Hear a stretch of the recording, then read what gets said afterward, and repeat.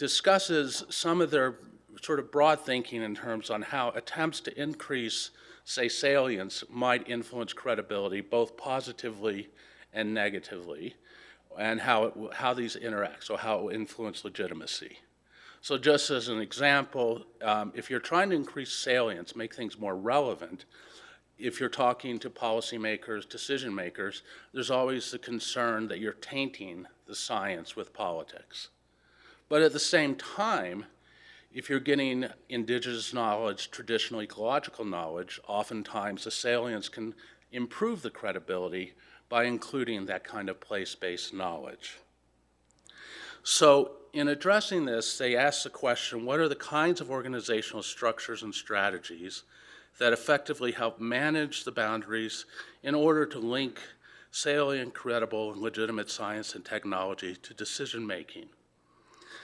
And they pointed to the importance of treating boundary management seriously via the use of boundary objects, which include joint production by experts and decision makers of models, scenarios, assessment reports, and also this idea of sort of dual accountability across boundaries. And they pointed three key components of boundary management, which are communication across the boundaries, translation, as we go from one set of jargon to another, and mediation. When there are conflicts, how do you handle these? And the key role of coordination and complementary expertise. So what we're going to hear from our speakers are sort of address various aspects of this from their own perspective. We did hear earlier from Ted about things in terms of credibility. We have the Energy Modeling Forum. We have, more recently, all the model and intercomparison programs. And they've gone some way in addressing these issues, but I think there's further to go. And Michael Barton will likely tell us a little bit more later about the Open Modeling Foundation, is it, Michael? Or forum? Well, I just remember, is it the foundation or the forum? Open Modeling Foundation, boy. And so while we can learn from these, a lot of these still are focused more on the credibility side. And so I think we do need to think more in terms of the salience and legitimacy. So with that, I do have the references up there. With that, I want to turn to our speakers, and let me see about, according to the schedule, our first speaker is going to be Marion Hordikin. Can we see if Marion is available? I'm here, yes, yeah. You hear me? All right. So Marion is a professor of philosophy at Colorado College, and her research focuses primarily on the ethical dimensions of climate change. She's a member of the AGU Advisory Board for the Development of an Ethical Framework for Climate Intervention Research, and she served on the National Academy Study Committee that produced the Reflecting Sunlight Report on Solar Geoengineering Research and Research Governance. And with that, I'll hand it over to Marion.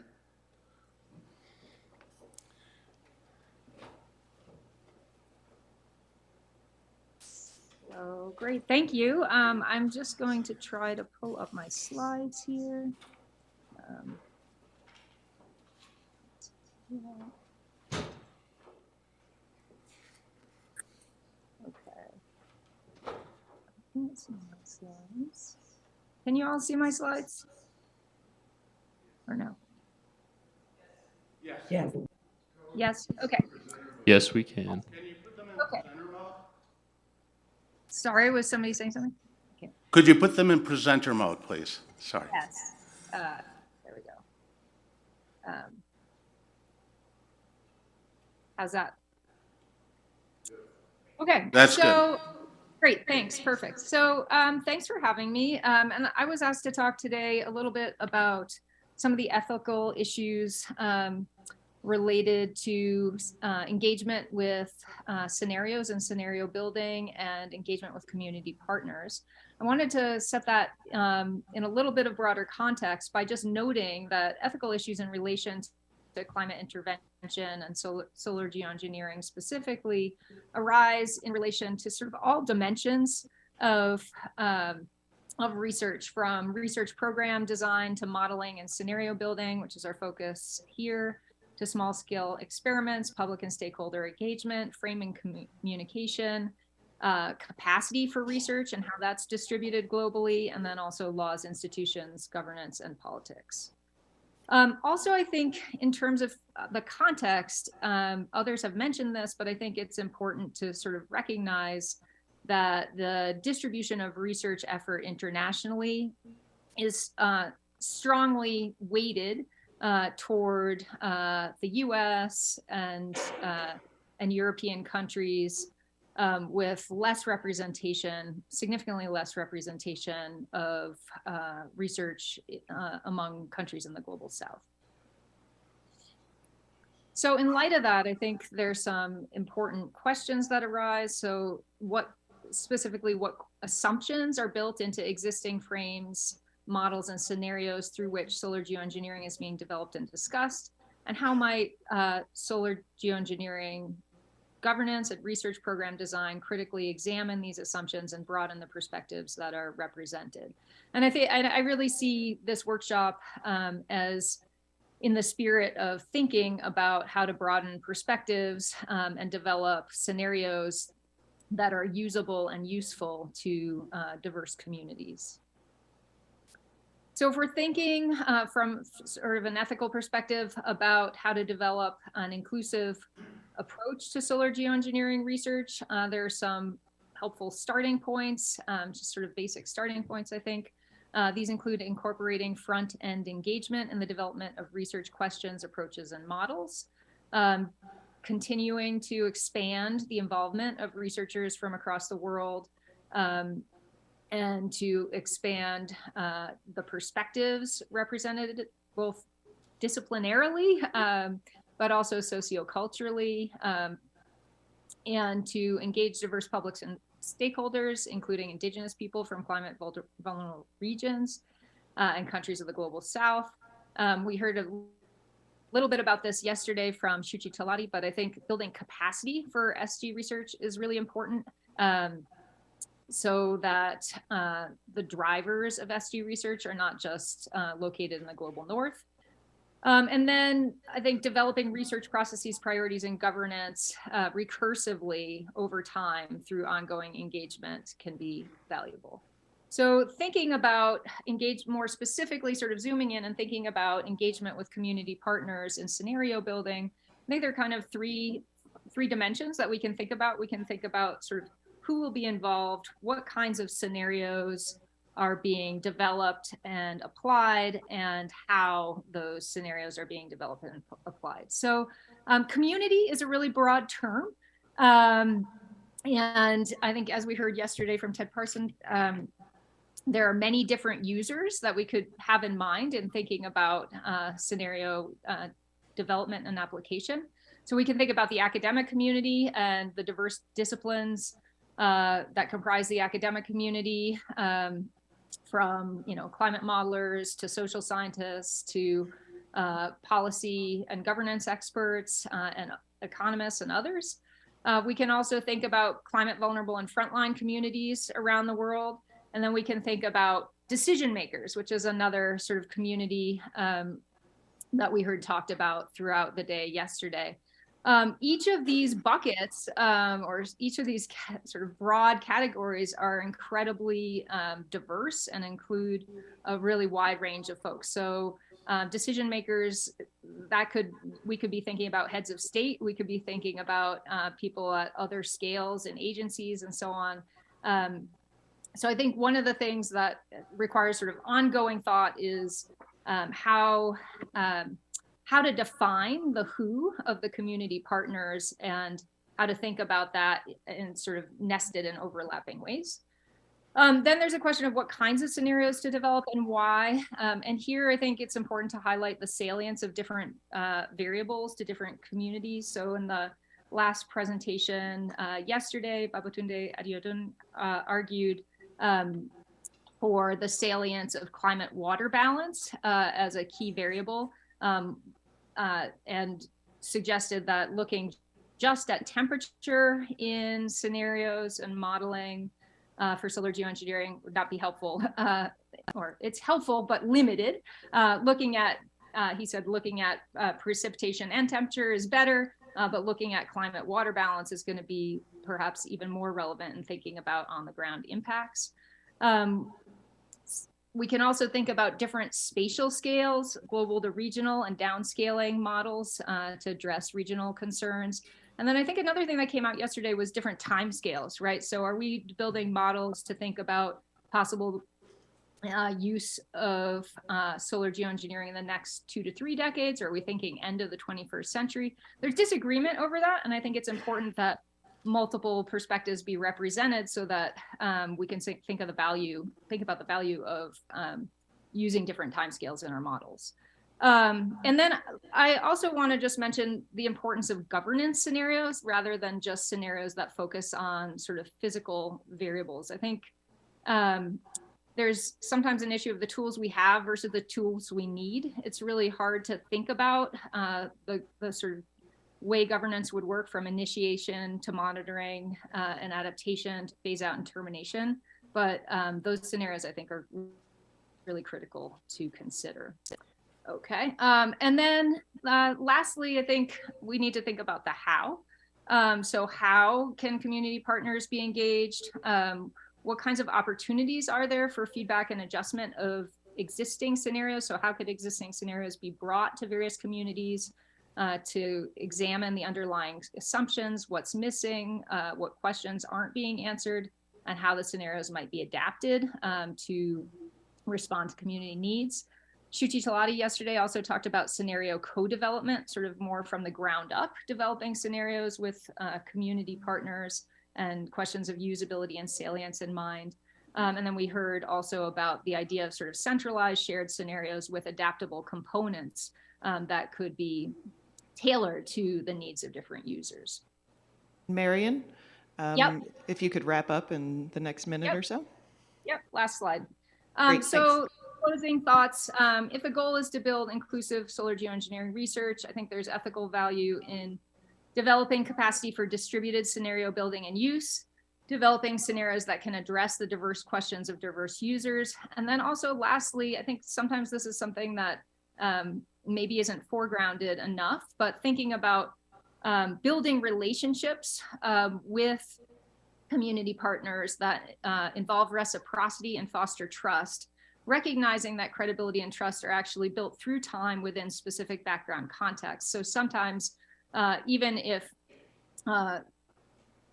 researchers go into the process of scenario building with, the idea of building a legitimate process, there may be background factors that lead people to not start on a platform of trust. So that's something that I think is important to actually foreground and try to build. And that's it. Thanks.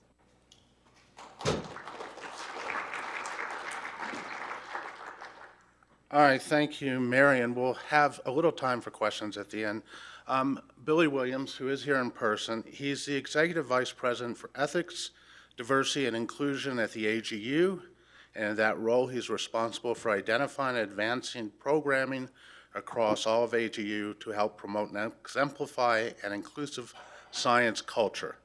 And currently, he's serving as co-PI on several externally funded projects with partner institutions, and perhaps most importantly for us, he's also co-leading the new AGU initiative to facilitate development of an ethical framework for guiding climate intervention research and potential scaling.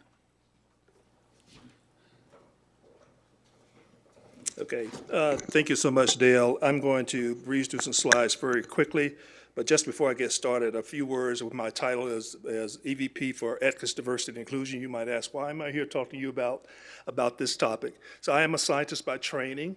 I worked for a long time for the Dow Chemical Company leading global research activities, and I would say my credentials in this area were established, I think, when I led a study for the National Academy of Sciences looking at global implications of climate change for U.S. naval forces.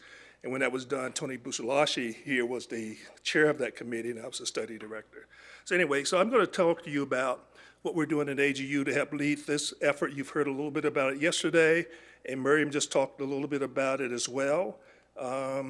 So just for bottom line, if you're not familiar with this effort, there's a website. If you Google AGU and Ethical Framework, you'll find background information, including a white paper that we issued in June of this year. Our approach in looking at an ethical framework includes both SRM and CDR. So we're taking this at a fairly high level. So today I'm going to tell you exactly where we are in this effort, but our goal here is to advance this to a point that at the COP meeting, at the UN climate conference meetings, there's one in November of this year, COP 27, where we will have some discussions around this with other organizations who are very interested in advancing SRM and CDR technologies, but we're also ultimately are targeting COP 28 for November of next year. The other thing I will say is AGU does not have an opinion on the merits of the work, but what we are saying is that this work to go forward should have a strong ethical framework around it, and what's more important is how we develop that ethical framework. So our engagement principles are these, and some of this was referenced a bit yesterday. I won't dwell on these, but this work is done in ways that are inclusive, representative, and just, done in ways that does not make deployment inevitable, does not undermine efforts to reduce carbon emissions, and that we assure public participation and consultation in the development. A lot of the things that Miriam just talked about. This is our shared vision for this work and the outcomes, is that we have ethical principles that are widely shared, effectively applied, and regularly updated based on advances in the science and associated technologies, that we have interoperable climate intervention ethics modules that are useful to researchers, governance labs, industry leaders, and that we have globally shared governance. I'll talk a bit about governance in a second. That we also would have monitoring processes providing feedback that catastrophic risks are mitigated to help with that, of course, and that parallel CO2 reduction efforts are undiminished. So these are some values and visions that we have for this work going forward, and a lot of our efforts right now are in this whole space of the salience, credibility, and legitimacy that Dale talked about. How do you gain that as you go forward? So the work to date, again, we have an advisory board, a white paper, presentations at past conferences. We have hosted 4 workshops to date, and we had a global hybrid meeting back in September of this year. And we do have plans. We'll have a delegation at COP 27 in a couple of weeks. I won't dwell on the outcomes of these workshops, and you can't read this agenda, so I won't go through it. But the summit meeting really had a great audience of various perspectives in the room, including global perspectives, NGOs and others, and federal agencies who were represented as well in terms of giving input on how this should go forward. Here are the 8 modules we're working towards to help guide this work.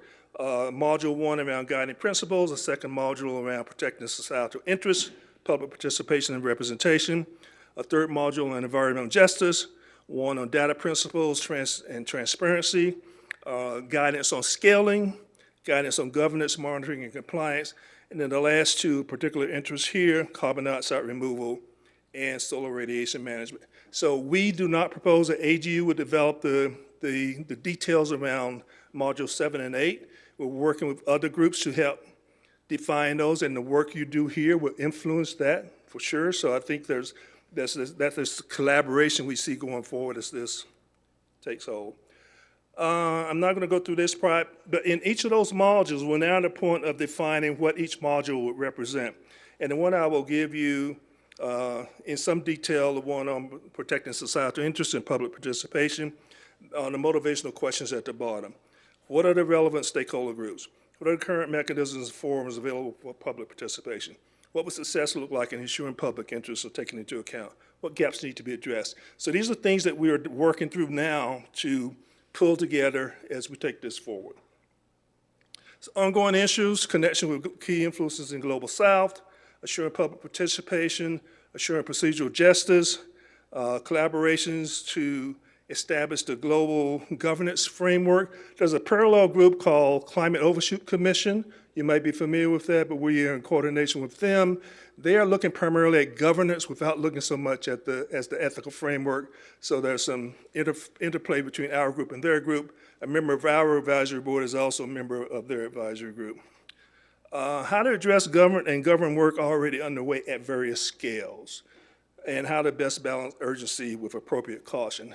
One of the things that's not stated here, but our vision, although it hasn't crystallized yet, is that we will have some type of review process. Think of IRBs that are required in social science interactions. That before you're scaling things up outside the laboratory, you're required to go through some type of review process similar to an IRB. It might be on a regional scale, might be on a local scale, but depending on what scale you're talking about for potential impacts, you would be required to go through that type of review. Here's our timeline. Again, we are in this first bubble on the left.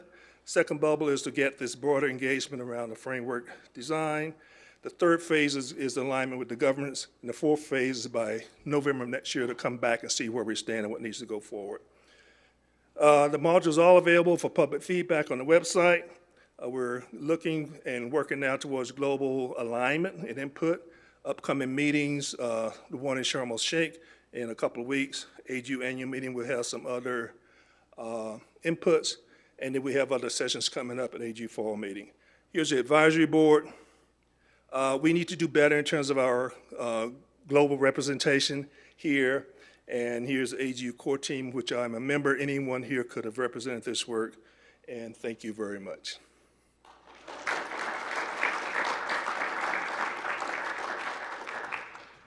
Thank you, Billy. So I'll introduce Patricia as we're getting started. Danielle, I see you have the little signs. They're each, I let them know about 8 minutes. So at 6 minutes, put the 2-minute slide up, and then the 1-minute slide up. So according to my schedule, Patricia is next. Patricia Pino received her PhD as an environmental anthropologist at the University of California. She's currently the Deputy Science Director for the Amazonia Environmental Research Institute in Portuguese, IPEM, and has served as the lead author for the IPCC Special Report on 1.5 degrees C warming, and also in the latest AR6 in Working Group 2. She investigates in particular under which ways certain groups are more vulnerable and how to address inequalities in governance through justice. So with that, I'll hand it over to Patricia. Good morning, everyone. Thanks, Dale, for the introduction. And it's such a huge pleasure to be here and speaking a little bit on how, developing community guidelines for scenario usability and plausibility. I will be bringing some examples of the type of discussion and co-development of knowledge for further scenario builders in the Amazon. And in that context, I will be specifically talking about socio-ecological tipping points in a broader concept. Let me see if I can share. So I think most of you here know that the Amazon, together with the Arctic system, are listed as the first out of 5 main reasons to concern with climate change, giving the susceptibility and vulnerability of these ecosystems transition to another type of to collapse or transition to another type of ecosystem, such as in the Amazon towards a savanna, by as consequence of increasing greenhouse emissions and global warming temperature by starting 2050 or and later on. So what I want to reflect then, and then I was asking to present an example of how we can think of sort of components of usability in the socio-ecological perspective, especially in the context of remote areas in the Amazon region. The intention then here is to bring in this perspective from our experience in working with indigenous people and traditional populations population to gather data and also construct a baseline to which scenarios development for further for risk reductions can be implemented. So as Dale beautifully introduced us today, is that we do have some boundaries that is related to how we communicate and how, what, and to who we communicate. And this type of scenarios and plausibility and what kind of information is necessary then to lead this process into a decision make, especially when we have large knowledge gaps and absence of quantitative and qualitative scenarios. We also, I want to present here to how, to accommodate different worldviews through mediation, including shared knowledge of ecological systems, knowledge of weather events and land use change in this context for sure. And then I will touch upon a little bit of some of the examples of how we translate and present this scientific related information into multiple forms of engagement with local communities and policymakers. So as many of you know that we do have this expected Amazonian ecological tipping point, or which is known by the modeling community as Amazonian dieback, which is the idea that exceeding 1.45 global warming temperature, which is a limit, this ecosystem as consequence of land use change, deforestation, fire incidents, and climate change will lead to this point of no return of the humid tropical forest. So of course there is a high level of unpredictability when, where, and how it will happen, but we know with high level of confidence that it's consequence of this domain. So then on the other hand, we know the Amazonian tipping point concept is dissociated from the social dimension of risks. So it's mostly rooted in the ecological and earth system science, but barely looking to social vulnerabilities, ways of knowing and risks in that context, and then talking about integrated and interdisciplinary approach.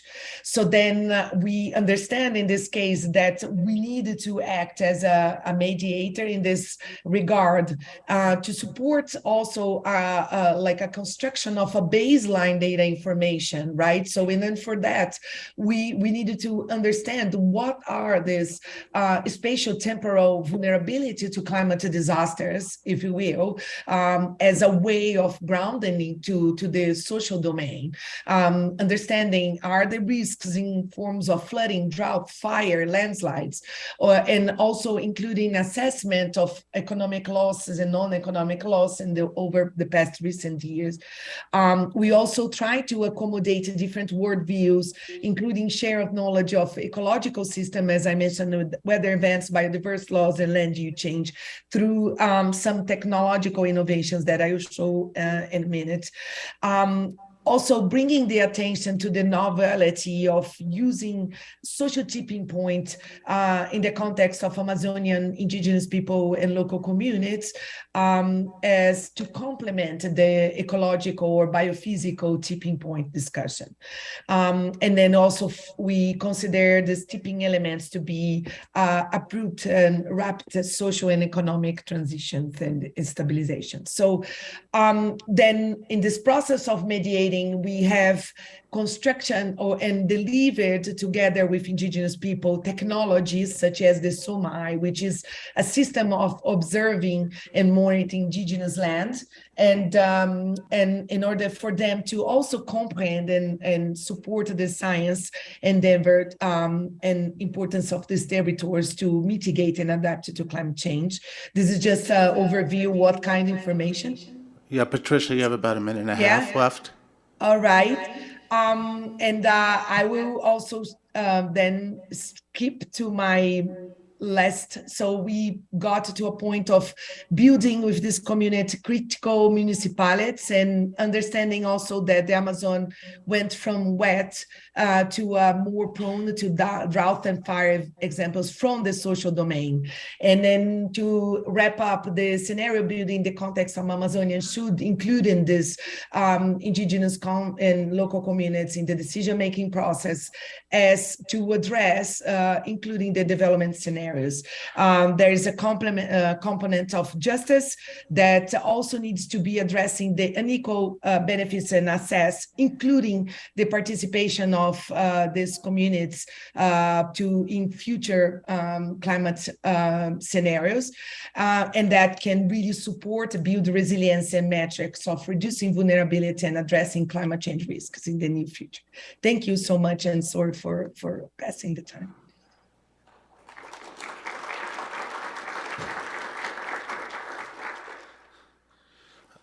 All right, thanks a lot, Patricia. Yeah, we are in a bit of a tight schedule, so apologies a little bit for jumping in, but we're doing it to everybody. Our final speaker this morning, or this session, it's still early in the morning, is Marty Andres. He's a professor at Arizona State, has joint appointments in the School of Human Evolution and Social Change, the School of Sustainability, and the School of Complex Adaptive Systems. I wish our university had those kinds of schools. He's a computational sustainability scientist who uses multiple methods, including human subject experiments, which is probably nicer than it sounds, qualitative case study analysis, and formal mathematical modeling to analyze how ecological, behavioral, social, and institutional factors generate vulnerability and/or enhance resilience and robustness in socio-ecological systems. So I'll hand it over to you, Marty. Thank you, Dale. Can everybody hear me okay? Yes. Okay, excellent. Good morning, everybody. Thanks to the organizers for inviting me to this panel. I think it's really critical. Most of this, well, all of the talks so far have been really high-level discussions of the challenges we face and scenarios, and we've been kind of zeroing in on a more tight, granular view as evidenced by Patricia's discussion of tipping points in the Amazon. And I'm going to go one level deeper. So my task has been to discuss some of my experience mediating and translating across diverse perspectives. And I have just assembled two slides. The second slide here is a list of the challenges I've faced. I've worked with anthropologists, ecologists, political scientists, sociologists, urbanists, policy actors, mathematicians, physicists over my career on the issue of scenarios, which are trajectories in dynamical systems. And as a mathematician, that's how I think of them. But the first challenge I've really faced is someone's noise is someone else's signal. And this really comes from my experience. One of my first scenarios I built was the Tembaga of New Guinea from a very famous book by Roy Rappaport, an ethnography of a Maori group in New Guinea. The thick description was essential for my thinking. But in the end, what I was interested in is sort of core dynamics of the system. And often when you discuss across disciplines, you say, well, I built this mathematical model, and you can't go beyond that. Well, it's too simple. It doesn't capture this detail. But we all know, many of us in this room who do this kind of work in modeling, is that, well, those details are mostly noise. And what happened there happened at that time and in that way. But if you build a system with the basic features of the one you're studying, it will always happen at some point, given the stochasticities and subtleties. We can't capture all that complexity. On the other end of the spectrum are economists and political scientists, as you all know, who use very, very abstract models for modeling behavior. Game theory, expected utility theory, where scientists on the more thick description end think, how can human behavior be so trivialized? And of course, it depends on the question. So there's an interesting discussion across how you balance these different sort of ends of spectrums from thick description to really abstract core dynamics. The next challenge I faced is, what is the appropriate level of abstraction? So I've worked with climate scientists on various Earth system dynamics, resilience in Earth system dynamics, and I've also worked with ecologists and hydrologists. And there seems to be a little bit of a disconnect in my experience between capturing reality in a scenario. Somehow many scientists and stakeholders are thinking model means capture reality. Many of us who work with models know that that's not the case, but I still think there's a kind of an innate tendency, especially in sort of what I might call natural sciences, ecology, hydrology, to capture the system. Whereas in my field, physics, mathematics, you're trying to capture only a core symbolic representation of the symbolic processes. We create formalisms, as the physicists like to call them. And for me, again, this is a really difficult discourse, no matter who you're working with. What's the appropriate level of abstraction? And yes, there is no panacea kind of model that can be applied in every case that we're interested in. And I often run into this when I build super simple models. So the early IAM models that, say, for example, DICE is based on, those are from the 20s. It was Frank Ramsey, who built a model of savings in an economy. Many, many models from the 20th century are all these basic economic growth models. And once you put the basic principles in there, not much can happen, really. And you run into this conflict between, well, we want to build a simple model to understand how different assumptions about uncertainty, for example, are going to affect our capacity to control a system. And then people who have worked on, say, the intermediate complexity climate models, say image or IAM models, image or Earth for All, will say, why don't you use this model? We capture all that stuff. I'll get to that in the last point, is why I think there's really a difficult negotiation that has to happen there.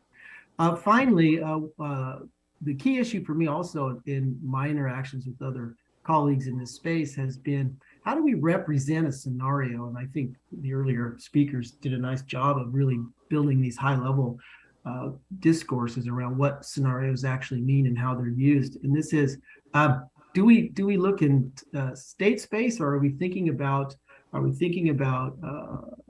time trajectories? And I'm going to share a couple Google searches. So here, if you see my screen here with all these scenarios on it, just to confirm. Yes.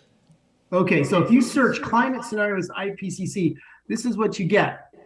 This is just an interesting set of scenarios here, and I kind of picked out one, which is nice. So I just want to emphasize, if you present a scenario this way, I'm not sure non-scientists get this, even though they may shake their heads when you work with them. In the sense that here you're showing three different possibilities for what happens if you do something. And we know that it's very difficult to convey uncertainty about, well, we don't know how what we do is going to affect us. So we put these uncertainty bounds on there, as you can see here. If you search in a state space view, of course, you all are aware of the planetary boundaries view with all of its strengths and weaknesses. All of these have strengths and weaknesses. You see a different picture. And this is also an interesting picture, but again, difficult to interpret in the sense that, early on, the Rockstrom et al. Group here with this picture is trying to depict these boundaries, and are we out of these boundaries? And these kinds of images have been used, and they're very popular in the management literature in terms of, you build your capacities in this space. So here you see that this is Rayworth's extension, where you've got inner needs pushing out on the target. You've got biophysical constraints pushing in, and you have to live in this annulus. And you might say, from a scenario perspective, this is kind of a high dimensional, or a projection of a high dimensional state space way of presenting these scenarios. And this is interesting in the sense that it really forces you to think about other questions. For me, the question is not one of what happens. About a minute and a half left, Marty. Perfect. What happens when we do Y versus what don't we know? What are the limits of our control, and where can we reorient? How can we fly the spaceship? What levers are available to us? And here's another depiction, maybe a better depiction of this donut, where really the climate change story, the global climate change story, the sort of world system as evidenced in the global economy interacting with the Earth system. There are shortfalls inside that are due to social and technological factors. We're not really meeting human needs, and there are biophysical constraints pushing in on us. How do we navigate in that space? And so I think helping people reflect on capacities and uncertainties as an alternative to what happens if we do what in the time domain is an interesting challenge. One last picture here. The last thing I wanted to point out, this is a simple picture, just like the Rayworth picture in one dimension. You have biomass, you can think of carbon, think of anything. All the mathematics is the same, as you know, you just change the sign. Natural resource exploitation, same as carbon in the atmosphere, just change the sign in terms of the biophysical or the bioeconomic model. And this is effort, exploitation effort. Think of an ocean fishery. The thing about these spaces of safety, they change over time depending on technology or what you're looking at here.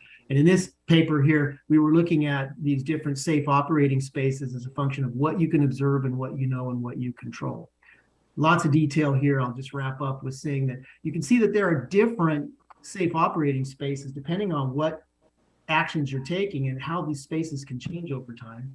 And it's very, very difficult to help participants understand the fact that we don't know where we're going and we have no idea what the technology is. And therefore, we have a very difficult challenge in articulating that. Last comment, in my view, in mediating and translating, extreme transparency. We have to be extremely transparent or we get nowhere, and we've already heard other speakers say that. Accessibility, that's why the image models, say, for example, is a problem. When I Google image, I go to a web page, it's lots of text. I don't know, how do I get the model? What do I need to run it? So on and so forth. Finally, ease of use. I've got to be able to click on a model and run a scenario with almost no knowledge. Problem here, the big challenge is that's extremely expensive to build. And that's another challenge that we face. Thank you. All right, thanks a lot, Marty.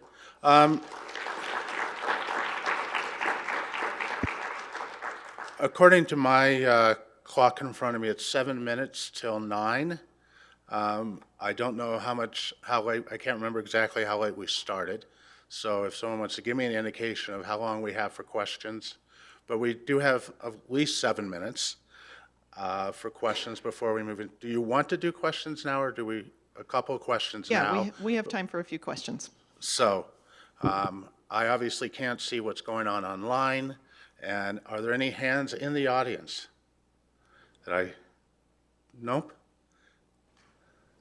Don't currently see any questions in Zoom. Hold on, I do see one. If you can, I apologize, not remember your name, but you can remind us who you are. Yeah, that one was having it. Hey, I'm Michael Diamond. I have a question. Some of the speakers brought up a really good point about addressing different audiences and communities. What are the, I guess, practices or procedures we could put in place for actually identifying those communities? When we're talking about global climate interventions, it's almost a completely unbounded space of who might be a relevant community to bring into this process. Thank you. All right, Billy, you would like to start? Yeah, let me start by our work at AGU it's just informed by us reaching out to individuals and organizations that we can readily identify, but then asking them to reach out to others. So it's an ongoing process, sort of a spider web out to see who you can reach and contact, and inviting them in and meeting them in their own place. It's not just placing something on a website and say, go find this and give us comment. It's us proactively seeking out based on our community of networks and contacts. And to that extent, we invite any of you in this room who are aware of groups that you think should be included in our ethical framework discussions to let us know, please. Thank you. Any of our speakers online? All right, I'll just briefly say that, just to continue to answer that question, there are techniques and approaches, and we'll probably discuss a little bit of this, maybe not later today, but tomorrow. And some of this you have to learn from other fields. There's like, for finding people to interview, there's the snowball where you ask someone and then you ask who they would ask and so on and so forth. But we don't really have time to go into all those details, but it is a bit of an art, but there are some techniques. So this is, I'm Alicia Karsbeck from Silver Lining. So these are such great points, and I really love hearing all this and the emphasis on the process as well. What I'm hoping is that speakers can speak to this tension between wanting scenarios that are done quickly to address some of the sense of urgency that's experienced in the community versus going through these lengthy processes and where that balance sits. And maybe as you're talking about that, it would be interesting to hear your view on, there are people who are already moving forward with development of scenarios, and that's happening outside of this more formalized process. And so how do we sort of bring together that tension between the formalized processes, which are important, and the urgency and people just moving forward with that? All right, once again, yeah, there's only a question, okay, Marty.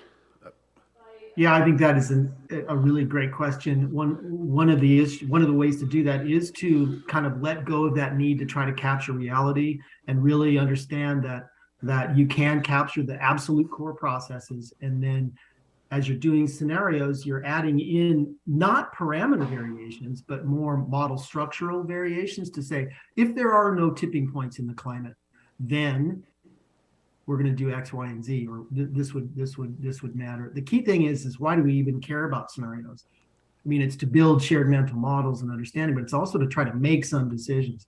So in engineering, you have complex models that are just as difficult to resolve as complex climate models, even if it's just a beam, something so controlled. But the tensor mathematics is incredibly complex. But what do? They do an experiment. We can't run an experiment, so we simply have to ask, what's our safety factor?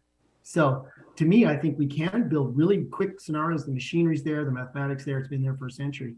And so I think we have to just get more comfortable in letting go of that need to try to capture reality. All right, Patricia or Marion, do you have any thoughts on this? Marion? Oh, go ahead, sorry. Patricia.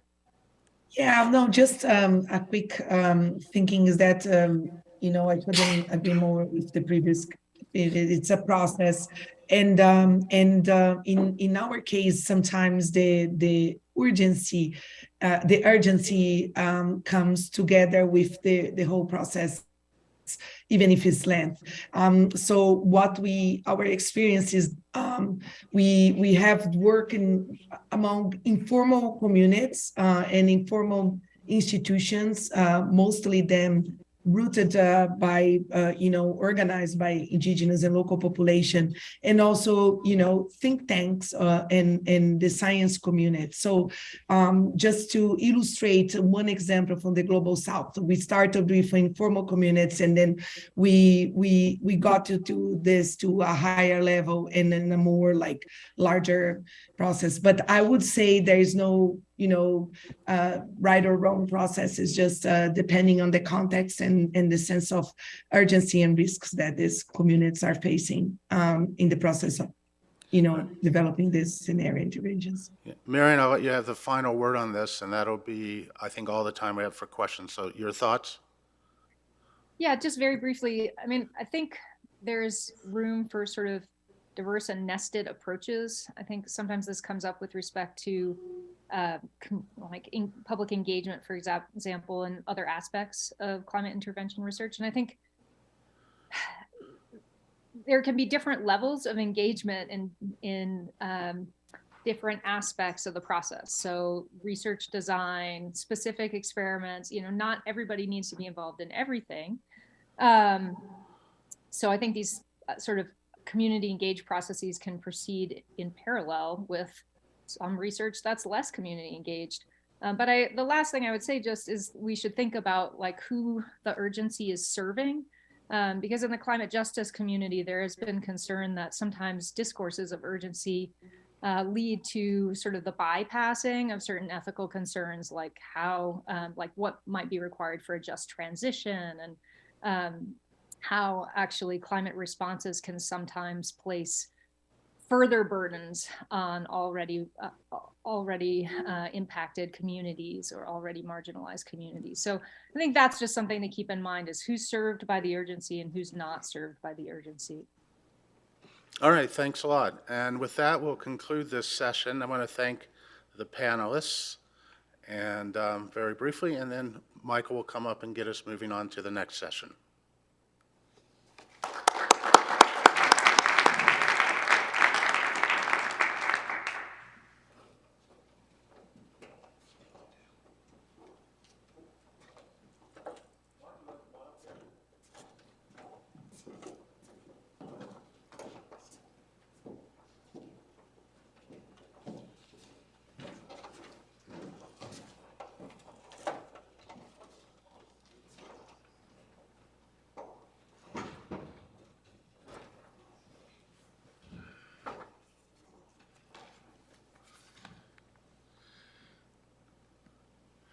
Hi, I'm Michael Barton. I'm from ASU. I'm also the director of a scientific network, the Network for Computational Modeling and Social and Ecological Sciences. Additionally, as Dale mentioned, I direct a new international consortium, the Open Modeling Foundation, whose goal is to try and establish community standards for open, accessible, reusable, and interoperable models across social, ecological, and geophysical sciences. I'm going to be moderating this panel this morning. I'm one of the co-organizers of this workshop. As we heard yesterday, an important role for scenarios is to guide the design of experiments and parameterizations in our system models. Just like scenarios can be developed and communicated in different ways, they're also involved in ESM workflows in different ways. And so besides building a diverse and international community for evaluating the potential impacts of climate intervention strategies, different strategies, this workshop is going to be actually pretty important for informing the upcoming NSF-funded modeling work that Peter talked about briefly yesterday morning. In this project, we plan to engage with a broad and diverse stakeholder community for co-design and evaluation of modeling experiments, just like was emphasized yesterday and today, this morning. We're also going to be developing an initial version of a kind of a human systems process model integrated into CESM, the way that the kind of thing that Jessica Seddon described yesterday. So the important prior work on scenario development that we heard about yesterday, as well as the ideas presented for the kinds of dimensions that need to be considered for climate interventions, I think are going to be invaluable for this new work that's going forward, actually starting later this week. So in this regard, the goal of this second panel this morning, it's a panel discussion, is to stimulate discussion, right, about the ways in which scenarios can be integrated into Earth system modeling workflows in different ways, right? So we're going to hear some brief introductory remarks by the panelists, from the perspective of narratives, IAMs, and other modeling approaches. And then we're going to try and leave a fair amount of time open for discussion and questions about how we can actually use scenarios in this process going forward. So our 5 panelists this morning are Dale Rothman, and he's an associate professor of computational social sciences at George Mason University. And he's had more than a couple decades of experience in scenario development, including coordinating scenarios for the 4th Global Environmental Outlook of the UN Environmental Program. We'll also hear online from Bas van Rooyen, who's we heard from him yesterday, but we'll hear from him again today. He's the leader of Sustainable Services Group at EASA and co-chair of the International Committee on New Integrated Climate Change Assessment Scenarios, ICONICS. ICONICS is a lot easier to say than the full thing there. He's worked with IAMs in the Netherlands within their environmental assessment agency at NCAR and EASA. And Bas's current research includes scenarios for energy demand, climate issues for the financial sector, and climate policy. We'll also hear from David Keith. He's a professor at Harvard School of Engineering and the Kennedy School. He's the founder of Carbon Engineering. This is a company developing technology for carbon capture, CO2 capture from the air. David works at the interface of climate science, energy technology, and public policy, and led the development of Harvard's Solar Geoenergy Research Program. Karsten Lemon is a senior researcher in the Ecosystem Modeling Group at the Institute for Coastal Systems Modeling at the Helmholtz-Zentrum Gestalt near Hamburg, Germany. He also teaches physics and ecosystem modeling at Leuphana University in Lüneburg. Karsten's a marine environmental modeler and holds a PhD in atmospheric physics from Wuppertal University. And I have to say, Karsten's got a bit of history that links him to this workshop in other ways. And he followed Simone, tell us, in his doctoral research in the same research group at Wuppertal University shortly after she finished up there, and has her dissertation, his book on her book on his shelf and in the background sometimes. And finally, Mark Roncevelle, who's also here in person, is a professor of land use change at Karlsruhe Institute of Technology in Germany, and also a professor of rural economy and environmental sustainability at the University of Edinburgh in the UK. He's co-chair of the Future Earth AIMS project, that's analysis, integration, and modeling of the Earth system, and has been involved in leadership positions in both IPBES and the IPCC. His research focuses on human dimensions of environmental change, especially socio-ecological systems and land use, applying different kinds of modeling approaches from local to global scales. So welcome our panelists, and we'll start here with Dale.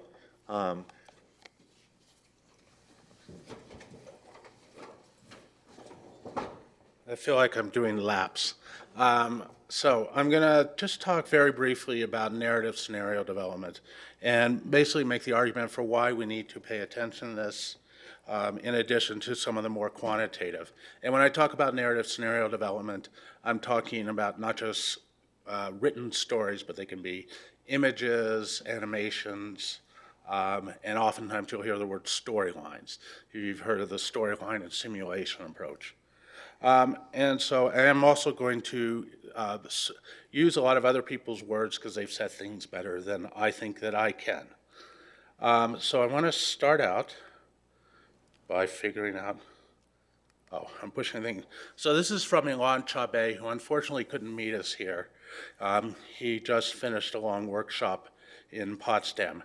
And so this is a quote from a recent paper of his about narratives. As homo narrans, humans assign and reproduce meaning and significance from the constant flow of perceptions and experience to which they are exposed. Through storytelling, humans make sense of their surrounding world and reinforce their own culture and coherence as a community. Humans also use their past and present experiences to shape an imagined future. So we use narratives all the time as a role in our sense-making. In scenarios, I'm actually going to quote an older paper by Mark, scenario storylines have an important role to play when we have limited understanding of the causal relationships within a system that prevents quantification of these relationships in models. Although storylines attempt to open our eyes to different ways of perceiving our world, they're not predictions, they do not seek truth, but they're also not just completely made up. What they try to achieve is to stimulate, provoke, and communicate visions of what the future could hold for us. They aim for creativity, rigor, internal coherence, and plausibility. And this very briefly, I found in an article about the role of narratives that they give people a memory of the future. Now, they also play a role in quantitative underpinning, and this is from the O'Neill et al. Paper on the narratives for the SSPs. The qualitative narratives of storylines describe the evolution of aspects of society that are difficult to project quantitatively, such as the quality of institutions, political stability, environmental awareness, etc. They provide the logic underlying those elements of scenarios that are but they also provide the logic underlying the elements of a scenario that are quantifiable and their relationships to each other. And they provide a basis for the further elaboration of scenarios by users. And I was involved in the development of the SSP narratives, and we did work hard at trying to use that. I'll say in a moment that I think we could have done more. I do think that they're unappreciated or underappreciated, and maybe not unappreciated, in climate scenarios. If you go back, everybody talks about how in the SRES report, they included the first time sort of clear narratives to go along with the quantification. If you look at the 500-page book, however, the total sum of text that describe the narratives is probably about 3 pages.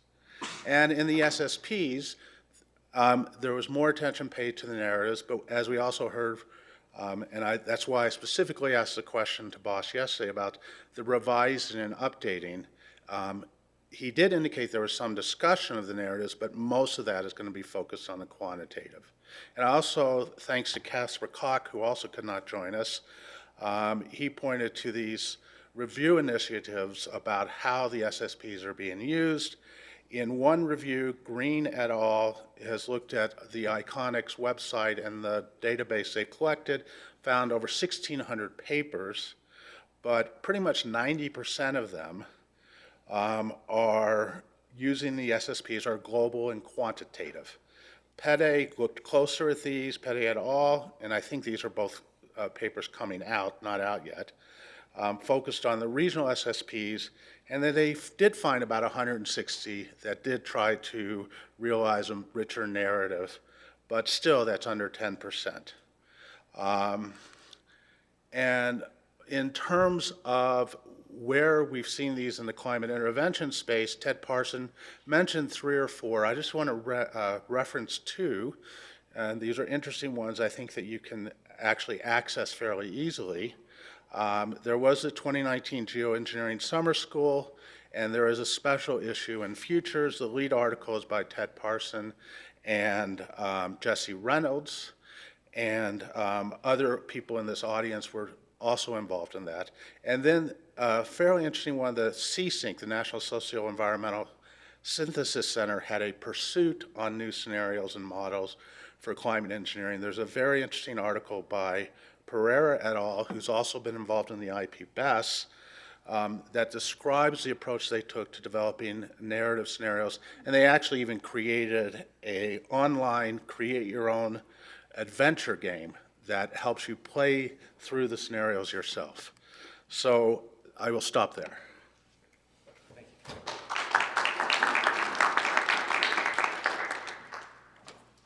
Thanks, Dale. Next, we'll hear from Bas van Rooyen, who's online. Welcome, Bas. I think I saw him there online earlier. There we go. Yes. Looks good. So we can see you your should be able slides. to see my, yeah? Can't see you, but see your slides. Ah, okay. Well, I hope somewhere in the corner you might be able to see me as well. But yeah, and just to follow up here, that the reason you see me twice is I was supposed to actually be there in person with you this week, but came down with a nice stomach bug last week, which is still not fully out of my system. And so did not ideal conditions for a 14-hour trip to Colorado. But so today here, I want to give you a bit of more background into integrated assessment models, tools basically to quantify scenarios. So not so much for scenario development, I see these tools. I think scenario development is something you do off model in terms of narratives and framework development and going through what a scenario might look like. But then the models are the tools that sort of give you the consistency and that force you to be consistent when you put together multiple elements. And I want to continue on what Elmar actually also put up yesterday, that there are 2 types of integrated assessment models. Actually borrowing here, literally Elmar's slide that he closed on yesterday. The first group being the simple cost, or well, lighter cost benefit models of for mitigation and climate impacts, and the models like DICE, Fund, and PAGE that try to basically identify cost optimal response strategies and do this optimization of impacts versus mitigation costs and try to find what is where the cost and the benefits meet. Very much used to explore the social cost of carbon. And if you think of climate intervention strategies in the context of these scenarios and these models, it's often of the type actually where you look at how, well, cost beneficial, basically, what the role is of climate intervention strategy, solar radiation management, or carbon dioxide removal in the context of balancing mitigation versus impacts and adaptation, and how you can how they would skew the picturing in balancing those costs. Actually, go in detail a few slides down. The second type of IAMs is the more detailed and process-oriented IAMs that go under the same name, but are completely different animals, as already sort of also, mentioned yesterday, came up a bit this morning. You have another class of models. Image was mentioned this morning. Also, talking, I work now with message. We have here, which, remind, aim, other type of large models that really try to couple detailed descriptions of individual systems and use those to project scenarios into the future, to quantify scenarios into the future. And then often actually are applied in a much more target-based approach. Once you know the target, how can you reach it? What strategies do you have to reach that target? And how would climate interventions actually add into that? And yeah, to go in a little bit more detail, the cost-benefit IEMs often, so most of them basically consist of a long-term economic growth model from the economic sense, from a Ramsey growth model. They have very aggregate representations of mitigation, mostly in terms of a cost curve. So no explicit options for mitigation, no technology representation, but a curve that says that the more you want to avoid emissions, the more expensive it is. On the other hand, an aggregate damage cost curve, which says the more the climate is changing, the more expensive it becomes. And basically, you try to find the balance between those two curves in a very simple representation of the economy and climate. And since they are computationally very light, these models, these cost-benefit IEMs, are ideal for uncertainty analyses, where you want to do many runs to identify what the distributions are, over the options that you have. I have to go a bit deeper actually in the process-based IEMs here. They have this very physical focus, representation of the energy land use systems, often beyond CO2, going into all of the greenhouse gases. If you have representation, well, if you study mitigation, basically, you do so really on an option-by-option basis with individual technologies and individual system configurations. And the same on the impact side. You represent the impact explicitly in the physical system, right? So yields go in explicitly, influencing the whole land use system. Energy demand impacts from climate change go in explicitly and change the energy configuration. Yeah, and so in a very detailed way, but at the same time, impacts that you cannot represent explicitly, for example, can very hardly be represented in these models. So if it's not a physical process, so things like, for example, tourism impacts or less tangible impacts are much harder to actually represent here. So these models are the ones that are behind the RCPs, the SSP quantifications, and used, as I mentioned, right, for mitigation studies.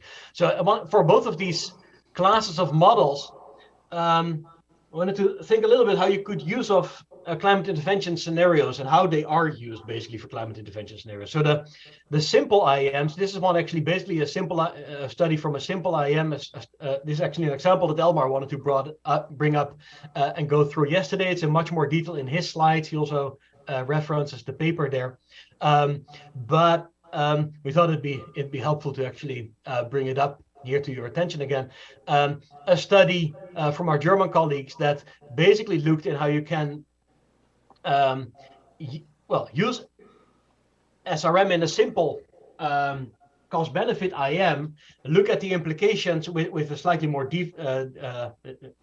detailed representation of climate, look at the representation and the implications for SRM also on precipitation, and actually try to limit the impacts of changes in precipitation and see how under those conditions SRM would still play a role in your mitigation portfolio when you try to reach a cost optimal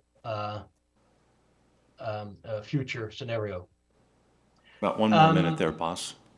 Okay, good. So then some thoughts here on how if you go to the process-based IMs, there the type of scenarios that you could work with, type of scenario information is completely different. And basically, if you think of climate intervention scenarios for these type of models, that you would think of constraints and information coming basically from doing climate intervention scenarios in Earth system models, in climate impact models, that actually would constrain your IAM, your physical systems in the IAM in a different way. You have, if you have changes in precipitation, for example, changes in secondary changes in the climate and in climate impacts as a result of climate interventions, this would be a new constraint to develop a new scenario in the process-based IAM that would have a that would look completely different, and that would have a much more detailed representation also then of what the future under a climate intervention scenario might look like. Yeah, so that's what I wanted to share with you. Thanks very much, Bas.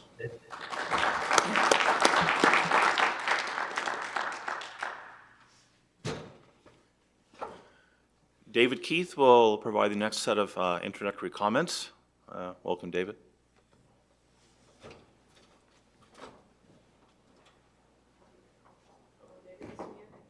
Can't hear you, David.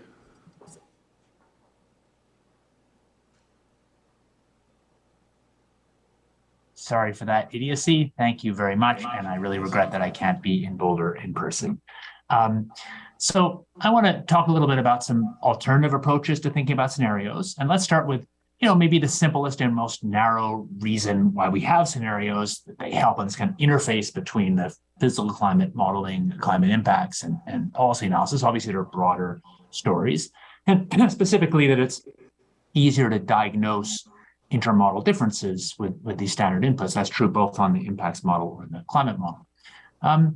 These standardized kind of macro scenarios used by the IPCC and the like it's important to say just one way to think about scenarios. And I think it's really important to say there are deep reasons from behavioral science to believe that using these small numbers of elaborated scenarios really presents a kind of strong bias towards overconfidence. So I actually completely agree with what Dale said about narrative, but I take the opposite conclusion.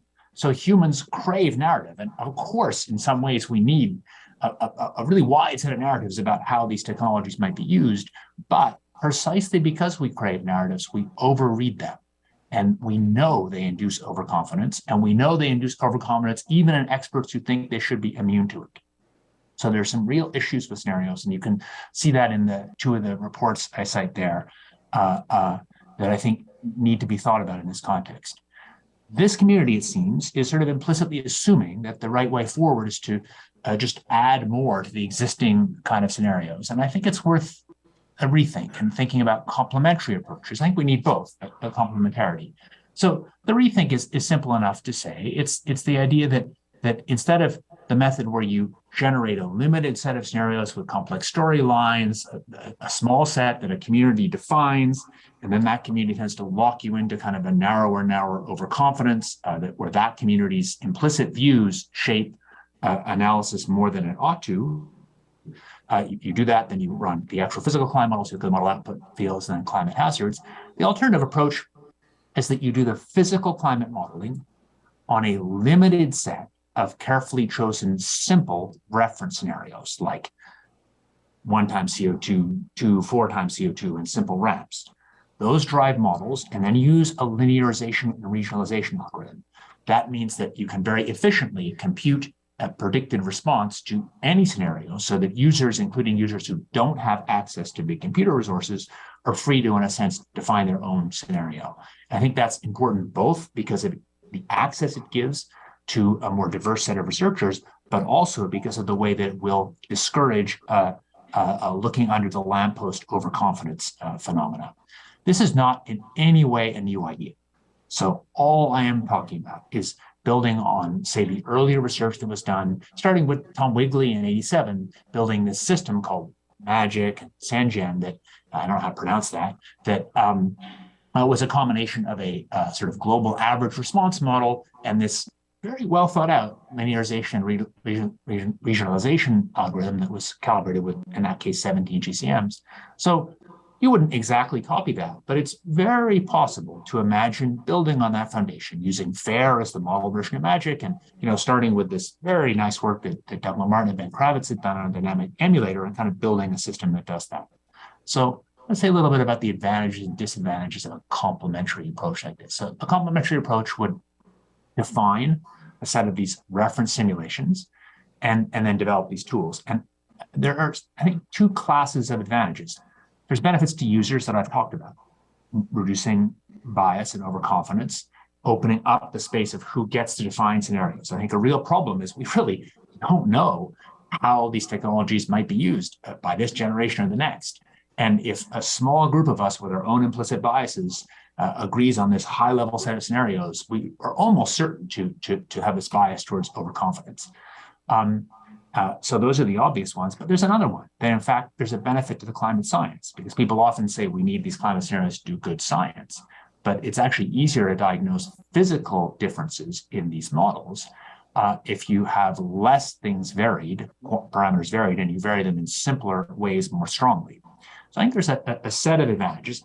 I don't propose that we replace everything about existing scenario generation, but I think it's really worth this community thinking hard about whether it just wants to walk down the obvious road of repeating what's been done recently, or step back and look at different approaches to scenarios that have been used by a range of different fields, including earlier versions of this field, that might actually be healthier and more inclusive and more tractable for these problems. Thank you.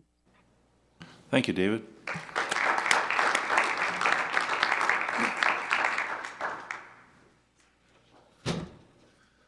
So next we're going to hear from Karsten Lemon, also online. Welcome, Karsten. Thanks. You should see my slide now. Please confirm.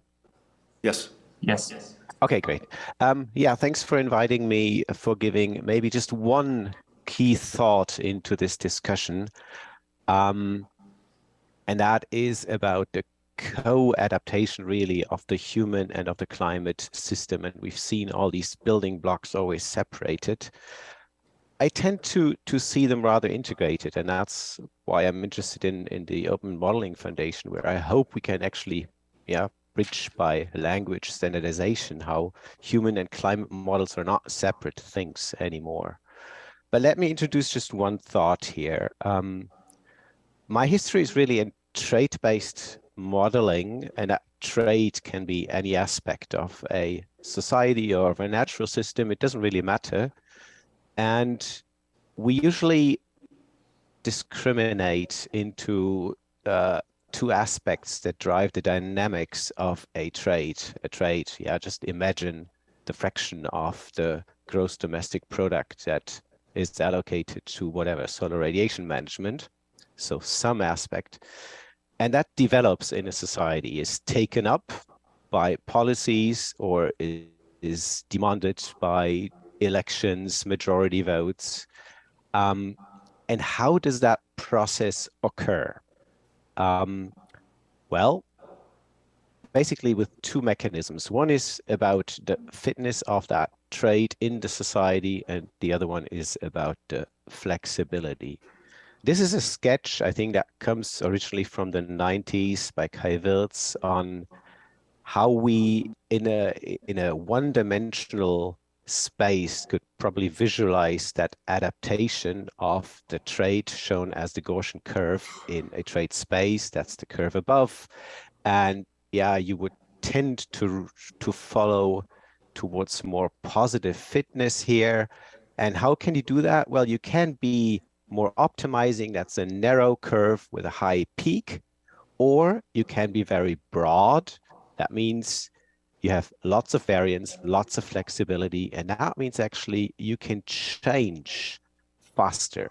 Now that's a purely theoretical framework, but we've been seeing that this framework really helps us to understand changes in the fitness, something like population growth, can be economic growth, can be happiness increase. And yesterday we heard about power. That might also be something that is a fitness of a society. It's power over other societies. And the flexibility of a system, and we see that with many rigid political systems currently in the world, probably, is something that can be expressed by diversity. Diversity in populations, diversity in politics, in economic sectors, in abundance of technology. And taking together these two aspects of trade dynamics can be defining resilience, capacity to come back to essential upkeeping of system functions. And that system function is really to keep the flexibility and to keep the fitness. And is subject to many trade-offs. I think when we develop scenarios, we are well aware of the trade-offs we have, and we make them explicit when we draft those scenarios. But an aspect that is probably not so much represented is the flexibility aspect. Now, we have applied this framework in the past to long-term environmental human paleodemography modeling with subsistence change in the Neolithic in Europe, and you might call it different, but you know, all the transitions to different lifestyles all over the world. I'm currently doing that for biota in the sea floor, also with a very similar mathematical approach. Last year, my colleague Kai applied this framework to the COVID dynamics, and we had actually really cool predictive power in simulating the different COVID waves across many countries of the world. And the major difference that we could explain between countries in their adaptation was the flexibility or rigidity. Okay. Carsten, need to wind it up. Yeah.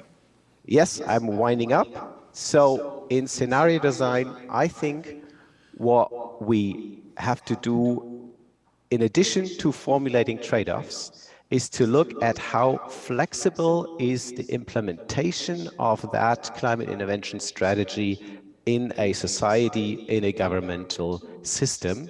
And that can help us to understand the speed of adaptation, of adoption of such a CI implementation.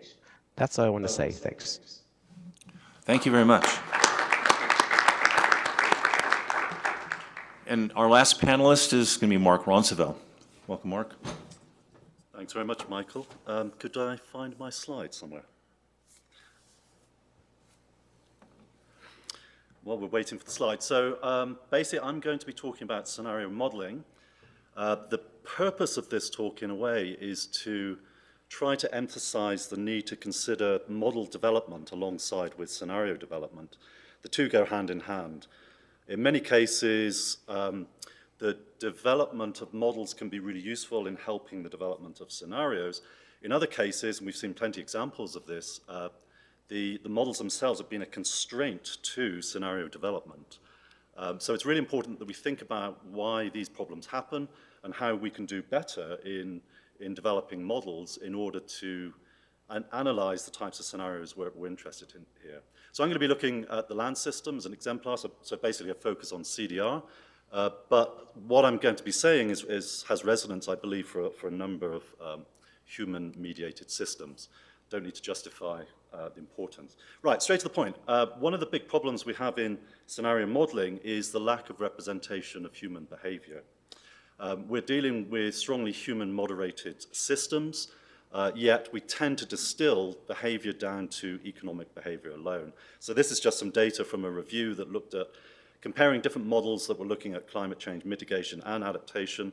And as you can see from the bar chart there, the left-hand side is really skewed in terms of economic representation. So the type of models that Bas was talking about earlier. And as you go to the right, other human processes which we know are important, social networks, diffusion of knowledge, learning, anticipation, institutional behavior, and second-order learning and adaptive learning are just simply very rarely accommodated within these models across different spatial scales. I just want an example of the importance of this. This is actually empirical data, so this is not model data at all. And what this shows is the uptake rates of a number of different policy interventions, things like woodland schemes for carbon sequestration, things like bioenergy crop schemes, where subsidies are provided. And what you can see from these data is the uptake rate before you get full uptake is of the order of decades. And a lot of this is to do with traditions, resistance to change, the diffusion of knowledge within social networks, and these types of processes that models rarely accommodate. And we think this is really important. So if you look at the diagram on the right, there's this whole set of complex interactions around the development of science knowledge, how science feeds into policy, how policy is implemented, how policy is then taken up, and how land users, in this particular case, respond to that by changing their land use choices. So that's why we see these types of really important time lags occurring within these types of systems. We can model these types of things. So this is an example of a model. It's an agent-based model we built for Great Britain, which, as you can see, the simulations were basically different scenarios of price interventions for bioenergy cropping, in this case miscanthus and short rotation coppicing. And as you go from left to right, and if we look at the aggregate outcomes from that, we get these types of curves. So the black line shows the model distribution rebased to 0, and the red shows the uptake of a crop that was used in bioenergy crop in the same region. And again, you're looking at 20, 25 years before you have full uptake of these types of bioenergy cropping. So on the decadal scales of uptake, that's really significant in terms of the decadal scales of climate change. It's something we really need to be cognizant of. One of the other issues, and I'm trying to get to this point as well, around understanding the human dimensions, how a lot of these systems operate, is that we don't endogenize public policy processes in terms of the interventions of public policy institutions. But we know that different policy sectors have different objectives. They're observing, they're monitoring changes, and they're acting. They have various actions, including regulations, subsidies, et cetera, which they implement. When we do policy analysis within scenarios, most of the traditional ways of doing this is simply by just pulling levers exogenously.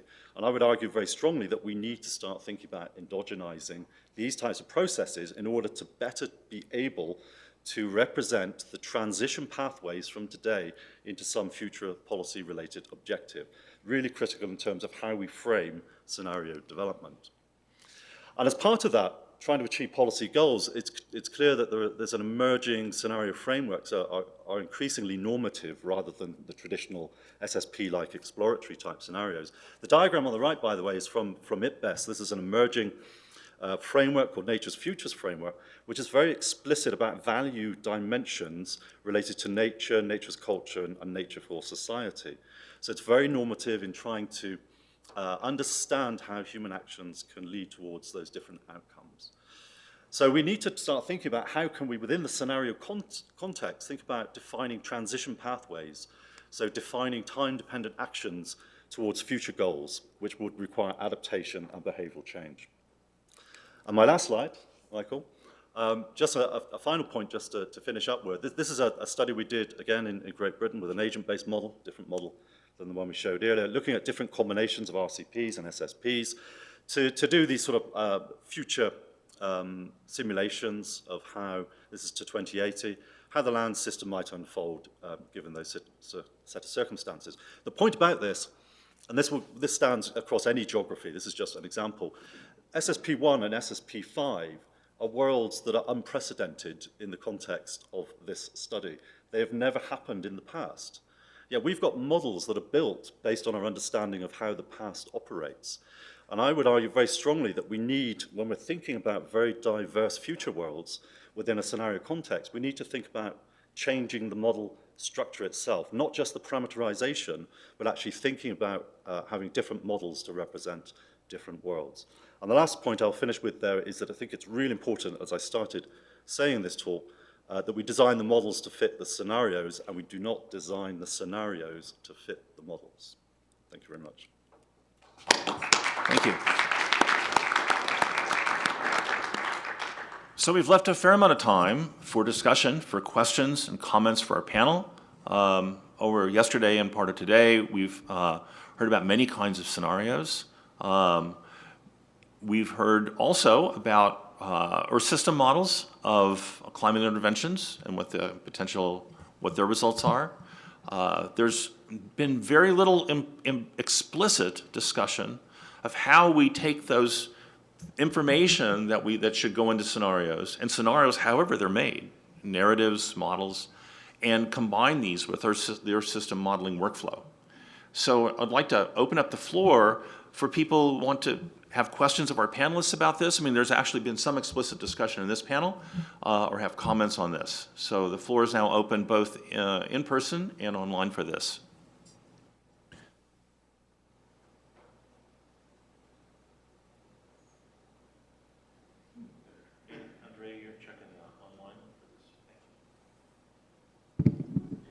All right, so I'm Vanessa Schweitzer, and I have a question that I was first thinking Boss might comment on it, but I also would invite comments from Mark and others who, in the workflow of Earth system modeling and how we ultimately get to trying to understand impacts, so maybe also David Keith as well, in some respects, these new technologies or these new interventions that we're talking about seem to force us to maybe turn on its head the historical relationship of workflow where integrated assessment models were often the ones that were coming up with these different plausible emissions trajectories. And then in turn, the Earth system models were using that as an input.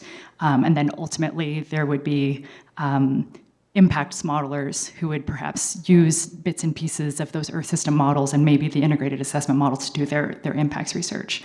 What I was wondering from when Boss pointed out for those process models, they actually need to be constrained from getting inputs on how the Earth system is changing to then in turn understand the economic impacts. So I guess I just want to kind of open the floor a little bit more for talking about that alternative workflow, because it sounded like perhaps Earth system models will still have an important role to play to start telling us about, oh, these are like key things that are changing in the Earth system, and maybe we actually need the impact modelers to be the ones that like step in next, and then actually the integrated assessment models are the last ones to use those particular outputs to understand the economic impacts. So yeah, I wanted to hear more about people's thoughts about that.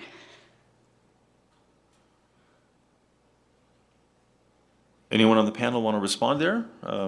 Mark? And then I can give it a go. I think Peter raised a really important point yesterday around the need to, if we're moving towards normative framings of scenarios, to think about the impacts as being the normative targets rather than things like 1.5 degrees, because that's actually meaningless. It's a political target. It's not meaningless because it's a political target. It's meaningless in the sense that it will have different differential impacts in different parts of the world. So I think that's a really important point. And so I think what you're getting at here is that we do need to bring the impact assessment forward a little bit more in trying to guide some of the scenarios that we're building and some of these assessments. I often find the relationships to ESM difficult. I mean, these are big monster models that are difficult to run. They quite often don't have the types of sensitivities that we think are important if we're doing impact type assessment or mitigation type assessment. And I'm just wondering if there are alternatives in a way, maybe emulators, maybe not, as a way of trying to speed up some of that process. Otherwise, you've got the sequence that you're describing, that's a very long chain of very slow set of actions that are required to get some sort of assessment at the end. And can we just speed things up a little bit, I think would be really useful. Thanks. Boss, I see all the panelists want to respond, so I'll go in order that I saw hands. So Boss and Karsten, David, and then Dale. Okay. Yeah, no, I think here so there's a few points to combine actually into one point. So let me actually give this a second of thought. It comes down to what you actually understand that the role is, I think, of community scenarios for a different topic. And for climate interventions, for the purpose of this workshop, I think it'd be really helpful to think about what type of communities and what the purpose basically is of the community scenarios that you want to develop here. Because if you look at the community scenarios out there, if it's to provide information from one research community to another, if it's limited in its number of dimensions, that information you want to communicate, I think using emulators, as David suggested, is actually definitely the preferred way to go, with a set of stylized scenarios and then summarizing that information in an emulator that can be used by others. If there is a lot of dimensionality to that interaction between communities, then that becomes harder to capture it in emulators and to simplify it.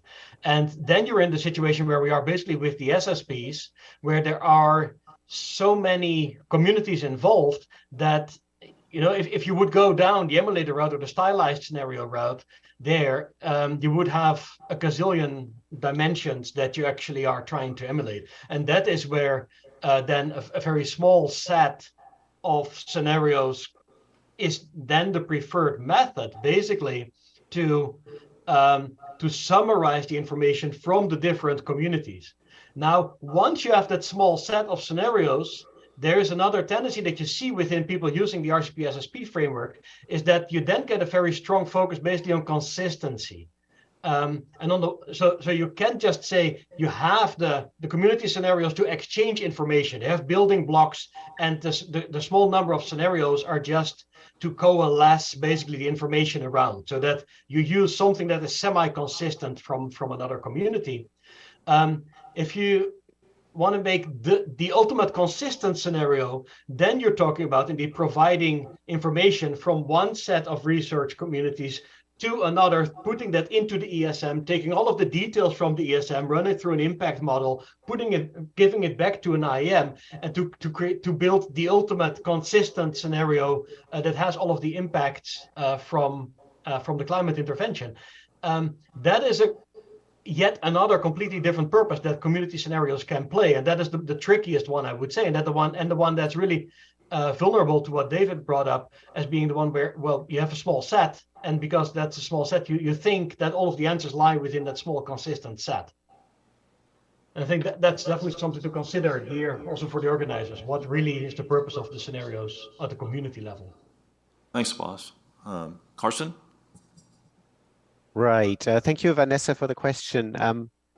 If you ask me as both a climate system modeler and a social modeler, I would see there is a different kind of models that we could target here.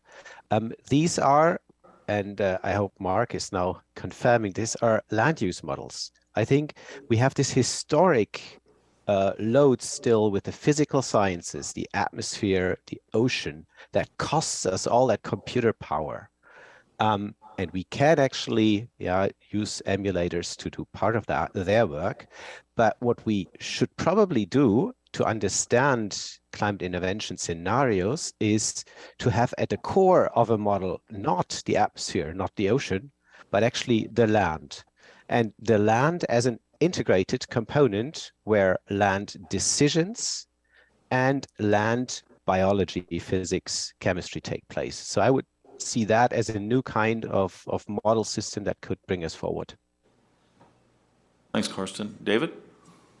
Sorry, go ahead, David, if he has a comment. Sure, I certainly see why people want consistent scenarios, but I think I am not convinced by Bas's comments that that the only way to handle it or that we need to do it in these consistent ways, and he conceded the risks. I think the risks are really big because the things that make them consistent involve ties between variables that we simply have no basis to predict. I mean, if you look at our predictions from 1970 about the way the energy and social systems would evolve till now, our predictability is really weak. So the idea that there are really these strong correlations that we need to have consistently, I think really doesn't teach us much new and has this big weakness of tying us to a bunch of things that are unlikely to actually be the case. So I think I don't see the opening question here was about workflow. I really caution against it, a linear workflow. Linear workflow is really useful in developing some of the core partial models in some pieces of science. You absolutely need it, but I think we need to think about something more like jazz for this, with a pretty chaotic improvisation around a few themes that change. Michael? Dale's going to go, and then we'll have to do an order here quickly. I am aware that's what I'm trying to get to. Okay, I just wanted to comment on this and the previous comments we had. I like Vanessa's question. I think we have to think carefully about the workflow. And I'm not necessarily convinced we're going to come up with a single set of community scenarios. I think a lot of what we're thinking about and we're talking about here is guidelines and approaches. And I think emulators have their roles. I think IAMs have their roles. But I think one thing, and David, I'm going to really disagree when you just point out that our ability to think about, model, and approach human systems has changed markedly since the 1970s. It's not reflected in the IAMs, unfortunately. And this is, I think, what Mark was trying to point to, and Michael has done a lot of work on, with the move toward better understanding of complex systems, agent-based approaches, and other behavioral approaches, including behavioral economics, and incorporating those ideas. There is a whole strain of work that in climate scenario analysis we have not paid attention to. And so I just want to make that point. And it's something that may need to use emulators to make it possible to do a wider variety. But I think one of the key points is that in this community, that we've been locked into a way of thinking about or how we've dealt with human behavior that has ignored a whole field of work that has evolved tremendously since the 1970s. Just 2 sentences. There's a terrific growth, no question, of behavioral science that's amazing since the 70s. But whether that translates into our ability to predict these large-scale socio-technical evolution better, I am skeptical, and we have no evidence that it's there. Okay, thanks.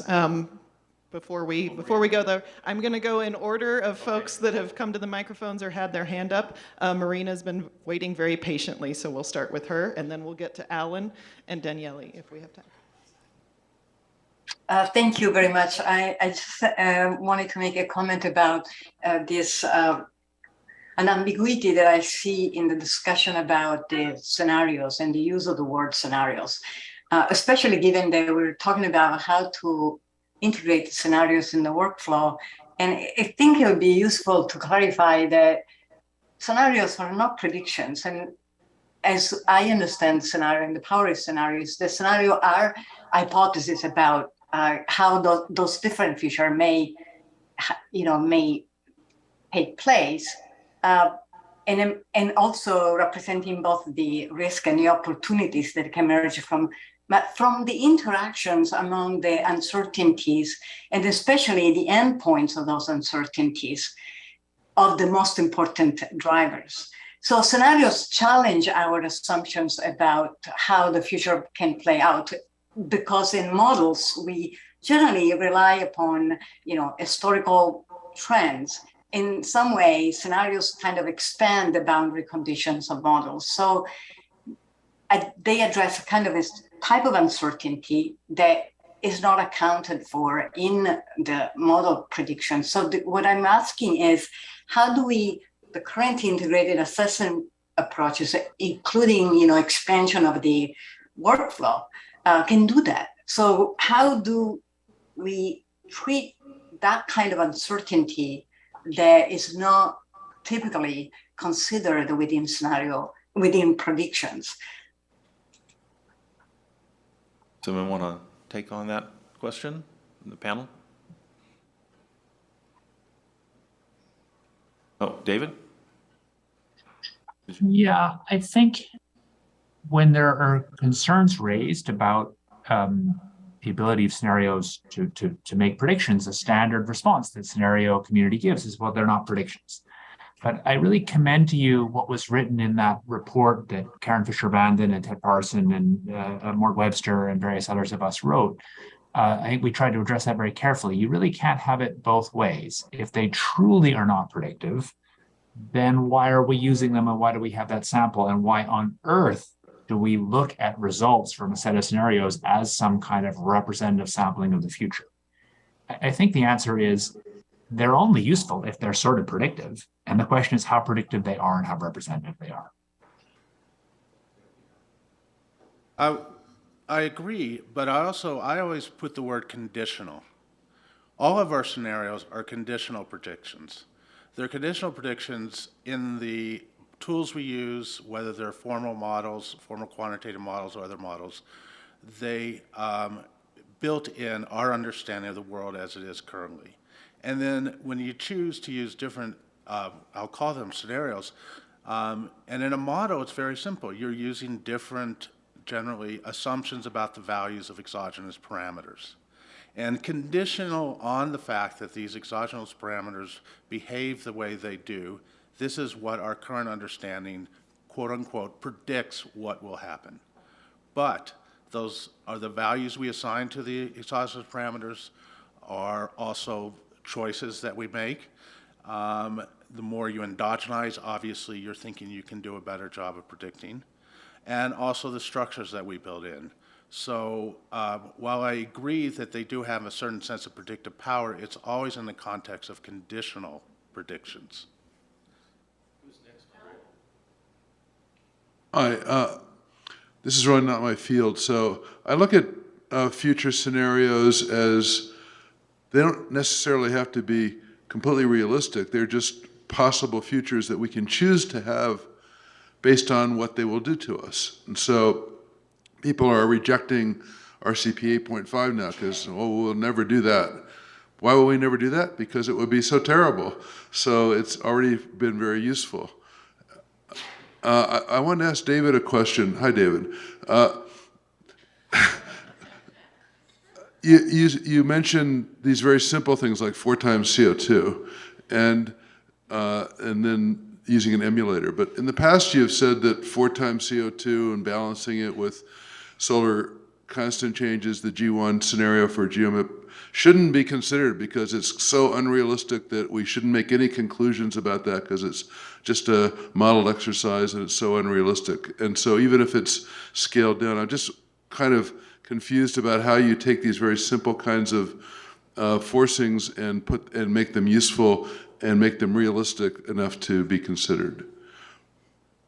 Great question. So I think that if what you want to do is predict if you have a limited amount of computer time and you want to understand response under some amount of SAI, let's say, and some amount of CO2, having some system where you do 1 time, 4 times, even 8 times CO2, and you do different amounts of SRM, actually including SRM with just cooling, and you do that is cooling below pre-industrial, those things allow you to build linearization systems that also are over-determined, so you can have some estimate of the error in your linearization. And that then allows you to use that set of models to explore the consequences of various amounts of SRM. What I've thought that looking at the 4 times CO2 as a computational thing was really worthwhile. I actually think that's why G1 keeps being so useful. What I cautioned about, and forgive me if I was not clear about it, was that I think there were a few too many papers, I think you'd agree, that kind of ended up concluding things about solar geoengineering that were really mostly things about solar geoengineering in a case where you have high CO2 and you're restoring to pre-industrial, which is just one of the many choices humans might actually make. Thanks. Andrea, since it's coffee break, I'm happy to have another question or two if people are wanting to do that. Donnie, are you up next? Yeah, I mean, so for that, it's fine. Yeah.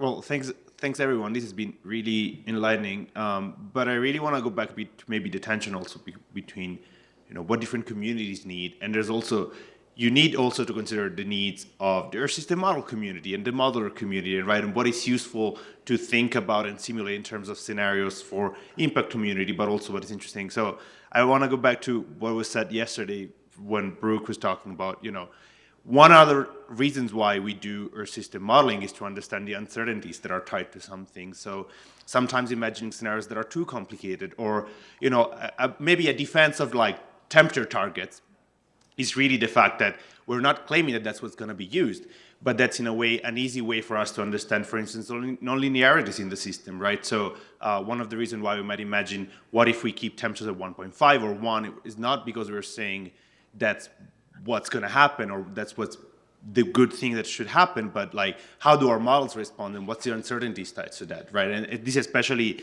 when you consider these so complex Earth system models that have like a land model coupled, and so we want to really understand what's in our model. So really like a defense of, sometimes keeping things simple, because sometimes that's what modelers want and need so that they can also better understand their models and the uncertainties tied to that. Thanks. Yeah, I mean, the uncertainties in modeling and scenario analysis are really critical, and I often feel we don't recognize those uncertainties sufficiently well. I think one example of this is that if you're trying to translate a narrative storyline, as Dale was talking about, into parameter values that are input to a model to do some quantification, then people tend to take the sort of best guess of what is GDP going to be, what is population growth going to be, what is something else going to be, and then you run your model, and that gives you the outcome, conditional outcome. But actually, we know that there's a wide range of uncertainty around those guesstimates of what those parameter values actually are. And I think it is interesting to explore that parameter input uncertainty.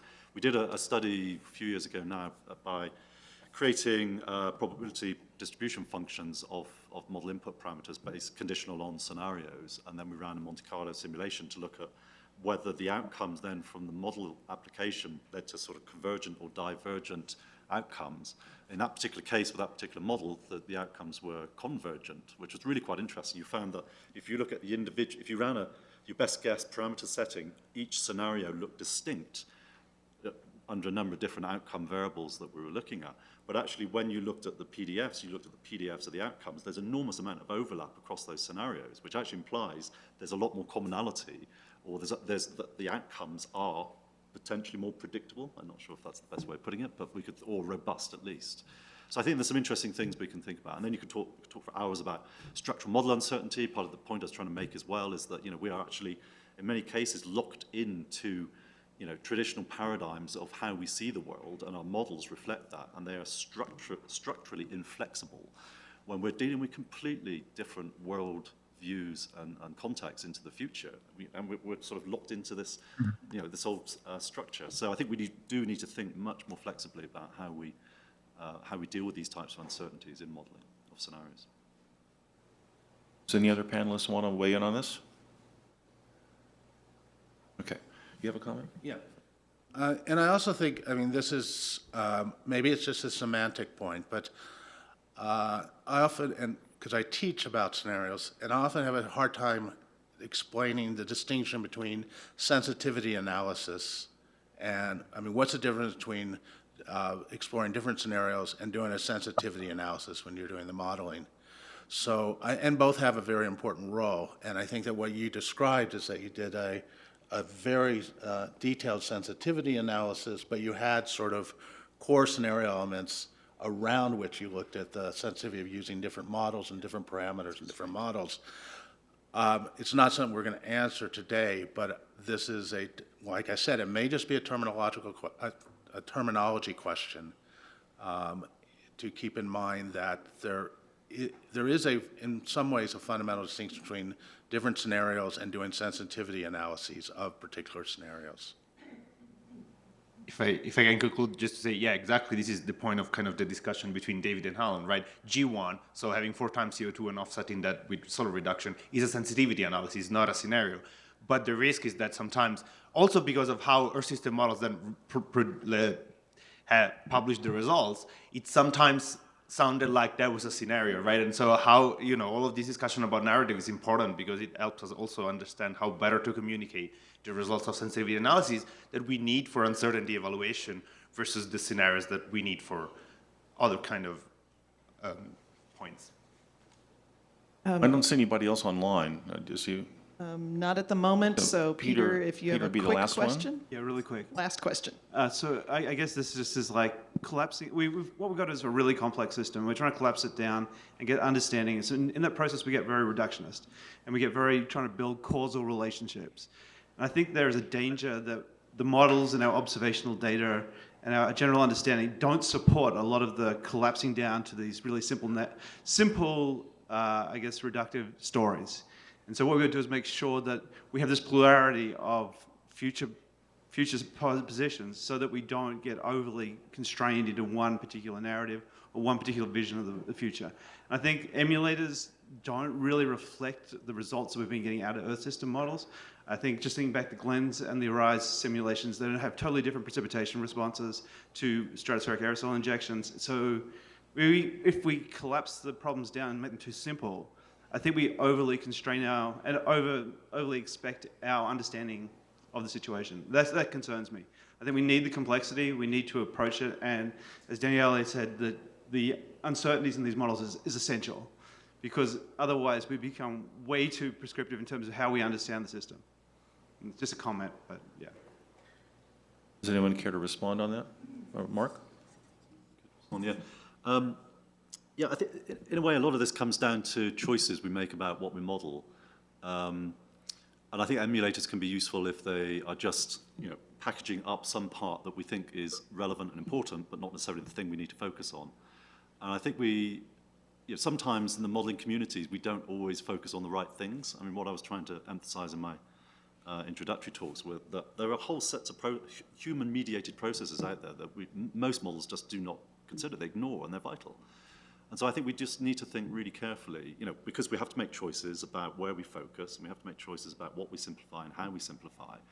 And maybe sometimes we just need to take a step back and reflect on what those choices are and why we're making them, within the context of the questions that are being asked specifically for a given issue. And I know your new project, Peter, and Michael's involved in, is going to hopefully sort of do this, actually take a step back and thinking about, we're not starting with this model, let's run some scenarios. Let's think about what we actually are trying to achieve with a study that will require scenarios to be designed in a certain way, that therefore would require modeling capacity of a certain type that can be responsive to that deals with the critical processes. And sometimes, if I'm dealing with CDR, I don't need an Earth system model to know that, frankly, in many cases, CDR is not going to make an enormous contribution to the climate system. Or, if it is, at scale, you're going to screw up a lot of other things like food security, biodiversity, et cetera, et cetera. So, you don't necessarily always need to model every single process. You can make other judgments on the basis of analysis.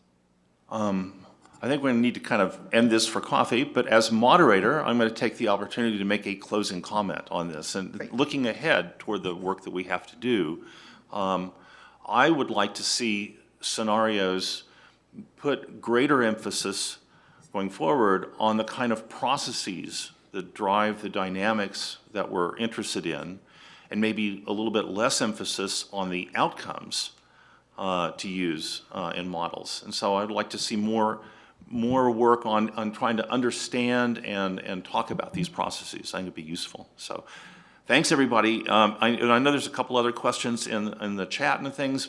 Please send them in, and we can refer them to the panelists and others for answers. Thank you very much. Yep, we have just a couple of announcements. Yeah, let's give our speakers a round of applause. And yes, you can enter any questions that we didn't get to or comments we didn't get to into the Day 2 notes document that's set up in our folder area. A couple of announcements. We are going to do a group photo for the in-person folks out on the patio here during the break. Simone will lead you out for that. I'll also take a Zoom screenshot here just in a moment. And then if you did not get a green or blue sticky with one of the numbers 1 through 7 on it, this is for the in-person folks, see Monica on your way out to the photo. And I want to make sure and thank the panelists for really, I think, inspirational talks on this. Thanks, everyone. Zoom folks online, if you could all unmute your video for just a second. We'll take a quick screenshot. Okay, I can see a lot of faces here.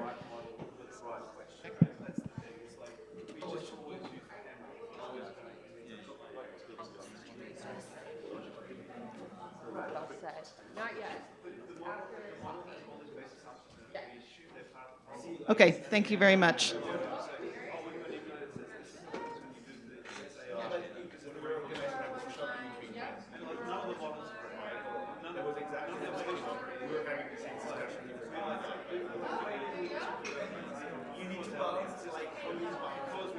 So everybody come out to the front now. We take a picture now. Here. So please bring your whatever name tags and let's go outside.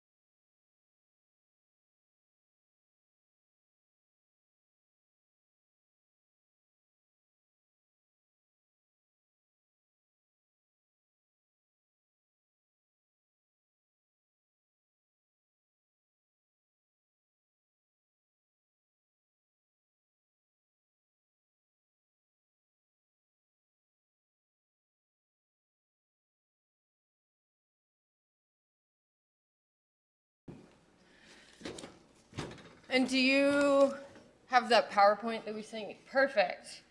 Okay. All right, so I'm just going to give a little introduction to our first breakout activity today, and then some instructions on what to do for the in-person breakout groups and the online breakout groups. Okay. Maybe?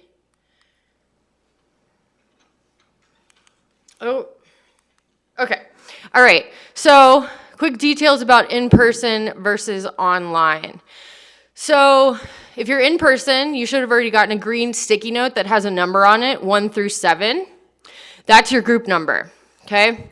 Now, if you go out into the hall and you look at the poster board that is right behind where multimedia is set up on the other side of the wall, you will see, based on your group number, who your moderator is and the room that you are assigned to, okay? So check out that information, or when you go out there, perhaps moderators that are in second floor rooms, if you could perhaps maybe wait there to collect your group members and then all walk up together, that would also work really well. In the room, you will find all the materials that you need, which consist of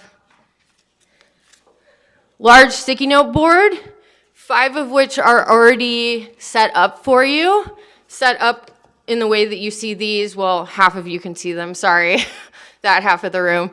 But you have one that says research partners, one that says community partners, and then 3 that are the components, conceptual components of usability that were discussed this morning in the 8 a.m. session. So credibility, salience, and legitimacy. So that's the materials that you need. If you're online, if you're an online moderator, you will be assigned to a breakout room randomly for one of the 4 rooms that we will have open. And if you go into the drive for the CCIS workshop and you click on breakout day 2 and go into breakout day 2 materials, you'll find a sheet that says links for online breakout groups. And there you will find all the links you need for the Padlets that are set up in the same way that these physical sheets are set up, okay? And you will also find in there all of the report out sheets that have been kind of prearranged for you that have group numbers attached to them, okay? All right, so what are we doing in this breakout? Well, this is meant to be a discussion and kind of like a short analysis of various community perspectives about usability of scenarios, building on what we've heard yesterday and then this morning in our number of presentations. And so the objective of this breakout is to work together to think about what a minimum set of requirements might be for usability of scenarios based on different users and their potential purposes for applying those scenarios or the information generated from those scenarios. And so there's going to be 2 activities that you're going to engage in the next hour. One is to simply identify and then provide kind of an account of research partners and community partners. And you're going to not only identify those groups, but think about the role that they might play in the overall research process, thinking about the workflow, and also how you might go about engaging with them. Are you going to engage in some sort of co-production? Are they going to be involved by providing feedback? Things like that. And then the second activity is to think about, from our individual perspectives, what it might mean for a scenario to be credible, what it might mean for it to be relevant to the type of work we do or the people that we are communicating with, and what it might be for the design and development process to be legitimate, where we're understanding that in terms of procedural fairness and equity. So you have 2 main breakout session questions, which the moderators have access to these questions so they can read them out. And underneath the second one, because, you know, having high-level, abstract, conceptual kind of discussions around things like credibility, salience, and legitimacy, you might need some starting points. There's also seed questions that your moderator can read out to you to get you thinking in detail about how you might engage with the concepts of credibility, salience, and legitimacy. Okay, so I already kind of went over this, but here's the explicit instructions for what you're going to do. You're going to spend the first 10 to 15 minutes identifying potential research and community partners. Then the additional 15 minutes in the first half of the session thinking about roles and thinking about forms of engagement with those partners that have been identified. And so with respect to forms of engagement, you can think about kind of how we might go about involving stakeholders, if you will, in our research. They can inform our research. They can be consulted so that the decisions that we make throughout the research process are responsive to their needs, purposes, and priorities. They can be explicitly involved so that you have joint decision-making practices throughout the workflow and the process of design and development. They can be more collaborative in that there's lots of iterations of engagement and co-production throughout the process. Or you can think about forms of additional support that you might also be able to give to these various communities throughout the process of scenario design and development, and then the application of those scenarios to Earth system models and the output for impact assessments. Yes.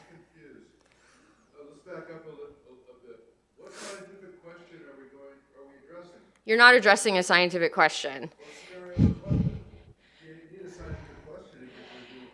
Well, so it's focused on scenarios generally understood as those that would be providing descriptions of possible combined climate intervention scenario, like combined climate intervention strategies.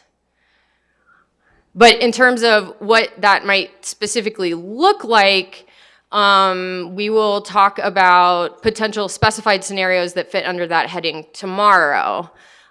This is kind of just to think about, in the context of scenario design and development, what type of people do we need to engage? So Earth system modelers, impact assessments, people that do impact assessments, various people who might need to have their values represented in the scenarios, and then for the sake of answering questions. But you can kind of think about it in a more abstract way, hopefully. Scenarios for climate intervention. Yes. Oh, okay. Sorry, I totally forgot to say that. Thank you, Alan. Yes, scenarios for Yes. We also want to think about CDR. We want to think about the possibility of various sorts of, I guess, regional interventions that have been proposed, like albedo modification through, I guess, like application of terrestrial materials.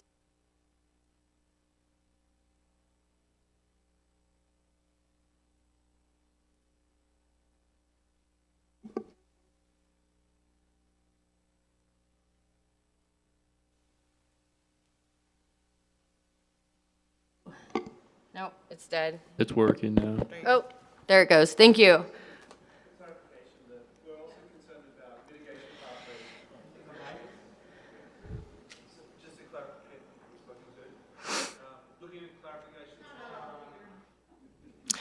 I know what he's going to say, so I will just take over from here. So we really want to think about going beyond singular climate intervention scenarios and thinking about combinations of climate interventions, where we're also thinking about it in the greater context of just responses to climate change. So thinking also about mitigation, adaptation, whether or not there's intersections between possible interventions and adaptation measures. And so this is kind of in line with the idea that there's no singular appropriate response to climate change. We need to engage in a plurality of responses. And so we need to start thinking about how we might go about designing scenarios that can capture that plurality, that is one that will likely actually be realized, because mitigation, various climate interventions, adaptation, they can address various components or elements of the problem, but they don't address the problem as a whole, as a singular response. Hopefully that makes sense.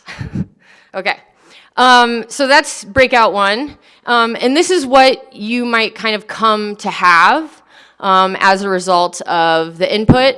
that you're getting from the participants in the breakout session. So you might say that one of our research partner is Earth system modelers. You might identify community partners as certain local government agencies, and then you'll think about the role that they play in the overall process, and then how you might want to specifically engage them. And so you're basically creating a sticky board with all of this information contained on it, so that we can have some starting points for thinking about how we would grow out our network, engage in various co-productive or collaborative processes in the course of scenario design and development. Breakout 2, you've got concepts in the middle of your sheets, and you're going to think about what those mean from your perspective, and you're going to put sticky notes down with individual thoughts onto those boards for each one of the concepts: credibility, salience, and legitimacy. And then one of the things that you're going to do as you're putting down those ideas is to think about where there might be points of overlap between the information that you are contributing and the information that other individuals are contributing, so that we can kind of have groupings of like themes across people's perspectives. So this is something that you might get. These are some examples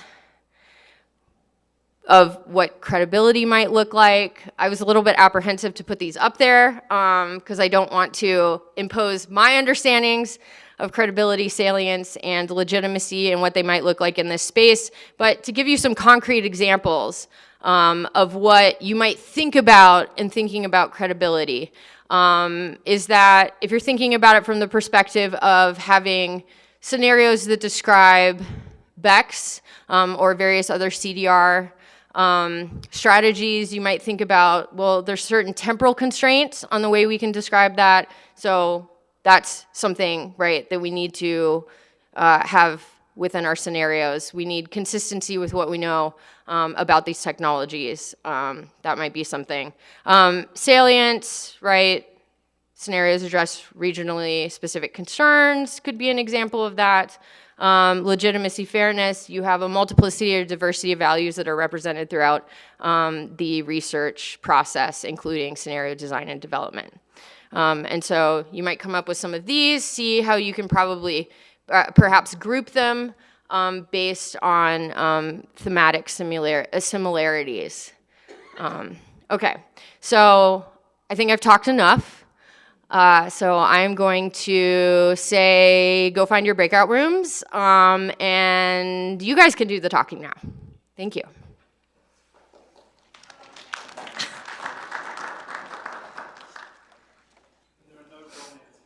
No, there's no wrong answers. No. This is philosophy. There's no wrong answers in philosophy. Sorry? Yes, there will be a quiz, so be prepared and study hard over lunch.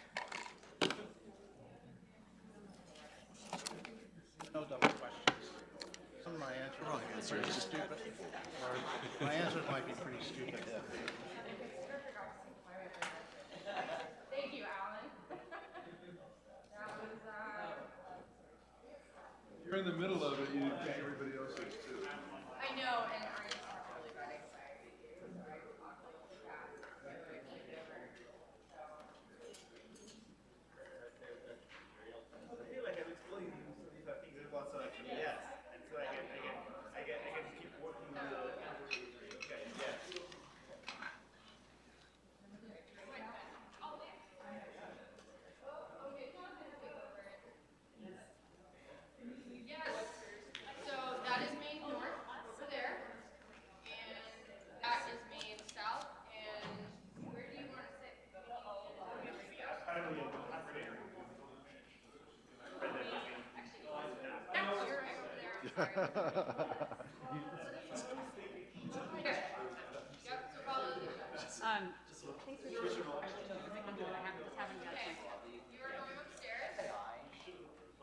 In part, I was doing it just to capture your email address and make sure I spell your name and so on. Is anyone there? Hello? Hello? Yes. Hi, I got assigned to a breakout room. I can't tell who I'm talking to. Oh, okay. It's just quicker just to throw her into a room. Who was that? Oh. Wait, let's just wait a little bit. Yeah, there are probably people who have to go out, see where the room is, and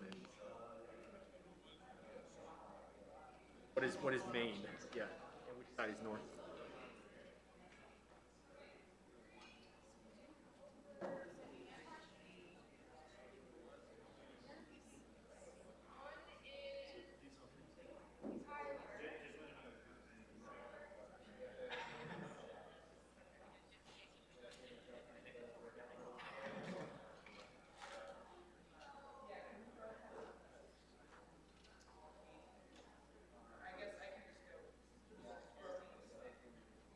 Those are Post-its, then theoretically.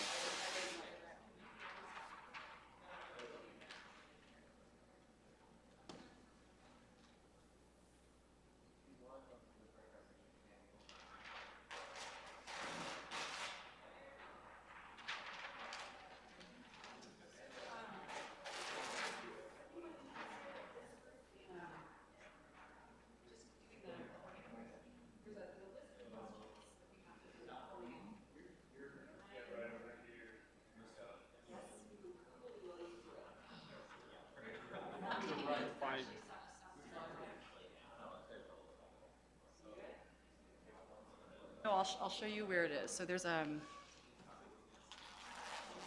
breakout session.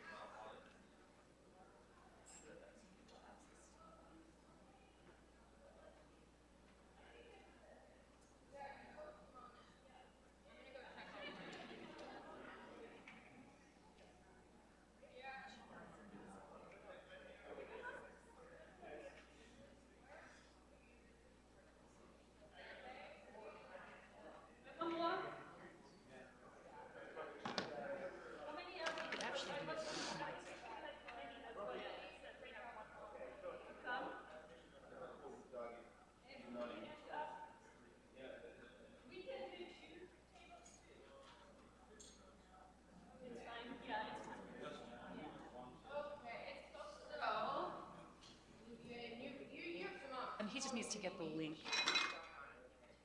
Drive. Oh, you've got it. So you want to do this. I would. Okay, we'd all prefer not to do Yes, this. I Some know. of us, we have to do it anyway. So wait, you want the link to the He needs a form? link to the form. Most of them have 5 to 6, so I think you guys are okay. That's fine. That'll be fine. 8, when you're thinking. And we got 8. Okay, that's fine. That'll be fine. I'm waiting for Doug to go. I'll go to the.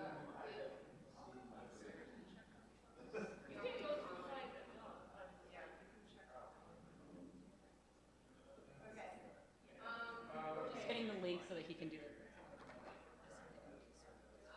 Forgot to announce that. Pick up materials. I gave you all the non-critical information. I forgot the critical stuff. What's the announcement that you need to do? That they need to choose somebody to take their son's Google sheet, and then they need to choose somebody to do the report out after lunch. And it should not necessarily be the moderator. Also,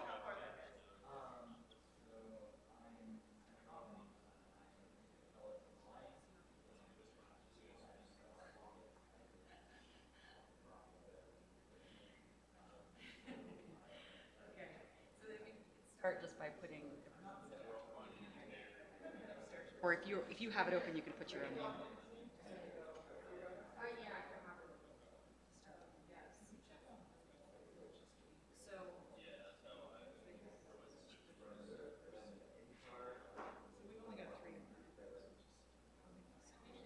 Start with the note taking. The context here is that I'm just learning too, is that at the end of this, what we want to have is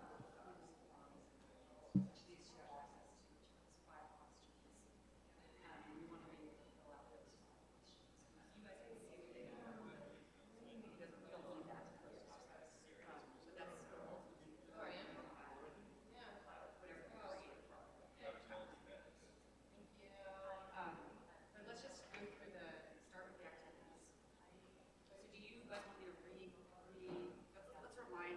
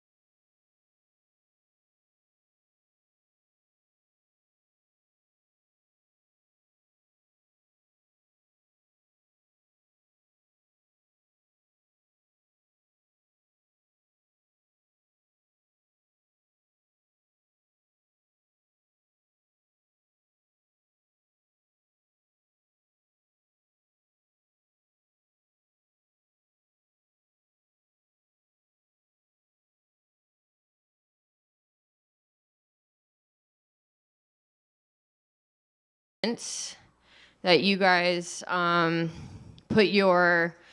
your discussions on. So we're gonna start with in-person group 1 and give you guys about 7-8 minutes to go over everything. Does that look right? Yeah, that's great. Okay. Yeah, it needs to be way bigger so people can read it. Do you want me to come up here? Is that the idea? Yes, I do want you to come up here. Sorry.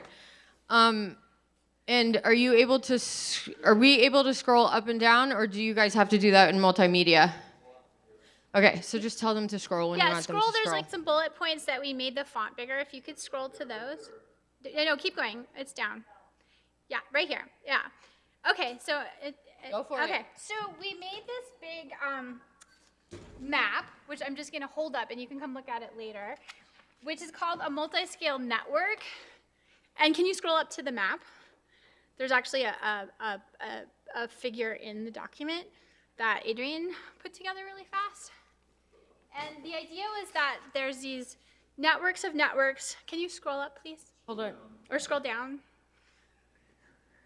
Yeah. There it is. Yeah, Mac user, exactly. So yeah, and if you could make it a little smaller. So that there's all these different groups of networks in the climate intervention strategy. And so we represent a lot of people here are the modeling community and the SRM research community, social environmental system researchers or system modelers, all that stuff on the bottom. But there's all these other workers, right? There's the energy companies, environmental impact consultants, renewable energy industry, and I think there's another one above that might be like insurance. And then, oh, maybe it didn't make it. Yeah, it didn't make it. And the terrestrial and marine, and it's not just researchers, they're monetizing this. So there's all these networks, and within each of these circles, there are networks within a network. So for example, in marine CDR, there are people, working on growing afforestation of kelp.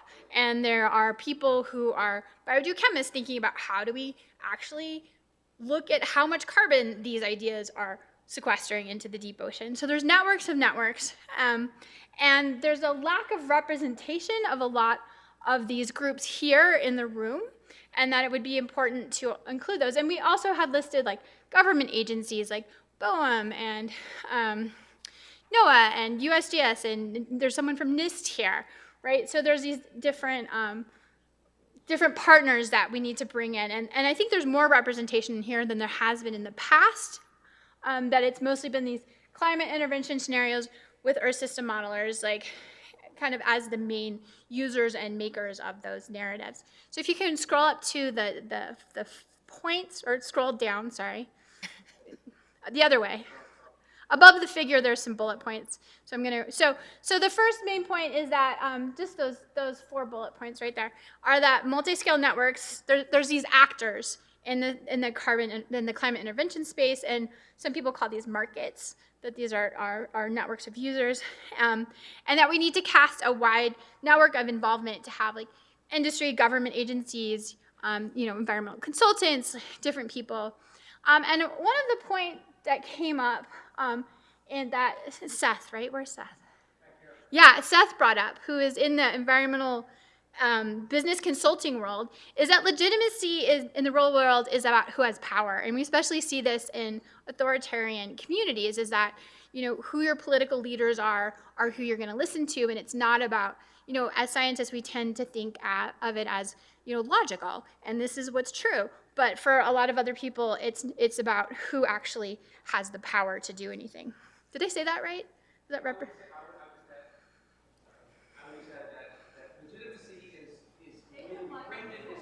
Yeah, come up to the mic, please.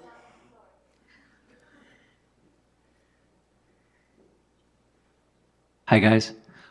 Legitimacy, how we framed it and how it was framed for us in the conversation was about transparency.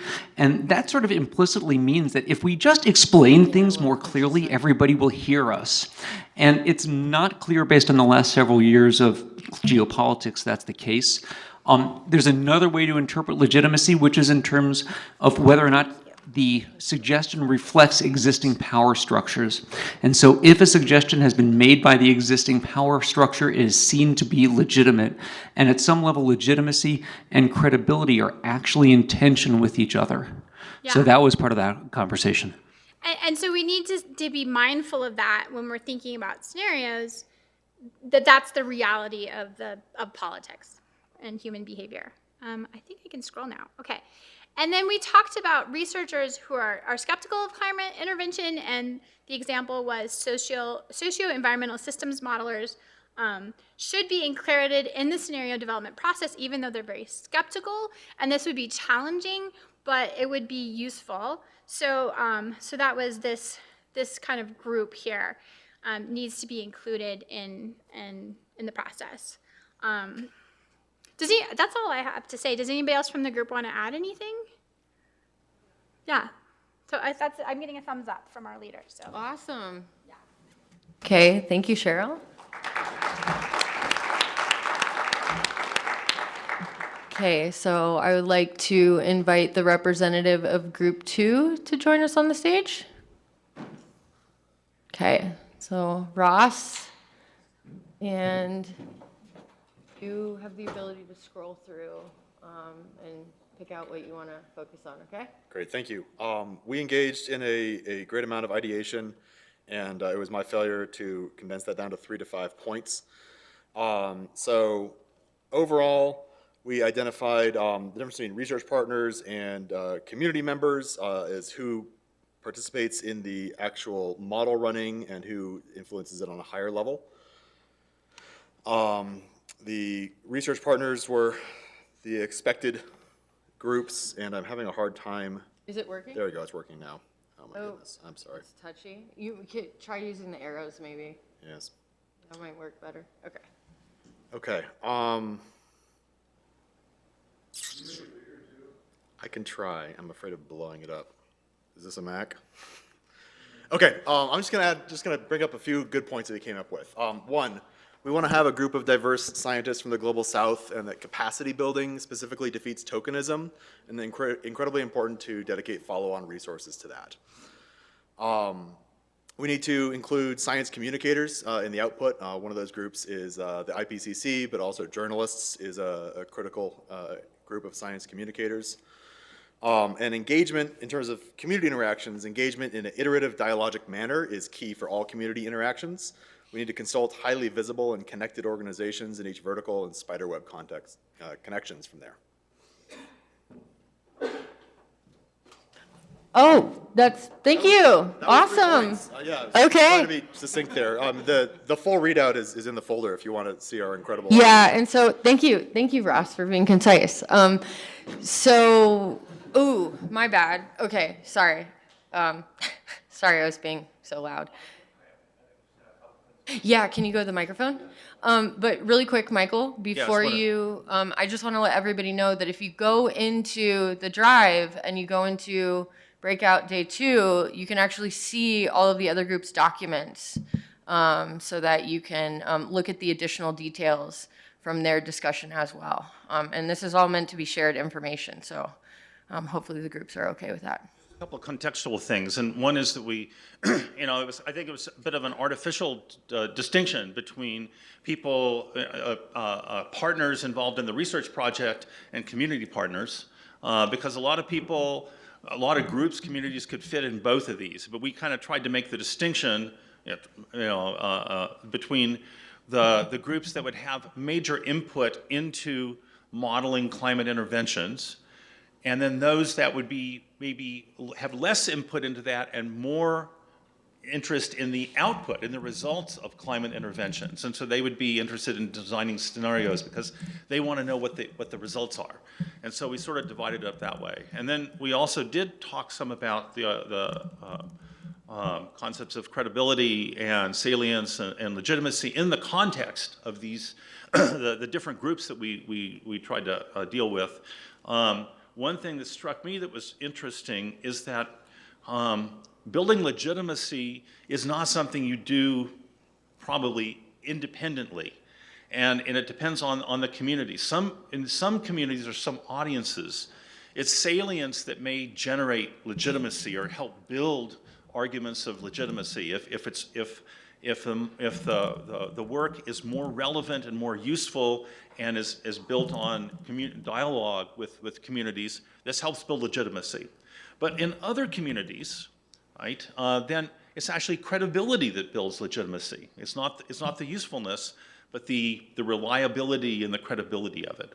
And then there's a third thing that builds legitimacy that I think is important, and that's transparency. That doesn't really fit in any one of these, but it's also probably very important in both making things that are legitimate, but also salient and useful in this. So I'll stop there.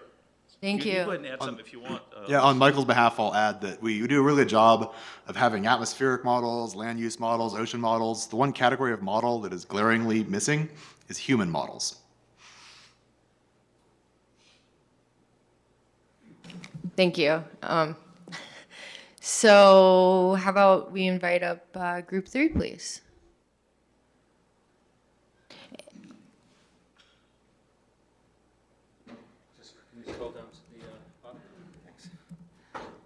Hi everyone, Anton Simon from Group 3, and we had a really interesting time kind of consolidating ideas.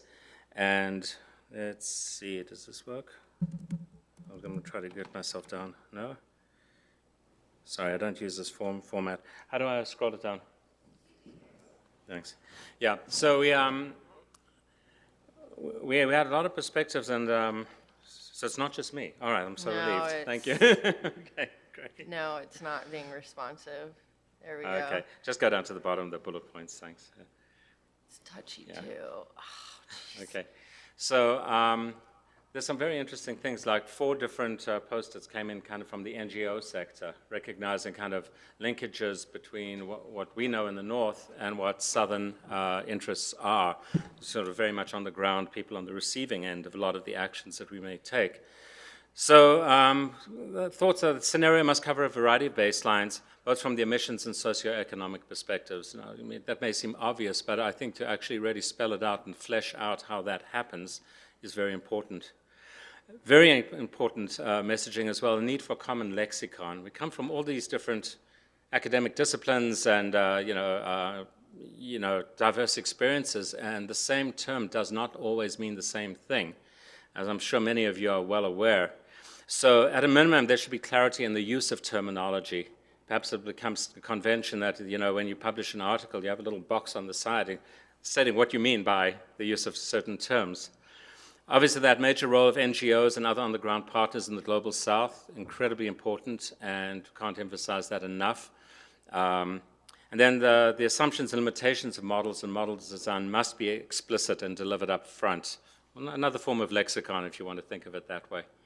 I think those are some of the key takeaways. Please review the note. We actually sort of filled in all the other questions as well with some of the common themes that came forth when we clustered the post-it notes all together. Anyone from our group want to add anything? I think that summarizes it. Thank you. That's awesome. Thank you, Anton.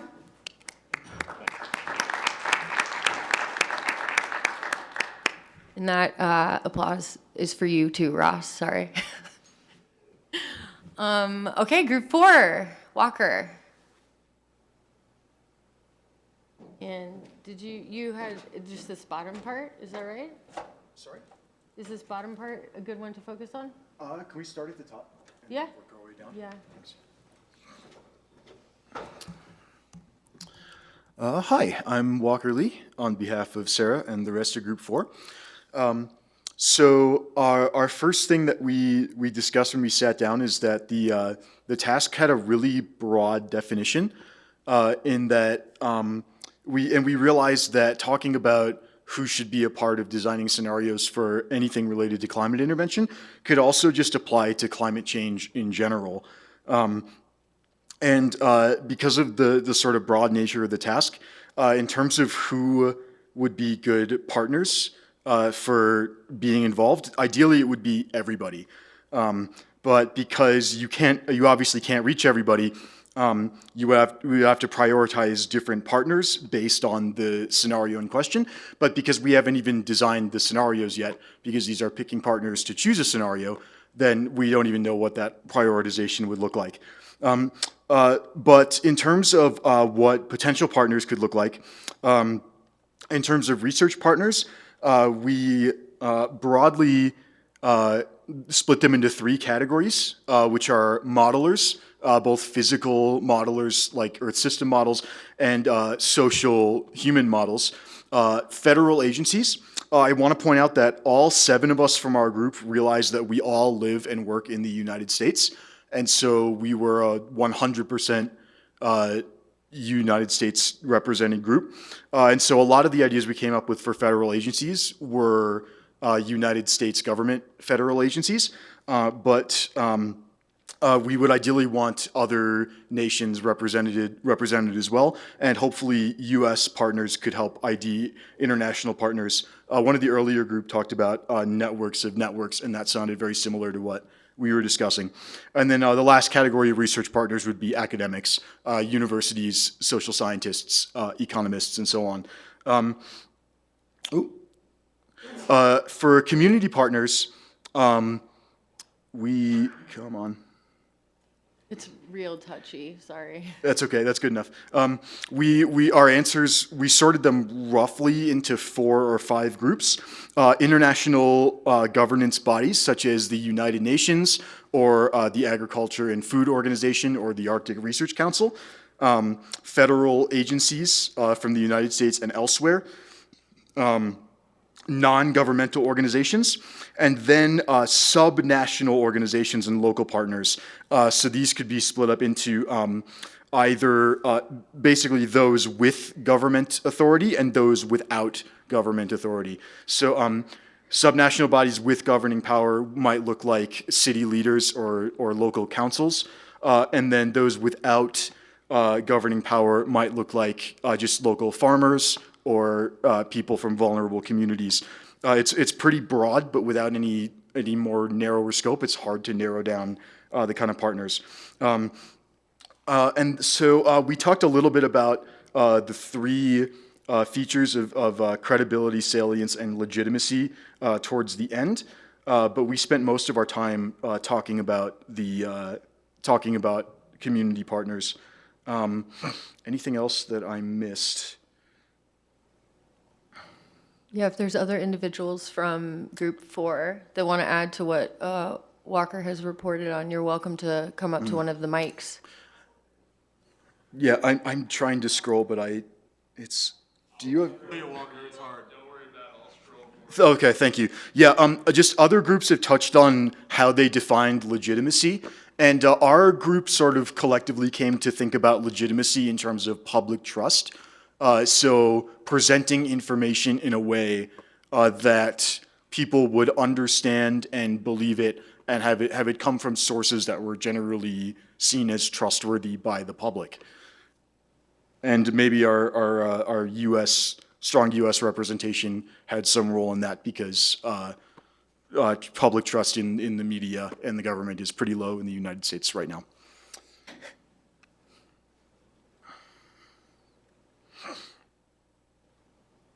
Yep, that'll be all from me. Thank you. Thank you, Walker. Okay, we have group 5 now.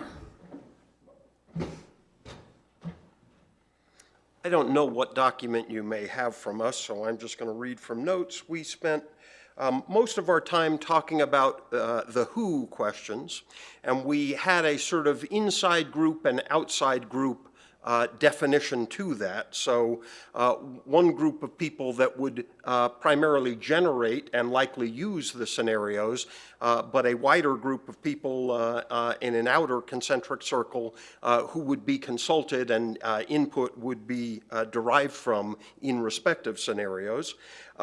In respect of the first group, engineers, integrated assessment modelers, Earth system modelers. Maria was in our group, so we agreed no economists. Social scientists, international relations and security folks, impact assessment modelers. In terms of community partners and parties from whom input would be solicited in respective scenarios, local communities, indigenous communities, NGOs, governments, industry, communication experts, civil society groups, and so on.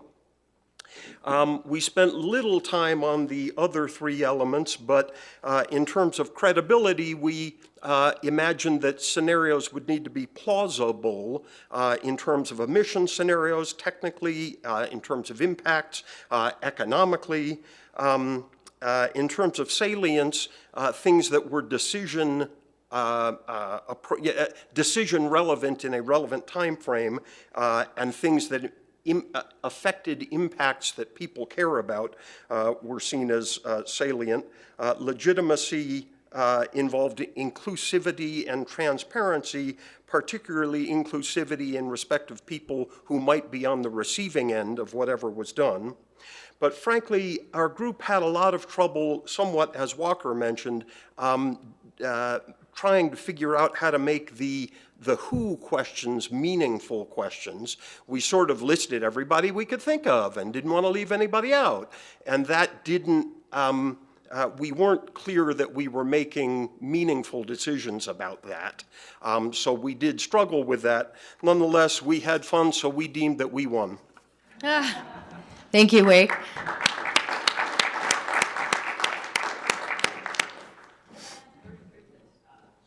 Yes, Maria, go ahead.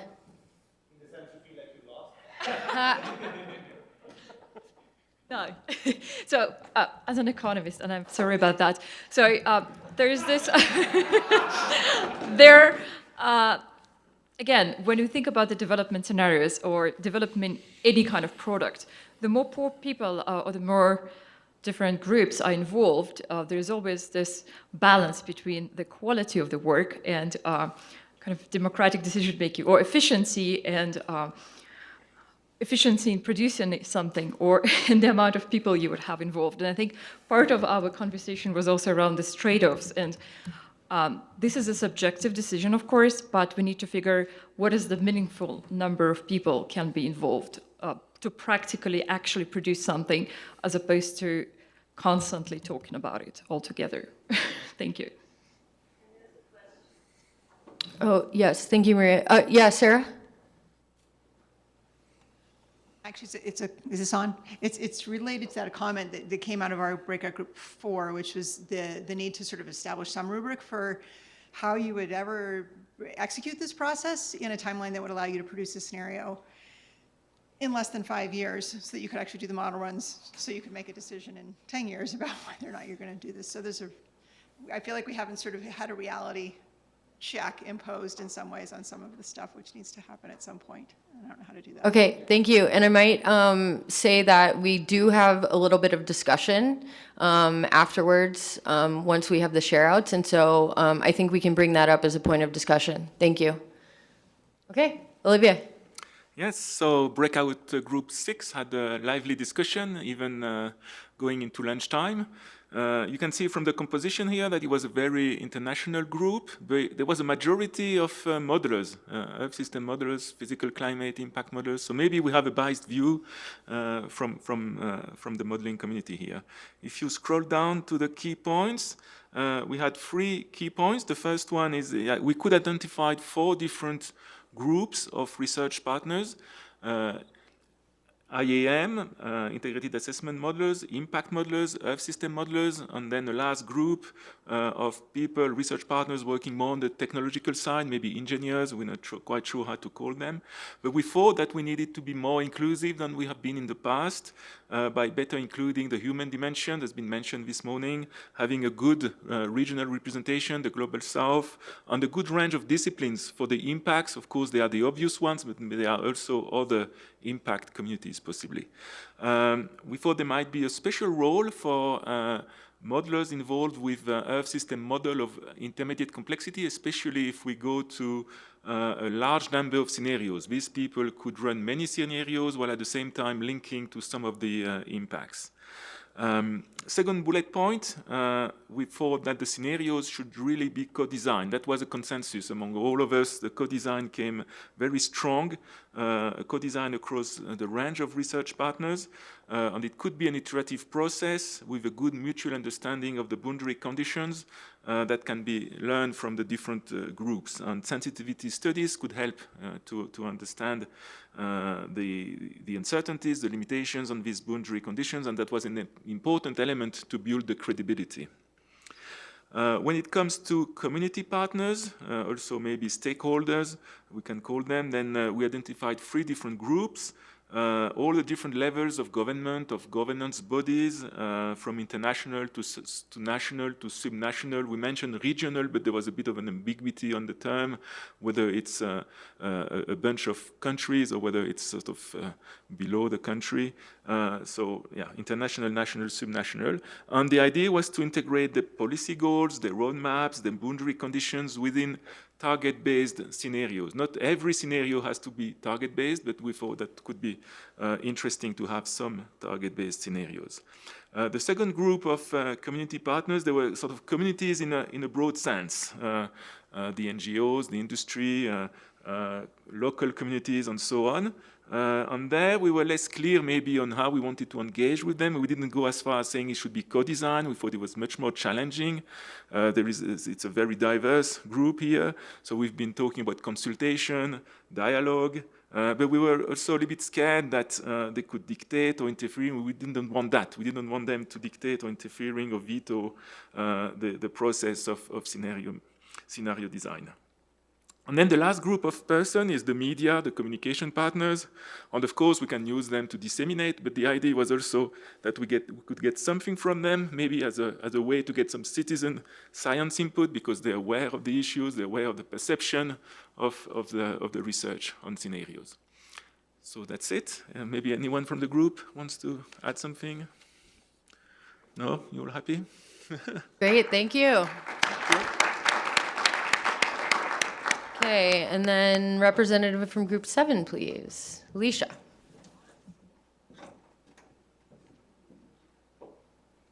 Oh, and Sushi. Nice. Okay.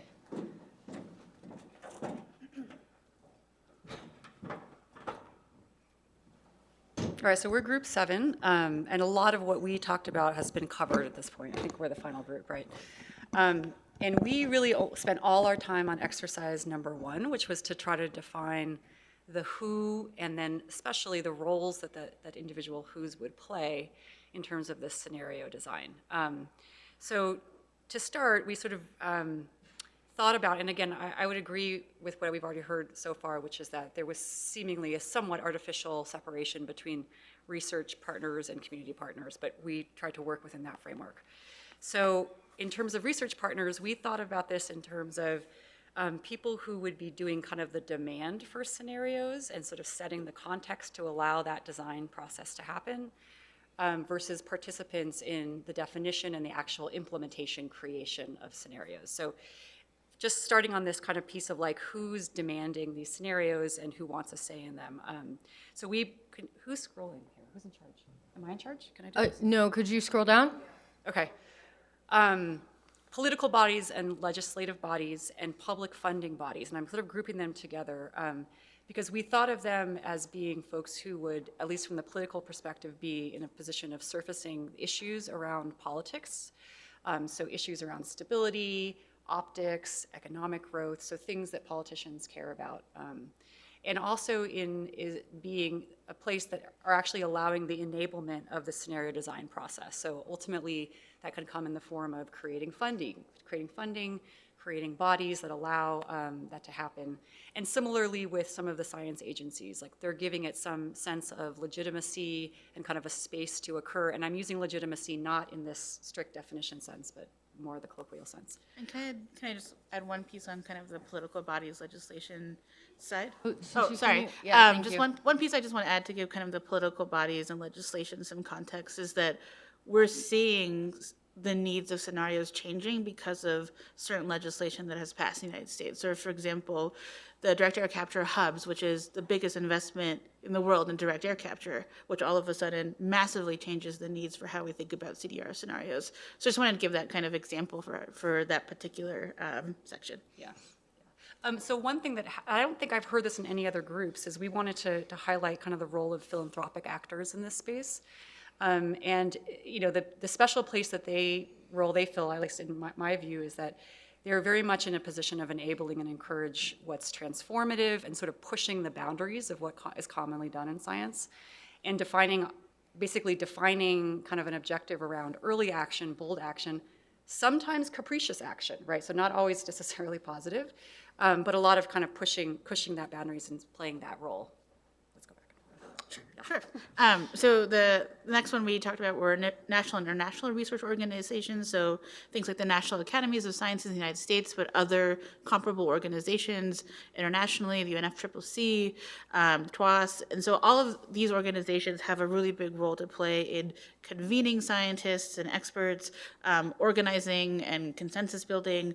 They also have a role in synthesizing information for broader consumption. And you know, I think the National Academies of Sciences is a really good example of their recent report on solar geoengineering as a way to talk about where research stands and where it should go. So I'm going to skip that just for time. Sure. And so just bringing up of course, there's a role for academia to play, because we really think of them in this space as being the ones who are doing a lot of the ideation and creation kind of ideas that other people may want to actually, basically acting as the straw man creation of ideas. But they also are playing a role, I think, in terms of being the arbiters of the truth, arbiters of credibility, in terms of what scenarios move forward. You guys want to? Could you scroll, please? Did you want to? Please scroll for us. So the next section, kind of in thinking in the research context, are also generators and implementers of scenarios. And so kind of this next category was around observational data collectors, which could be public or private or intergovernmental agencies. But the role of these type of groups would be to monitor outcomes, understand changes in physical environment, and have input into the technical feasibility of potential data networks. And then a lot of folks already mentioned this, the physical modeling groups, Earth system modeling groups, and the role they really play, we view, was the codification of scenarios. So taking a lot of the things that are ideas and turning them into code, right? And that creates sort of a place for people to collate around what those scenarios look like. I think we can just go to the next section. Could you scroll down to the community partners section? Yeah. Thanks. So here, I think one thing I want to flag is that our group also struggled in this differentiation between research partners and community partners. And so we kind of had some blurred lines, and so there might be some overlap between some of these. But the one really important group that I hadn't heard mentioned yet is communication bodies. And so there are multiple roles that media or comms organizations will play in how scenarios are designed and how they're interpreted. And so they have a role of creating strategy and implementation around different scenarios, of creating potential artistic representation, which can be, through writing, through painting, through humor.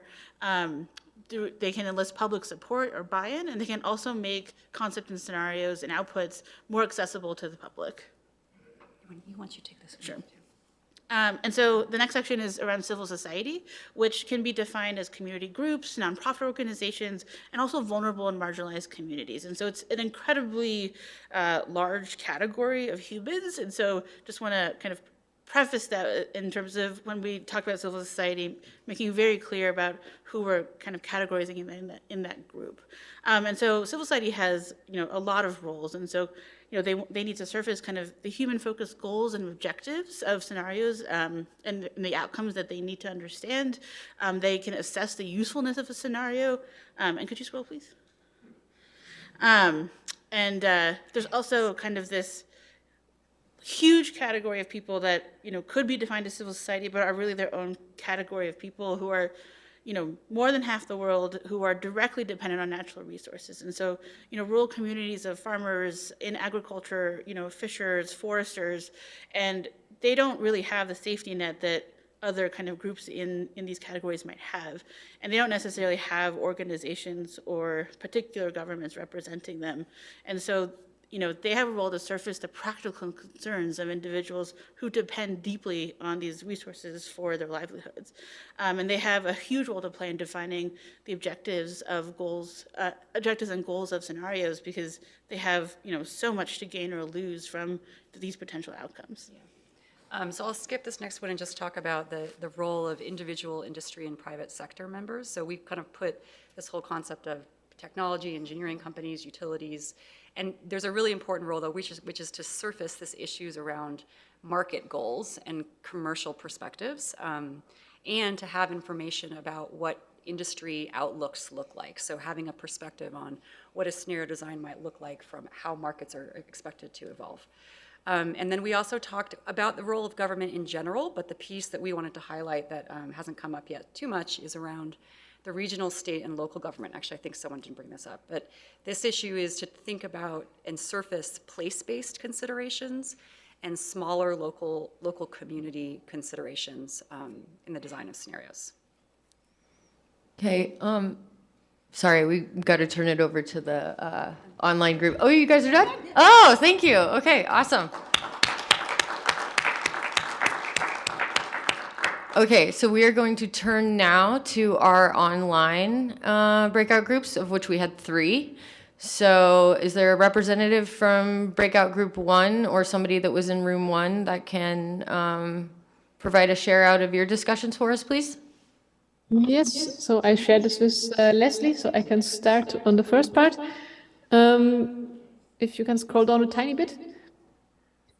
Right. Oh, can we get... So for the who questions, we didn't distinguish between science and community partners. So, I mean, we made quite a list. It can be found Hold on. Sorry, hold on one second. Oh, there we go. Okay, sorry, we couldn't see you on the screen. Okay, sorry. Yeah, I am. Right, I mean, so we don't need to go too much in the list because much of it has been said. Knowledge institutions, well, obviously from researchers to international or national agencies and so on, that has been covered. One thing which has maybe been a bit less covered is advocacy groups of different kinds. For example, people who are experts in humanitarian aid or environmental protection activists, NGOs and so on, who can act as advocates, for example, for vulnerable groups, but also vulnerable ecosystems and so on. A reason why this may be important is because if you want to, have some sort of scenarios within a reasonable time frame, it may be hard to ask everybody, like every vulnerable village in every continent. So these groups, like humanitarian aid experts, for example, could act as intermediate, either point towards the communities who really need to be asked, or have an overview about the things that matter to them, the climate impacts that affect them most, that need to be addressed by SAI or SRM or whatever. And then a third group, which we had, was decision makers. Many of them have been named, but I mean, yeah, so there's, on the one hand, there's which countries do you ask? Maybe you cannot ask all countries immediately if you want to, for example, do a scenario project, but at least it should be a representative sample. And then, of course, you have the big, powerful people, but you also have representative agencies who deal with the detailed work, like, for example, a land use agency of a certain country or region. And, well, you probably can, again, not include everybody, but you should at least try to get a sample of all of this. Could you scroll down to the points?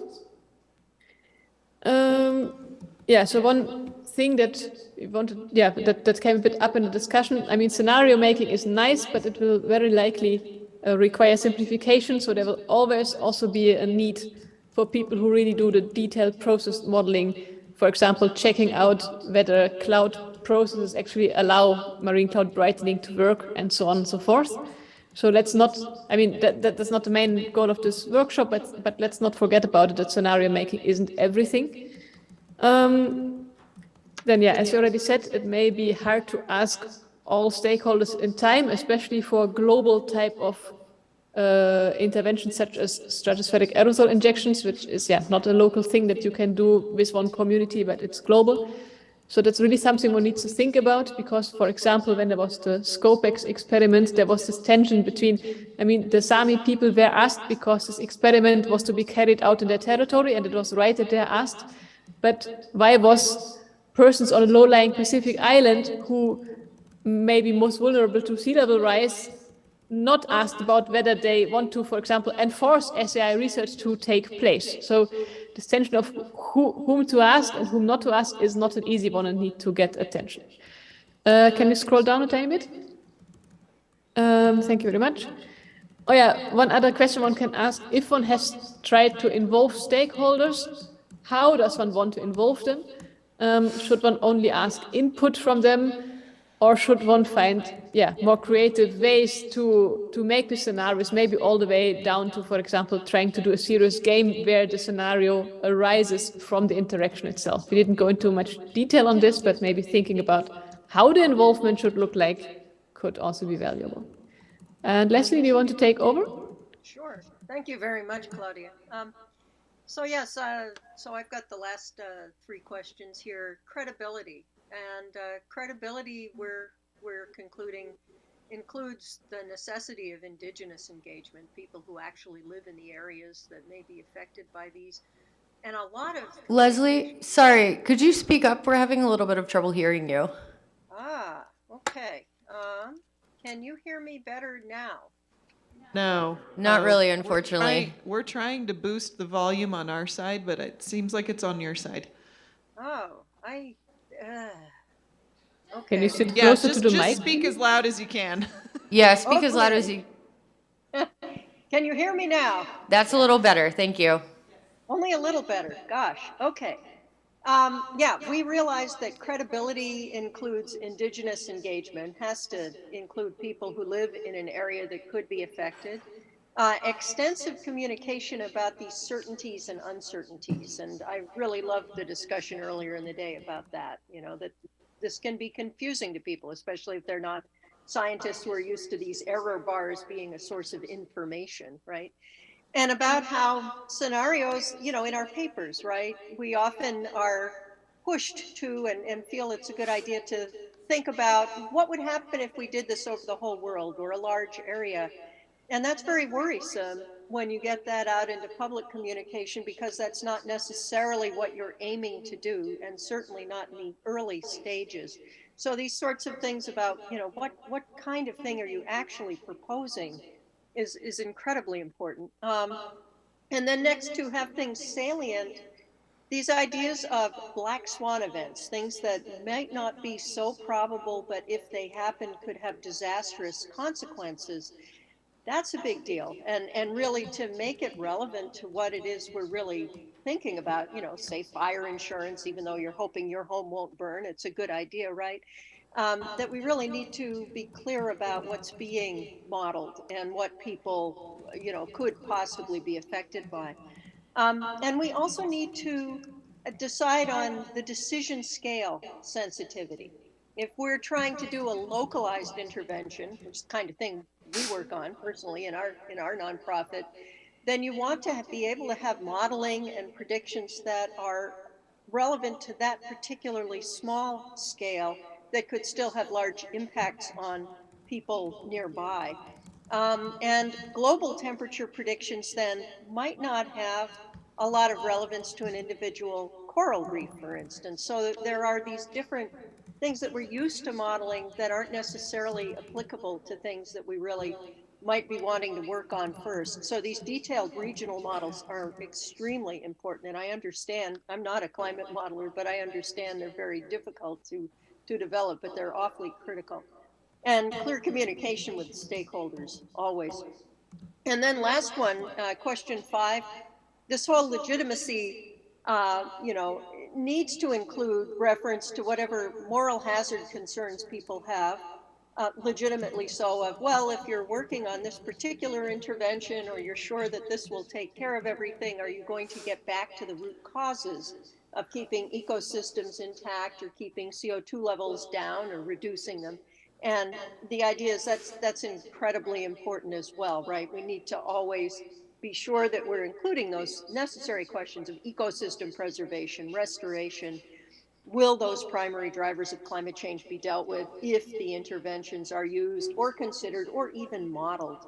And are the right stakeholders being consulted at every part of the process and being heard?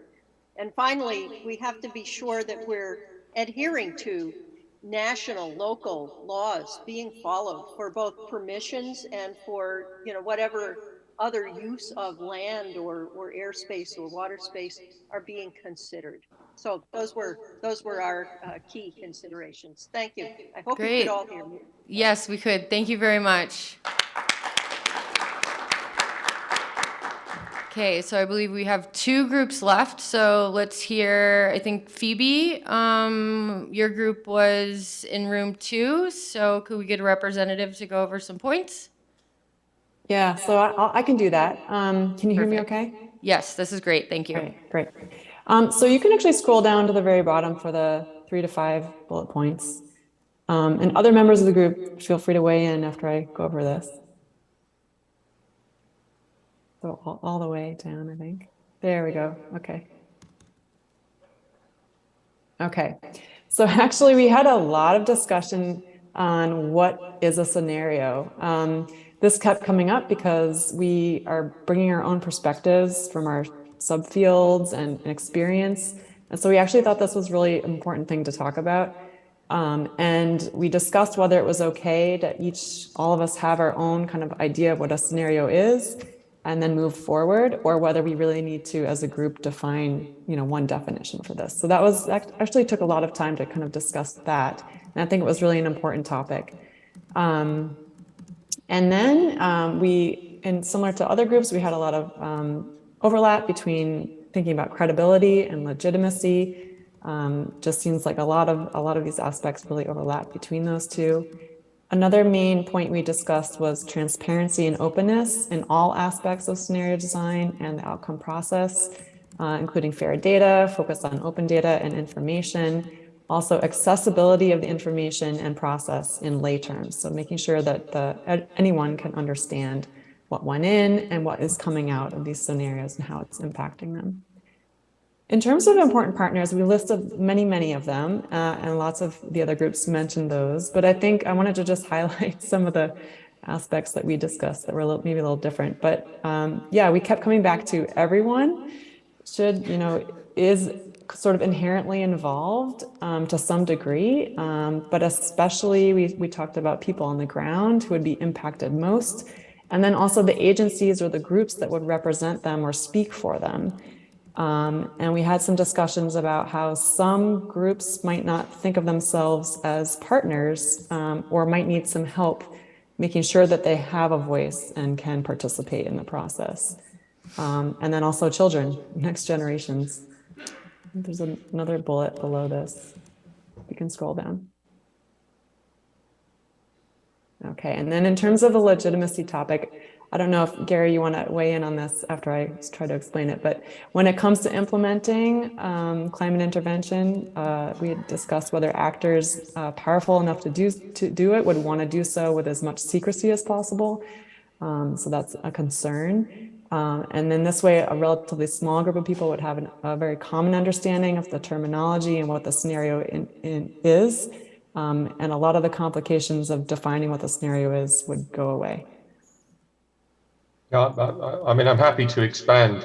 I just want to say, I wanted to make it clear I didn't want to advocate secrecy necessarily. No, I don't want to advocate it at all. But I suspect that some of the complexities and complications of conducting all the negotiations that I think, well, I'm sorry I missed the name of the individual who raised this point earlier about some of the practicalities. I think that would be off-putting to some of the major actors who might just want to get on with it. If they've got the power to implement climate intervention, they see it as urgent, then they might just go ahead and do it. If they think people are going to make a fuss or object or obstruct them, then they will need to do it in as much secrecy as possible. So that was kind of the thinking behind that point. That's all I'm saying. Great. Thanks. Did anyone else from our group want to just clarify any of those points? All right. Okay, thank you. Thank you very much, Phoebe and Gary. Thank you. Okay, and then we have our final group. Oh, Vanessa's, okay, cool.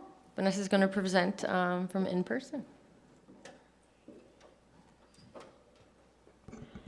All right, so I was here on site, but I was moderating an online group, and we can scroll down to, there's some, let's see here. Yeah, keep going down, and then here for the identifying 3 to 5 key points. So we'll just start here.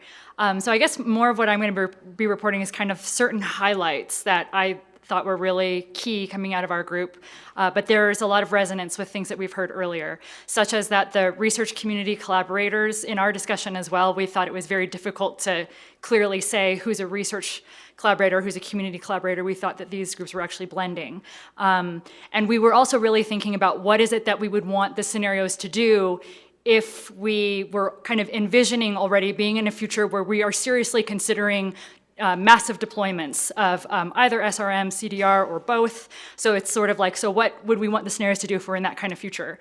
So that's where we thought that it would be important at this stage to focus on whose perspectives are missing. And that's where we've already seen presenters talk about how the research community is currently dominated by the global north. So really involving the global south as well as indigenous communities would be key.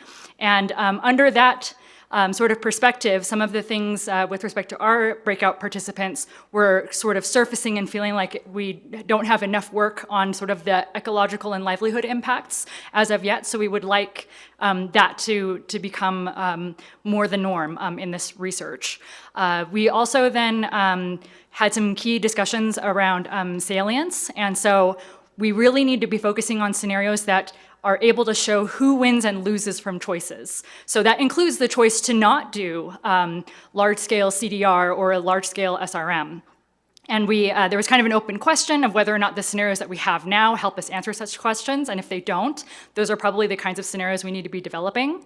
And we also want to better understand what are those emergency climate change impacts that might actually push certain actors to consider climate interventions like SRM or SAI. And as far as the legitimacy of a process that tries to include everyone, so to speak, maybe at least in the near term, right? If we have a better sense of what are those particular communities, those particular places where you have certain frontline and fence line communities, right, that are going to have certain impacts. That might help us narrow our focus in the near term. But in general, we probably have to develop a scenario framework that enables a spiral approach to scenario development. So this is maybe to sort of compare and contrast. Maybe there are certain frameworks that we've seen in climate change research we don't necessarily want to replicate right now, such as SRES, which was much more of a predetermined scenario families published out to the world from the scientific community. Instead, we want something that's more inclusive by design, so that would be a spiral approach. And also, since we were having a lot of discussion around place-based impacts, that is where we thought it would be important to develop relationships of reciprocity with the communities that are going to be most affected, both by climate change as well as from the interventions, sort of the possible consequences. So again, this is where we were sort of talking about what kind of research frameworks do we need to set up if we're not necessarily having that good reciprocity right now. That's why I put in parentheses, as opposed to an extractive or passive model where these communities, people go to them and kind of extract questions from them and then leave them alone. We don't want that. We want active engagement with them, so that way we are actually building scenarios that are helpful for them as well on the ground. Could you scroll down a little bit?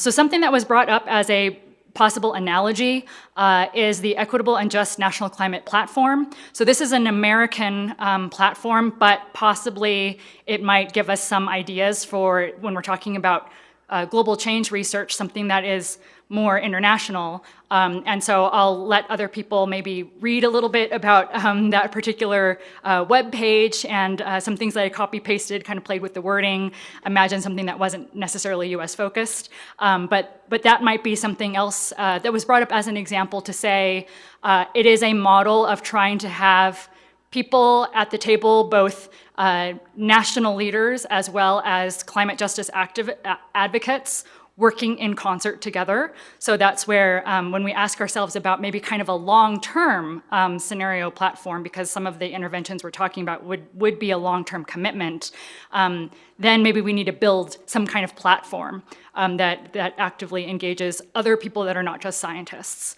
But then in the end, they're also coming up in discussion, there's still a place for quote unquote consistent scenarios across models, possibly also consistent scenarios across a hierarchy of models.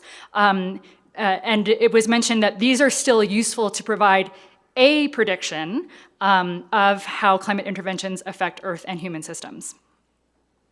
Thank you.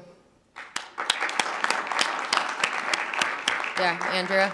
Hi, we have a couple of questions coming in off of our Zoom participants.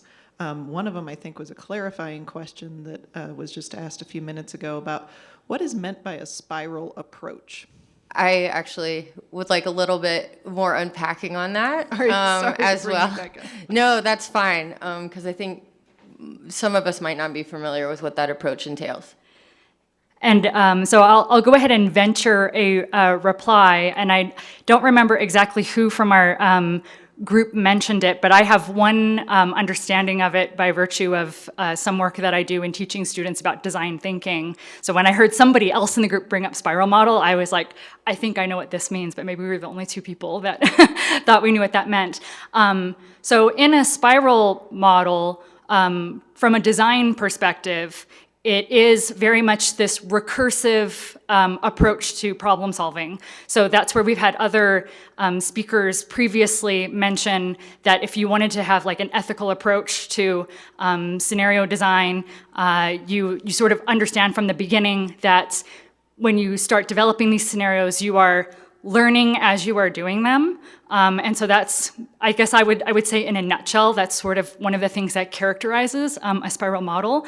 I'm not sure if it might have been Diana, I don't know if she's still online, if she might have been the one who brought up the spiral model.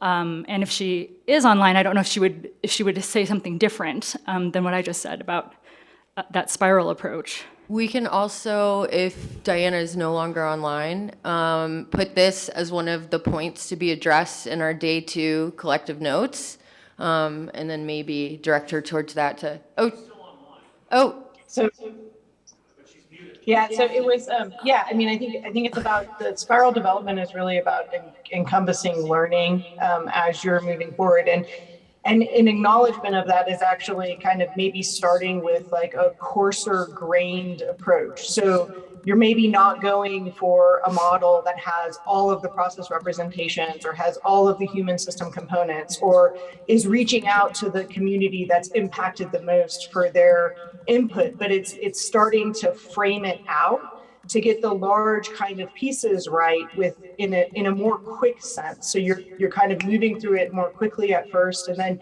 you refine it.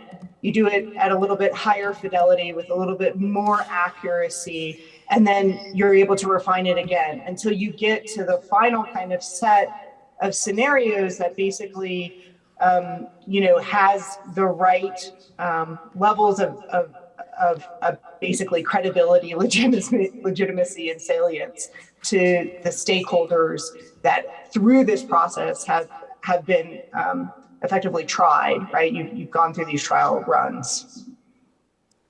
Okay, thank you. We appreciate that explanation. Thank you, Vanessa. Okay, so yeah, Andrea. All right, there was one more question from Zoom. Okay. It was asked a while ago from Rob Wood with regard to what community partners, NGOs, collaborator groups were involved in the development of the SSPs, although that might be a better question for the next session, I'm not sure. Does somebody have a quick answer? There's people that worked on those in the room. Dale? Dale's smiling. Yeah, Dale. Can you give us some insight? You said what community partners were involved in the SSPs? Yeah, community partners, agencies, NGOs, collaborators. It was very broad. Yeah, I would say, it was fairly limited. I mean, I don't want to speak for the entire group, but my observation, in fact, a lot of the SSPs the narratives were very much developed by a group like this, at a workshop up at the Mesa Lab, going into small rooms, and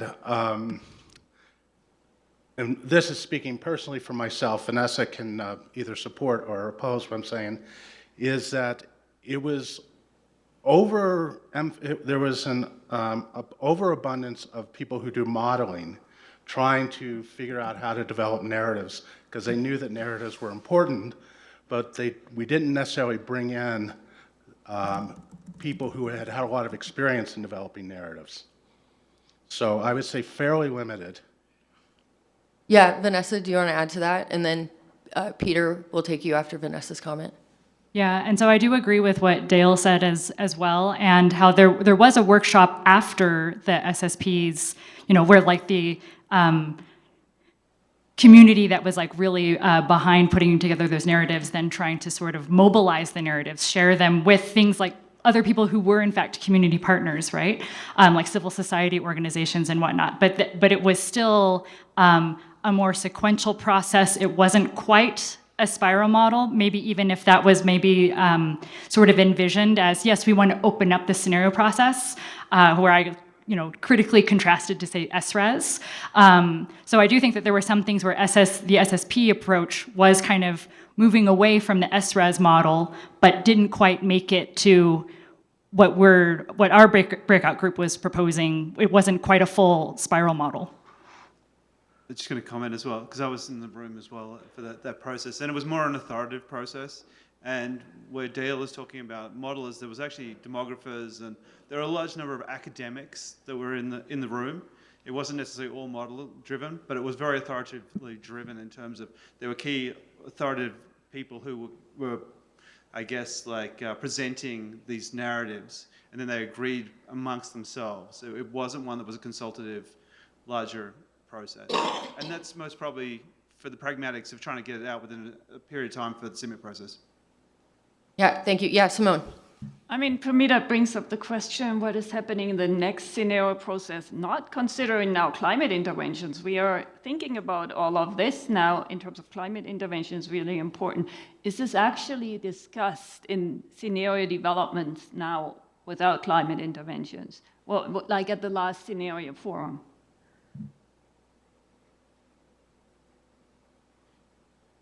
I want to make a comment on the spiral nature. And oh, wait, can we see if anybody has a response to Simone's question first? Is anybody involved in? Oh, sorry, I thought it was a question. Yeah, I thought it was a question. Also, Vanessa, hold on one second. I just want to also invite people online who might have answers to these questions to raise your hand, because we can get your input as well, please. Yeah, Vanessa.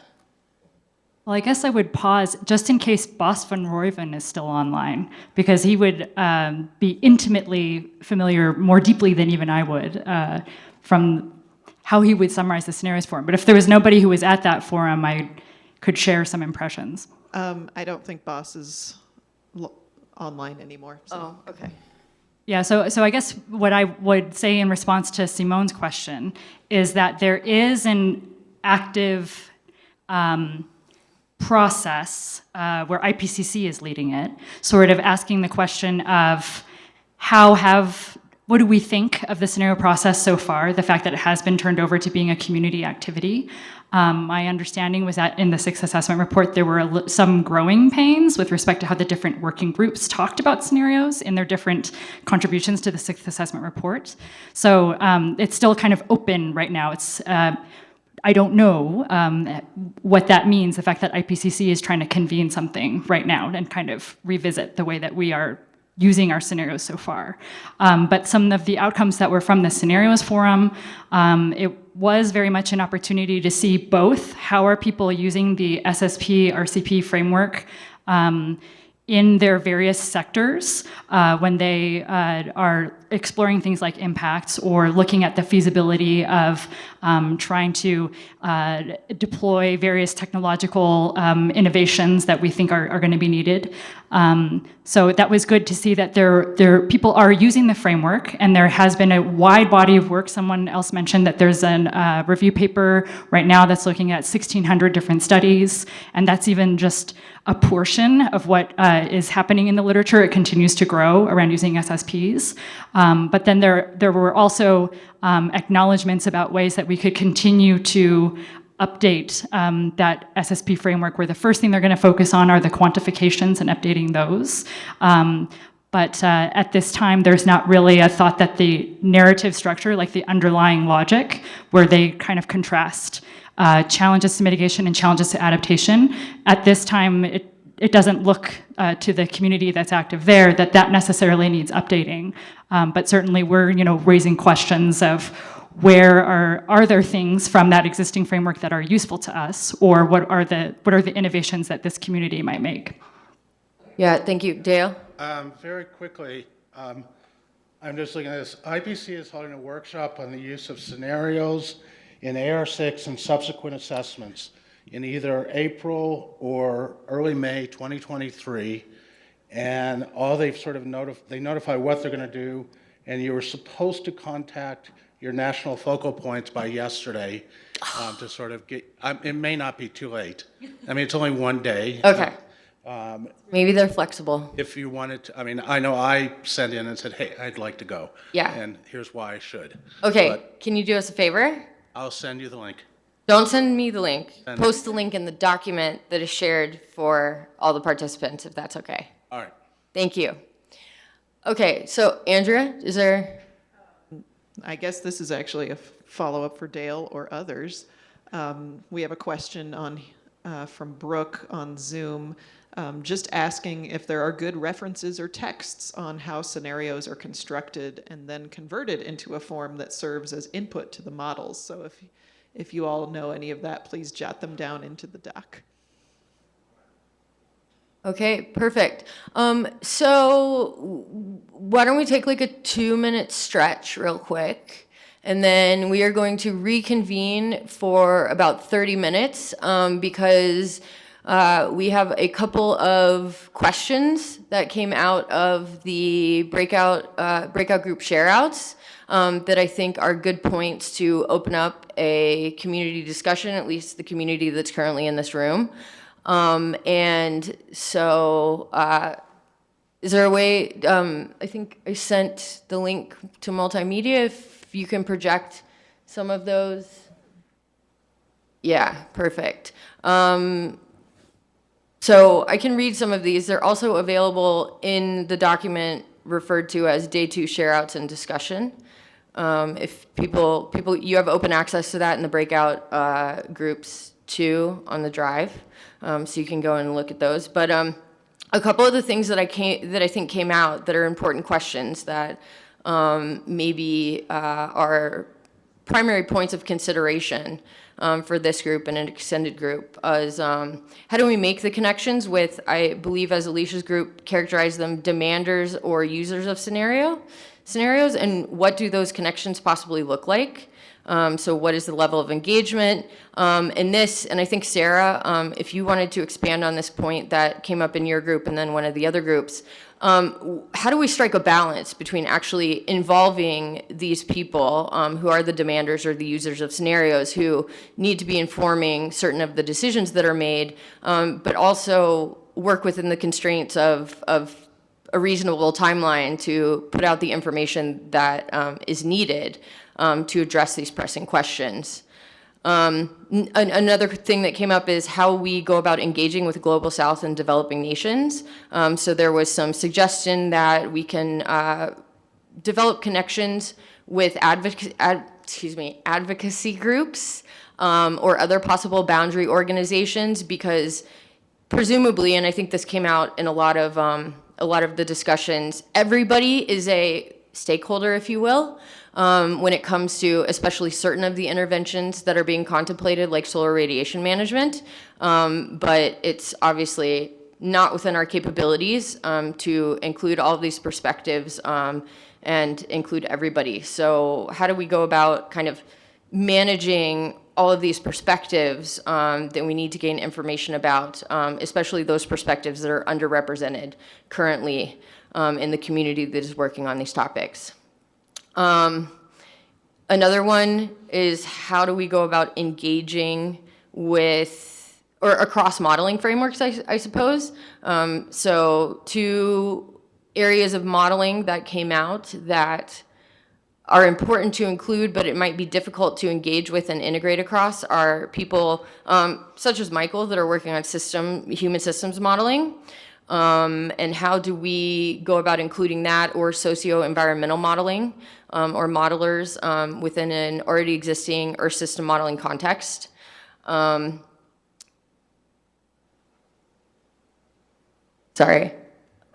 So transparency and legitimacy.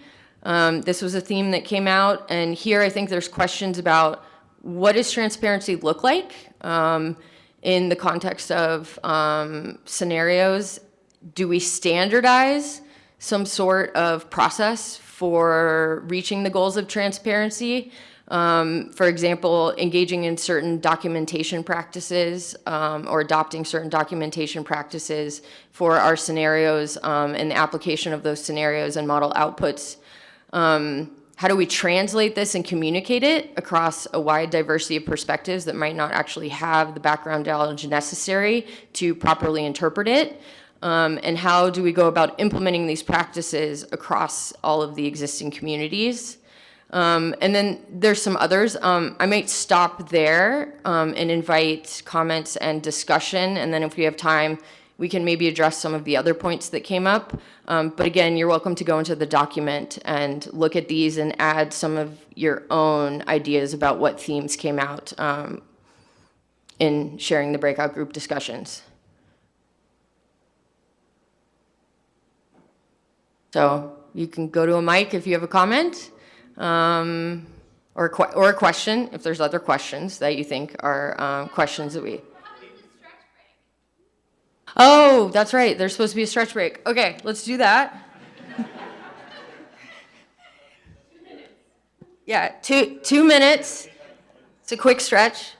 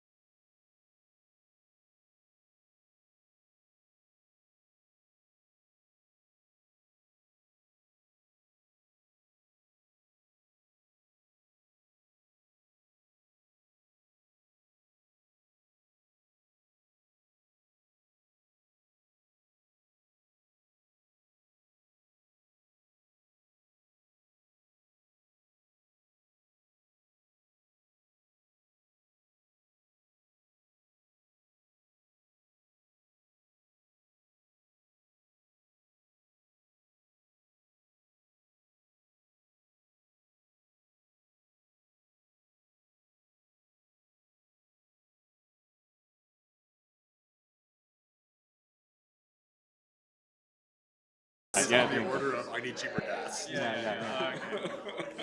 Worth looking up. I'll look it up. It's fantastic, amazing. Yeah. I mean, the hubris here is, it wasn't real. I did my own research. Did some Facebook research. I did my own research. This guy is a mouthpiece. He's reaching millions of influential people around the world. It's like so agonizing. And then there are 1,500 comments submitted, and I read most of them, and I saved a whole bunch because, that's just the fury. But then all the other people, thank you. This is the best piece I've ever read about climate change. I also need cheaper gas. But if you say Greenland is melting, then so be it. We've got to get a refill. We'll let the market sort it out.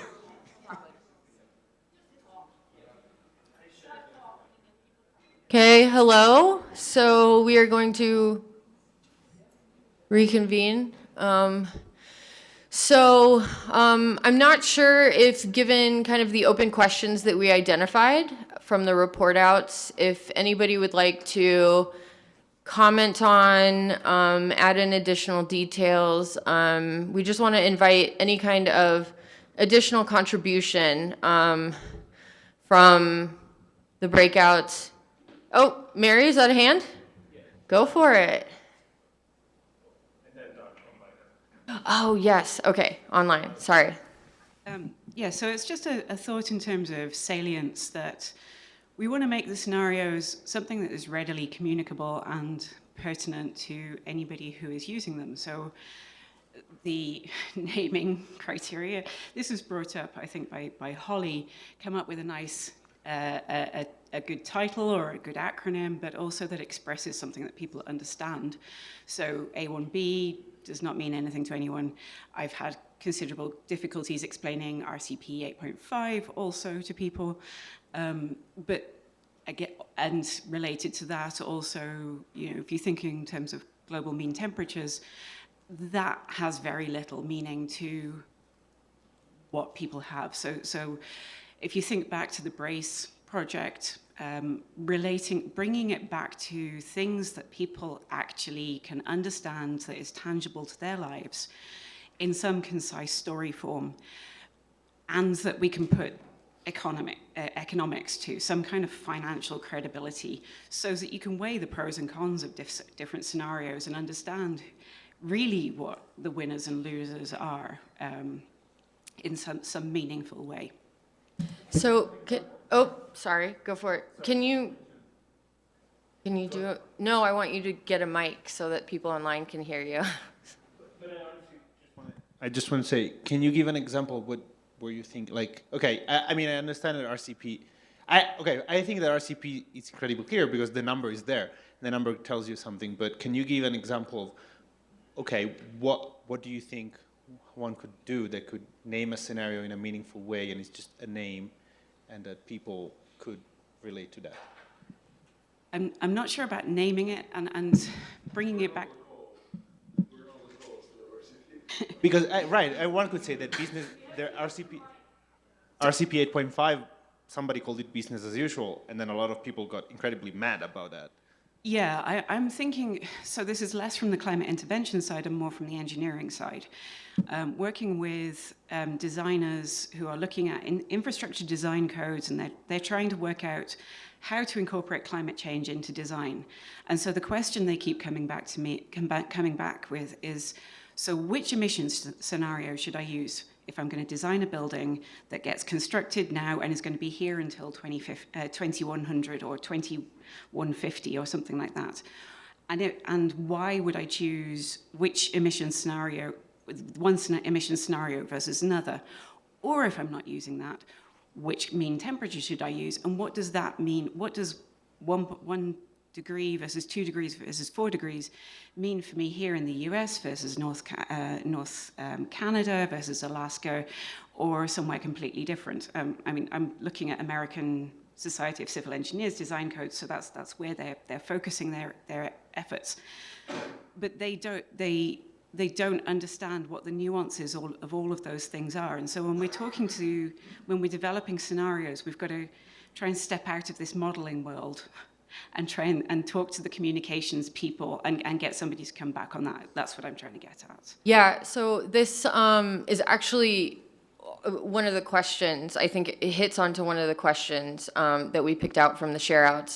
So thank you for bringing it back up. But there's this need to, and I think maybe it was Group 7 that talked about place-based framings. And there's just a need to translate scenario analyses, I think is what you're saying, to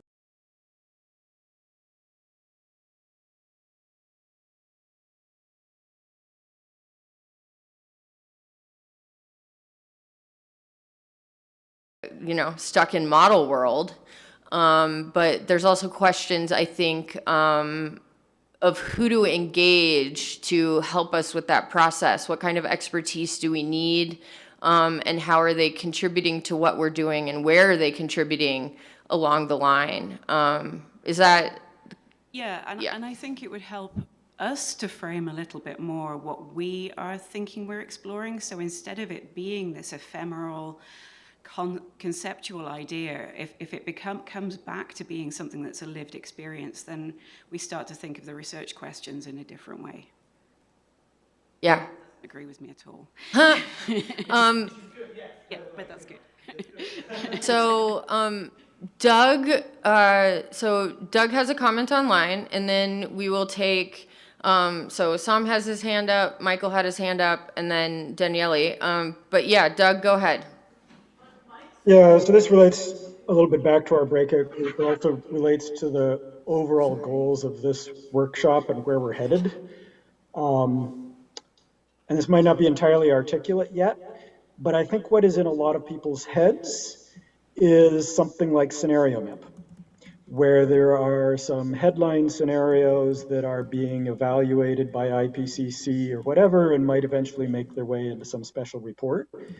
And I think that's an important target to aim for. But I think it's also important to recognize, we're not getting there at the end of this meeting regardless. And it is also important to keep in mind, this is such a huge combinatorial problem. There's still value in writing down more exploratory scenarios that, and I just want to take a step back and say, where are we going and how are we actually going to get there?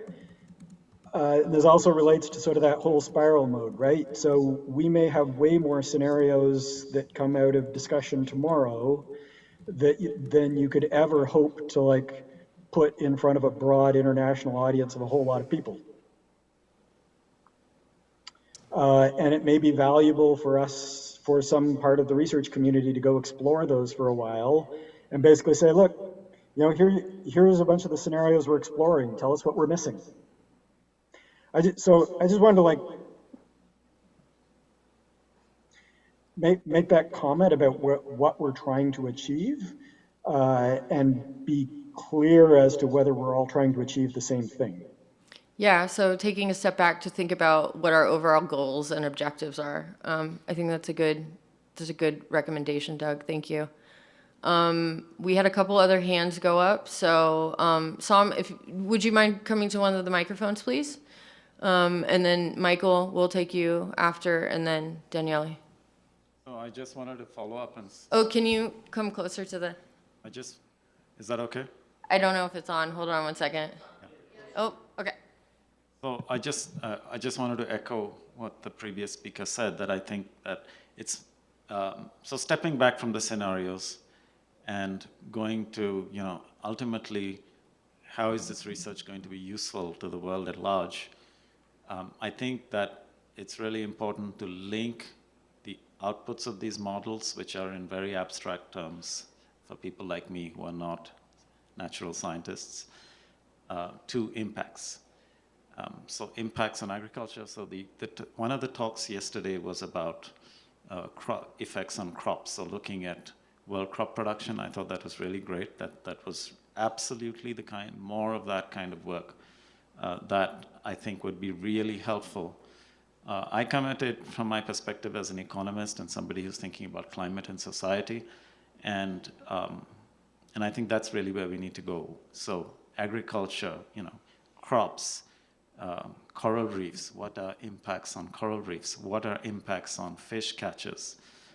These are the kinds of questions, what are the impacts in terms of large-scale forest fires, for example, or droughts?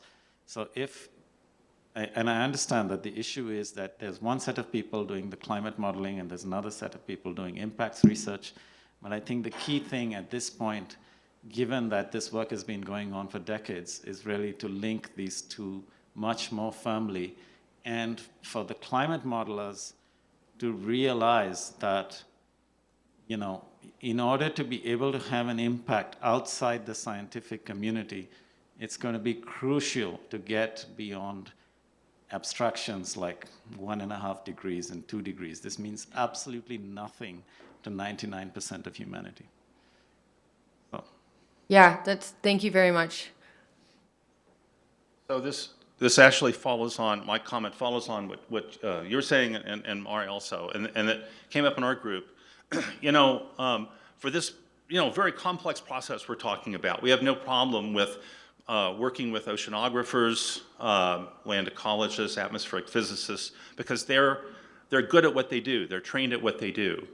But if an important aspect, especially for climate interventions, is communicating the results to a much wider audience outside of science, and being able to make sure that they understand the impacts, the issues in some way, so that they can make some informed decisions or have influence, then we need to think about, I fear, collaborating also with specialists in this field, right?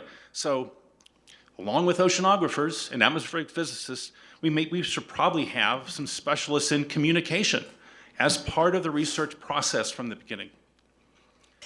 Not at the end. Right now, these people come in at the end and try to figure out what we did and say something about it. So anyway, that's a thought. No, this is, sorry, I'm going to interject my own little comment in here. This is a great point, and I think that some of the recent literature on climate services can really help us to think about who these, if you will, boundary spanners are that can do this work between the scientific community and the people who need to understand and have the impacts information translated to them. Thank you, Michael. Yeah, Daniele. Okay, so, well, I have a lot of thoughts, and I didn't participate in the breakout group, but I have to say, okay, I'll start very constructively, but I strongly disagree in a way with you and with Mari for many reasons, but one of them is actually this fact that everybody in this meeting has kind of seemed to like say, oh, we should really move away from these temperature targets. 1.5 doesn't mean anything. As a climate scientist, I strongly agree. For me, like, I understand what you mean, but on the other hand, I do not think that these numbers don't actually mean anything, because in the collective consciousness, now they do mean something. When we say people, like, we don't know how people are going to react to a lot of stuff, but these 1.5 thresholds by a lot of environmental groups, they've been really made as something concrete. Okay, groups like Extinction Rebellion, the people that protested in front of like the British Museum or the painting or whatever, they really framed the existential risk of 1.5. As a climate scientist, I can disagree with that a lot, but they are there. The IPCC report, they had an entire 1.5 report detailing the differences between 1.5 and 2. These are not just numbers that we as climate scientists talk to, but these are all numbers that are now in the collective consciousness. So we really have to, I think it's a lot more complicated than that, in the sense that also what Mari was saying, the way in which we frame our own research is really fundamental in how then the public, we cannot expect the public to do all the work. Right? What Mari said, well, when the engineers ask us like, well, what scenarios should I use? The honest answer is that it's complicated, that whatever we're going to do, either we trade too much simplicity for the actual meat, or we have to say, well, that's going to depend on a lot of things. And these are only for climate change. Then we have to say, well, probably you want to look at the worst case scenario. So you want to look at maybe something like SSP 370. And you don't have to relate that to SSPs, but you have to say a scenario where the warming is very high, and these are the impacts. But here we're talking about something even more complicated, and there's really no other way that is not to say it's really complicated when we say, well, if we do some form of climate intervention, we cannot simply say that's what it's going to do. We have to specify what kind of climate intervention, the strategy is based. So who decides to do that? Why? So all I'm saying is that, it's all, I think, a lot more, I don't think it's just the modelers create something, deciding on some scenarios, and then there's some sort of output. And it's our job to, it's really a lot, there's no other way. We have to also acknowledge the fact that the complexity of all of this is incredibly high. And for some things, we create our own narrative, and that's really, I think, for the 1.5, for the case of 1.5, like for the Paris Agreement, the history tells us the initial agreement was to go for 2.0. And then there were a lot of nations, a lot of academic research, agreeing whether 1.5 was a safe threshold or 2.0. And so those numbers are there. Like the Paris Agreement clearly talks about 1.5, and the public does know. My mother, she's not a climate scientist, but she knows she knows that it's a thing. She might not know the implication for coral reefs, but she knows it's a thing. So when the first news are going to say like, oh, we went above 1.5. Also, people are not going to care whether the IPCC defines 1.5 as 30 degrees average. In 2032, we're going to go above, or 2033 or 2038, we're going to go above 1.5 1 year. And then people are going to discuss that number. It's not an imaginary thing. It's there. We can disagree over how it's measured, but it's there. It's a real concrete thing. So we cannot avoid our scenarios. Also because it's also probably going to be the thing that it's actually useful to measure as an impact. When we talk about a lot of these impacts, we have to also recognize how messy measuring impacts is. And we see that for crop yield, like sometimes people that try to understand, what were the effects of Pinatubo on crop yield. That's complicated because there are a lot of factors. So defining whether climate intervention is going to be actually do something is not going to be so easy. So it's very likely that temperature is going to be one of the things that we're going to keep measuring and discussing, not just in model world, but in the real world. So, sorry, I'm just talking too much. Sorry, no. I think I think you make an excellent point, and that maybe there needs to be consideration of how we strike a balance between the two, so that we're not stuck kind of doing things along one dimensions, and we can extend out. But is it quick, Sam? Okay, we'll give you 30-second response, and then I'm going to get Simone, Dale, and online. I think that bit about 1.5 in the collective consciousness, I think that's completely wrong. It is not true in India, and it is not true in most of the countries of the global south. So I just want to point that out. And I'm not against 1.5. I think all that is great, and it's good. I'm just saying to be more effective, one has to go to the next step, which is to link those models to impact models. Okay, thank you. Simone? Yeah, I wanted to make a little point on really going on the uncertainty in some sense. And when we talk about impacts, the point is right now, we have all the studies right now that look at impact of certain scenarios. We know that different SIM scenarios give you different answers depending on how you apply it. And so then there's another complication. It's not only that the scenarios are different, but different models will give you different answers as well. There's an uncertainty that goes into, first of all, the scenario development, then into the Earth system models, and then the impacts. So there's a large range of where uncertainties occur. And that's really important because right now what we are basing our results on is almost only one model.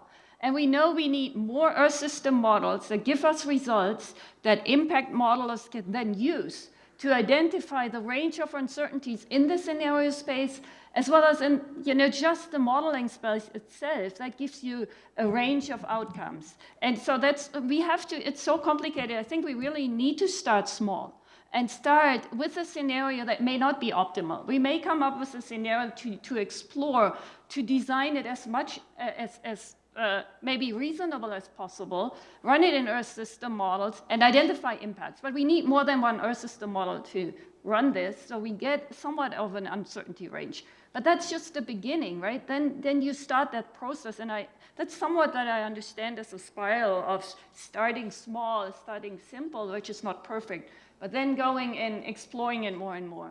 So that's where the iteration needs to come in. But people need to really keep in mind, we need a lot of thought on uncertainties here as well. Hey, thank you.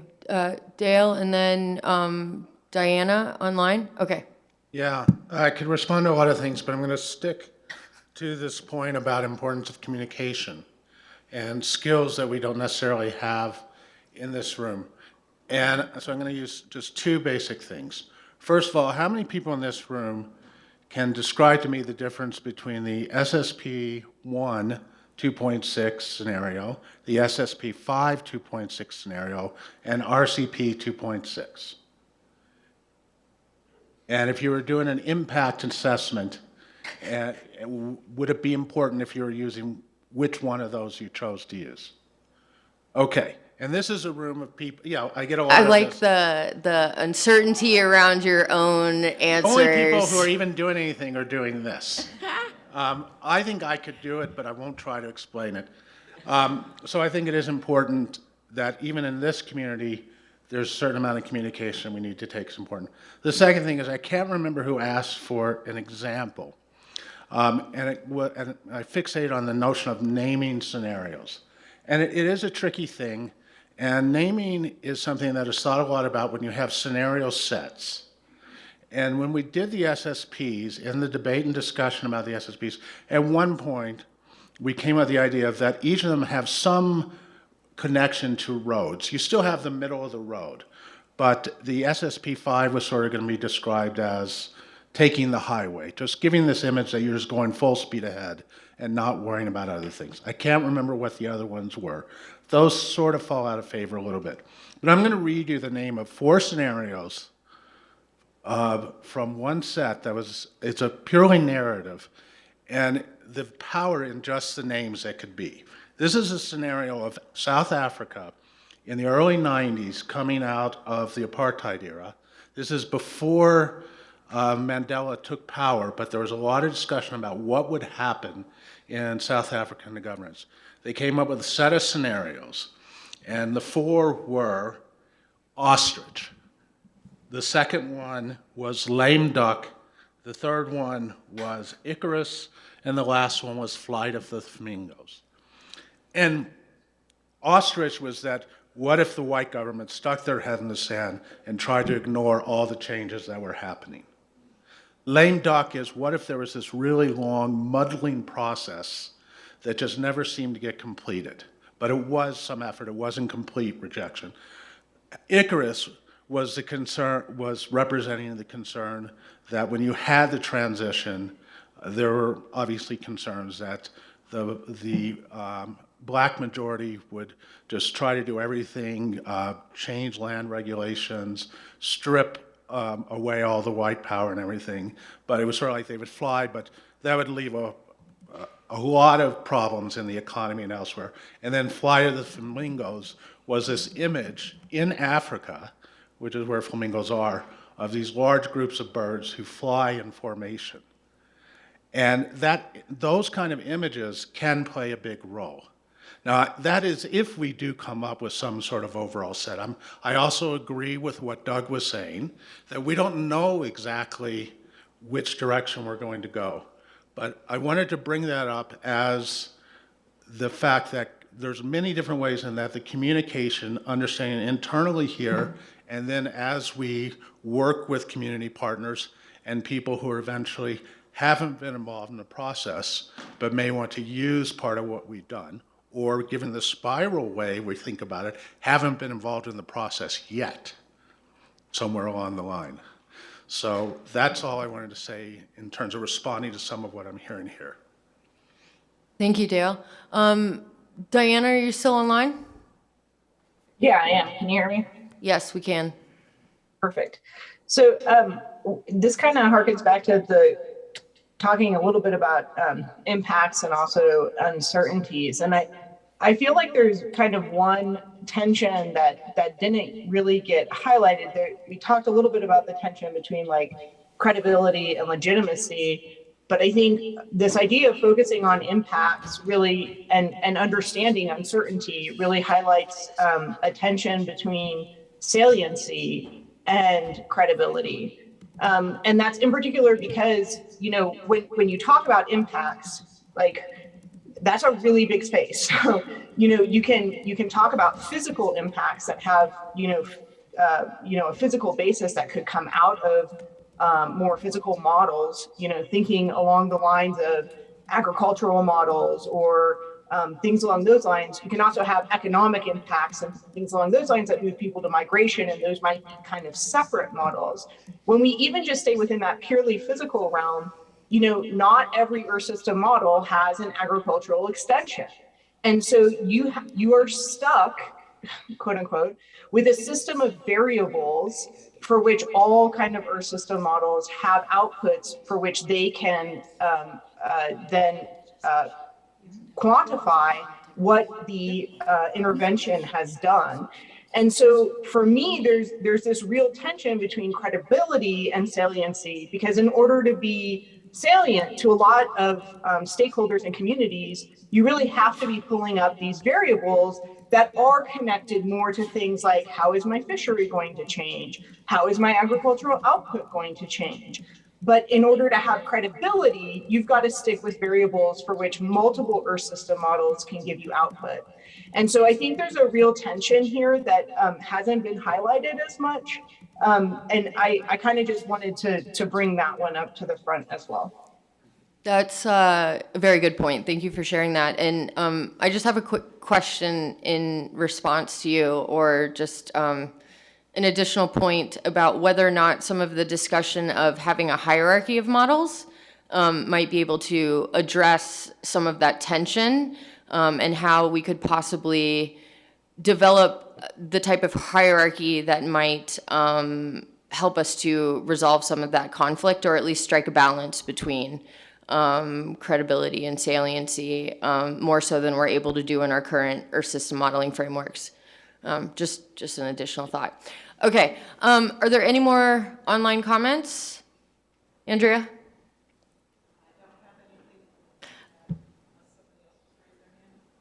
Okay. Oh, one more. All right. Sorry, I closed Marina? my window. Marina. Yeah, we see you. So go ahead and unmute, and this will be the last comment for this session. Okay, I'm sorry if I have asked again to ask to speak. I don't know, there is some kind of note on me. I think, and maybe this is the discussion for tomorrow, but I think each of us is using the word scenario and they mean different things. And I think unless we clarify this becomes a roadblock in progressing in the discussion. Because some of us, some of what I heard is some of us speaks of scenarios as the model outputs. And when some of us that says the scenario are not predictions and therefore they're not model output, this is generally read as they are simply stories or storyline with no value for making decisions. But what we actually are saying is that they are not prediction in the sense of the traditional sense of prediction, that in other words, cannot estimate the probability distribution of interactions among those uncertain driving forces.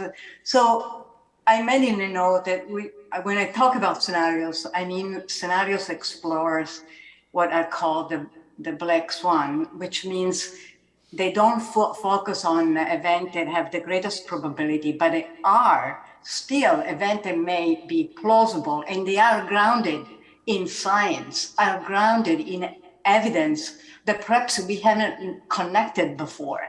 So scenarios, what they do, they help make decisions that are more robust because they take into consideration all those plausible futures rather than thinking about optimal decisions, which assume that we have a specific prediction with a specific probability that that will occur.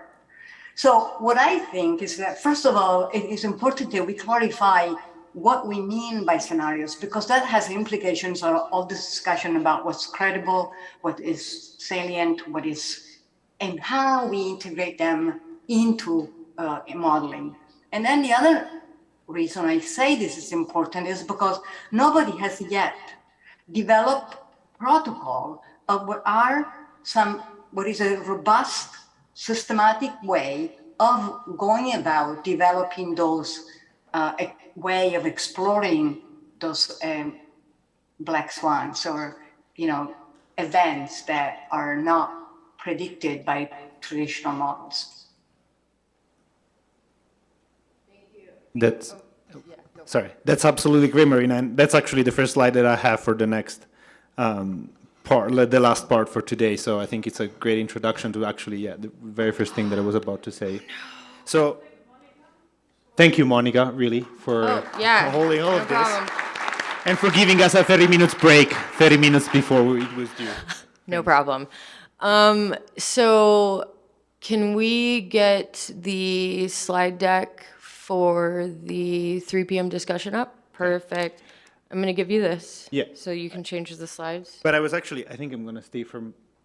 No, that's fine. I'm just going to give you this. Yeah, so I can change if there's input. Okay, so, hold on 1 second. Sorry. Somebody left a blue notebook up here, and I think it might actually belong to Alicia.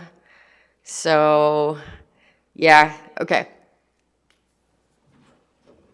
Okay, so well, Doug from online is also going to help me in this session because he was meant to lead this one. So we're just going to try to give a bit of an overview of what we want to achieve tomorrow in the breakout groups.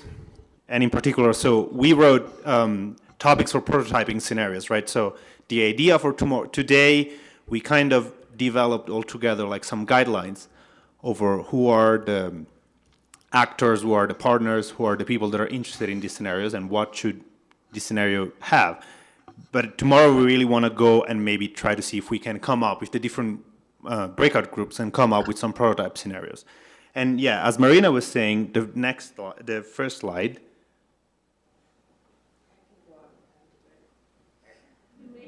Yeah. Okay. Oh, no, you moved. Okay. Yeah. Right. So, and the idea was really to acknowledge, first of all, that not all of scenarios have the same purpose. Scenarios can have different purposes. And so if different breakout groups, they can come up with scenarios whose purpose is different from one another.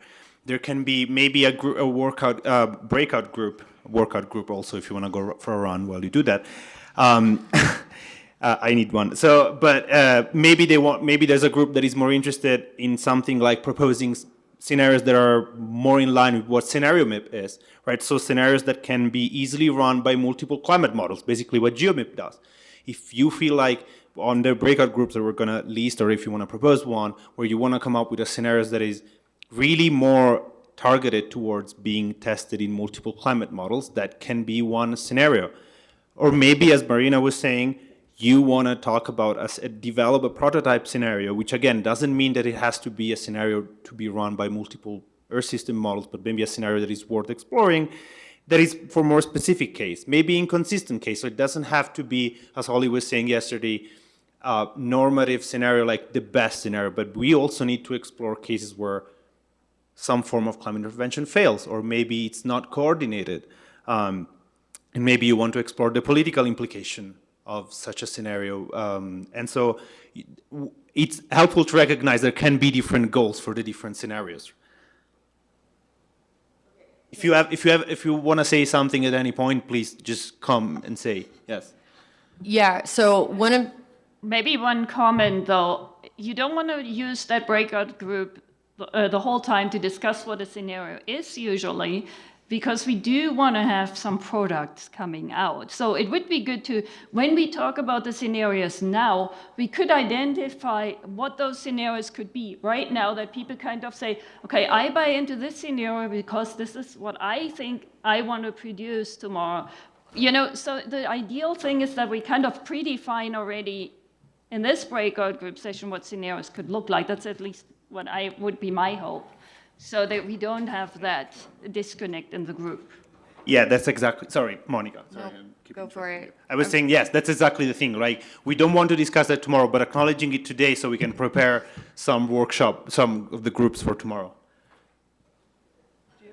Yes.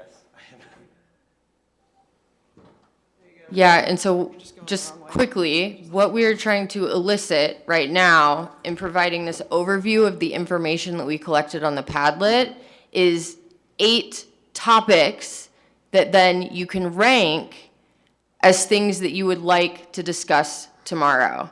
And so what we'll do is we'll have the list at the end of this discussion.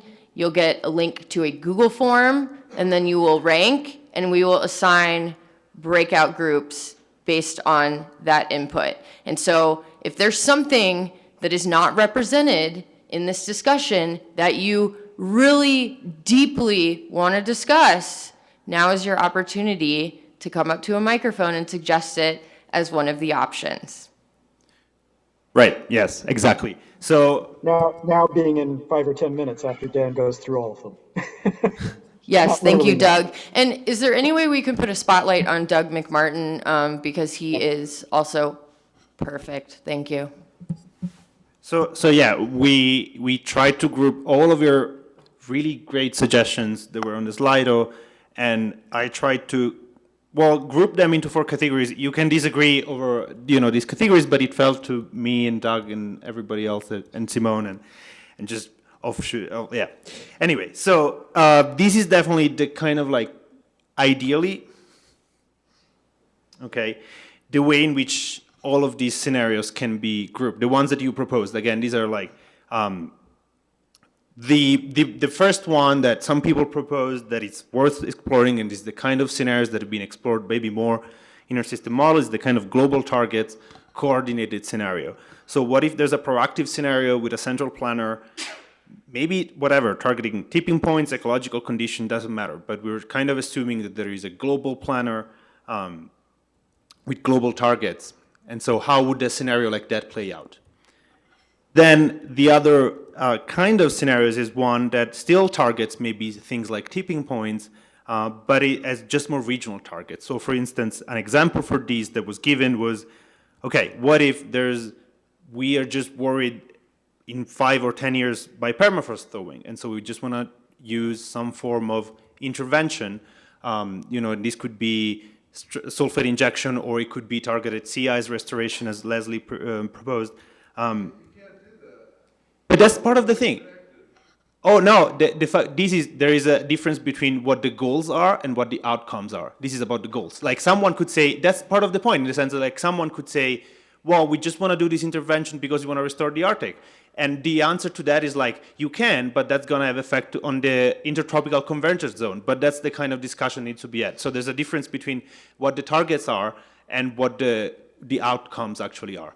And again, this is useful just to explore, right? If we come up with pathological scenarios, a scenario where you just cool one hemisphere, because nobody in the southern hemisphere has the capabilities to do that, but someone in the northern hemisphere does, that's a pathological scenario that we don't want. Nobody sane of mind would want it, but it's out there, and so we need to explore that. It's part of the discussion. Again, people might disagree on this, and again, some. And maybe you can see the scenario more like there is maybe no global intervention, but there are different regional targets that could be combined and coordinated to make sense, right? You could say, yes, I want to save the Arctic, but then I do have to cool on Arctic too, else we produce somewhat an uneven cooling, but we also want to cool some regions with marine cloud brightening in different areas to, more like an adaptation that is regional but coordinated, a somewhat positive way to regional intervention. Right. And I think that was something that was suggested. Yes, actually that was something that was suggested. Yeah, Doug. Can I make a suggestion? Mm-hmm. Can I suggest that Dan goes through the rest of the slides before questions? Yeah. No, So yeah. I actually think, we actually started by taking all of the ideas that were on the Padlet and trying to group them. And so, those groupings basically sort of provide some sort of seed comments and so forth for directions that one could take scenarios. Right. At some level, we made an attempt to try to put some overall architecture to think about that. But at some level, you could throw this out altogether and just look at those groupings and use those as seeds for thinking about what direction to take. Right. Yeah. So I would say before you criticize this slide, go through the rest of them. Okay. Yeah. And again, this is really like when you're in the breakout groups, you can disagree and say, well, I don't think that this scenario is meaningful. And respectfully, hopefully, have this discussion and maybe come up with the fact that there is no such thing as a regional target scenario, but it's useful to have that discussion anyway. So then we have scenarios that are more uncoordinated. So we said that I'm going to go through the slides and then give comments at the end of, I just have 2 more slides. And so then we have cases where we have uncoordinated deployments that are still global. So there is one actor, one country, or a set of actors that just try to optimize a global intervention just for them. This is different from a global coordinated because it could be not optimal for everyone, but it's still a scenario that is worth exploring. And it could be that when you try to do that in an Earth system model, you do not actually see the difference between a global coordinated one and a global uncoordinated one, but it doesn't mean that it's not worth exploring.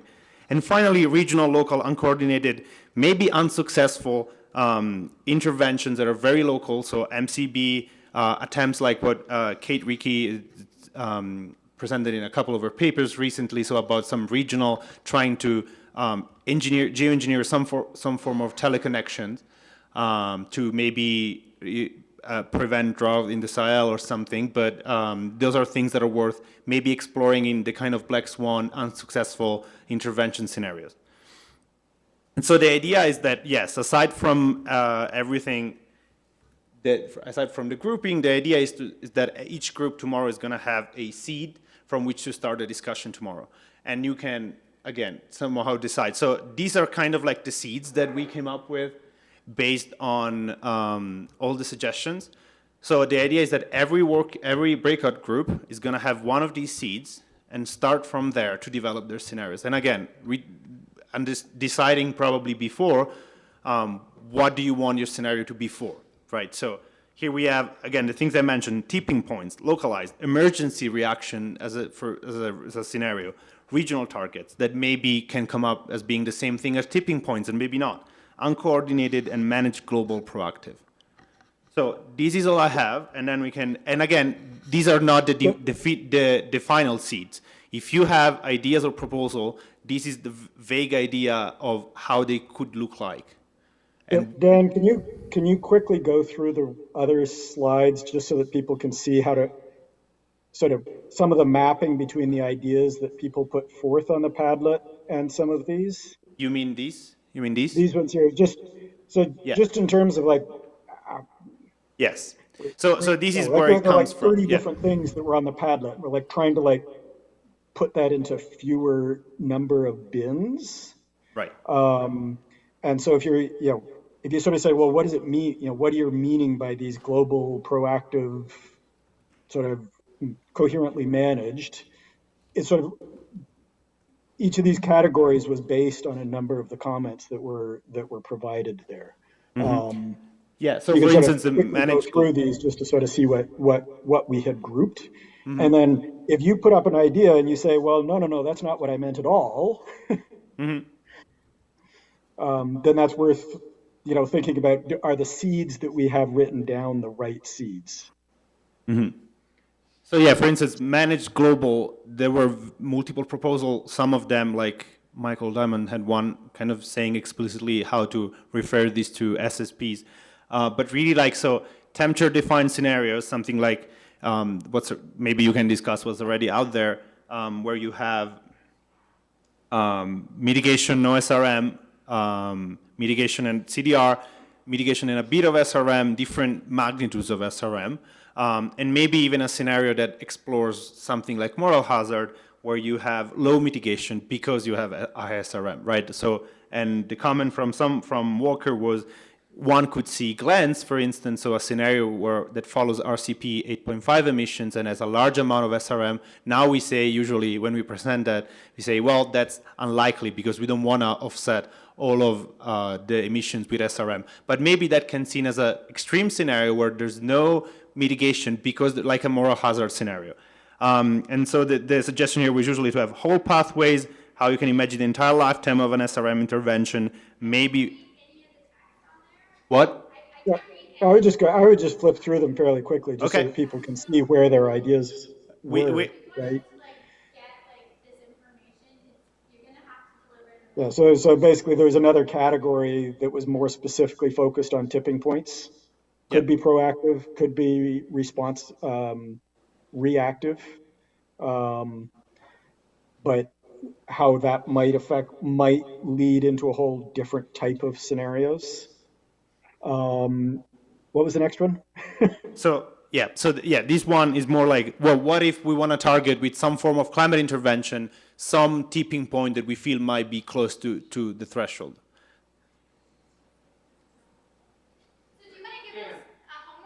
No. Okay, this is just an example of all of this. We just wanted to go through an idea. Okay, we can go through this even more quickly, but this is basically.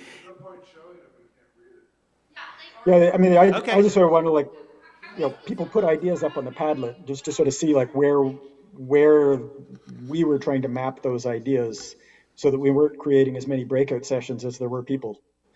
So the thing is, everybody would come up with their own scenario, right? But we cannot do that because we want to divide ourselves in less breakout group than possible.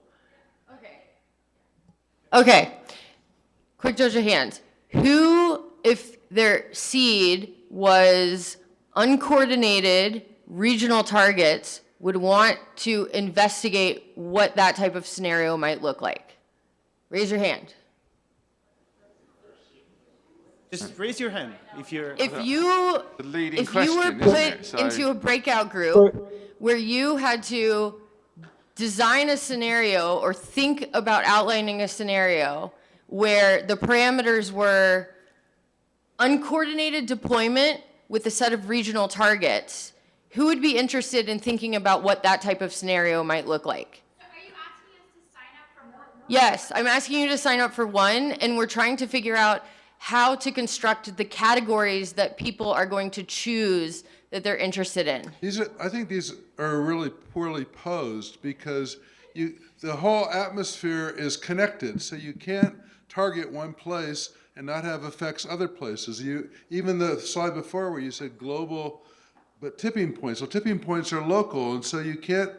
I mean, the way Simone mentioned it was really good. Can you control several different things at the same time?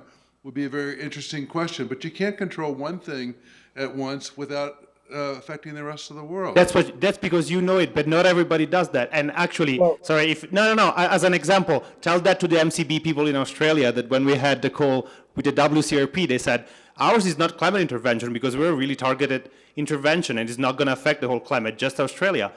You know that, but not everybody knows. We cannot assume that we all come from the same background of knowledge about teleconnection and tipping points. So if you want to go to one of the breakout groups and say, I think this is completely useless because that's not how the atmosphere works, again, respectfully, that's part of the discussion. But people discuss that all the time. People are discussing whether if there's a nuclear winter and we also have SAI, whether 6 billion or 6.2 billion people are going to die. Me and you know that that's not how the uncertainty works, and you cannot do that. But people still do that, and it's useful to have that kind of discussions. And I just want to add some context. Regardless of whether the atmosphere works or not, I mean, you can still focus SAI, for example, at high latitudes. That's just a statement. I just want to add some context which might help. The whole goal of this is simply to elicit some scenarios. And we could get 150 from 150 people, but in order to make it down and give people a chance to discuss these, the idea, whether we like them or not, is just to give some parameters to start discussing them, whether these are good ideas, bad ideas. And so, I think these are really, really general, global, local, coordinated, uncoordinated. It's a simple matrix. Within that, you can talk about anything you want and come up with an idea, but it's to try and keep from having 150 totally different ideas out of it. And I think that's just want to make sure that context is. Yes, thank you.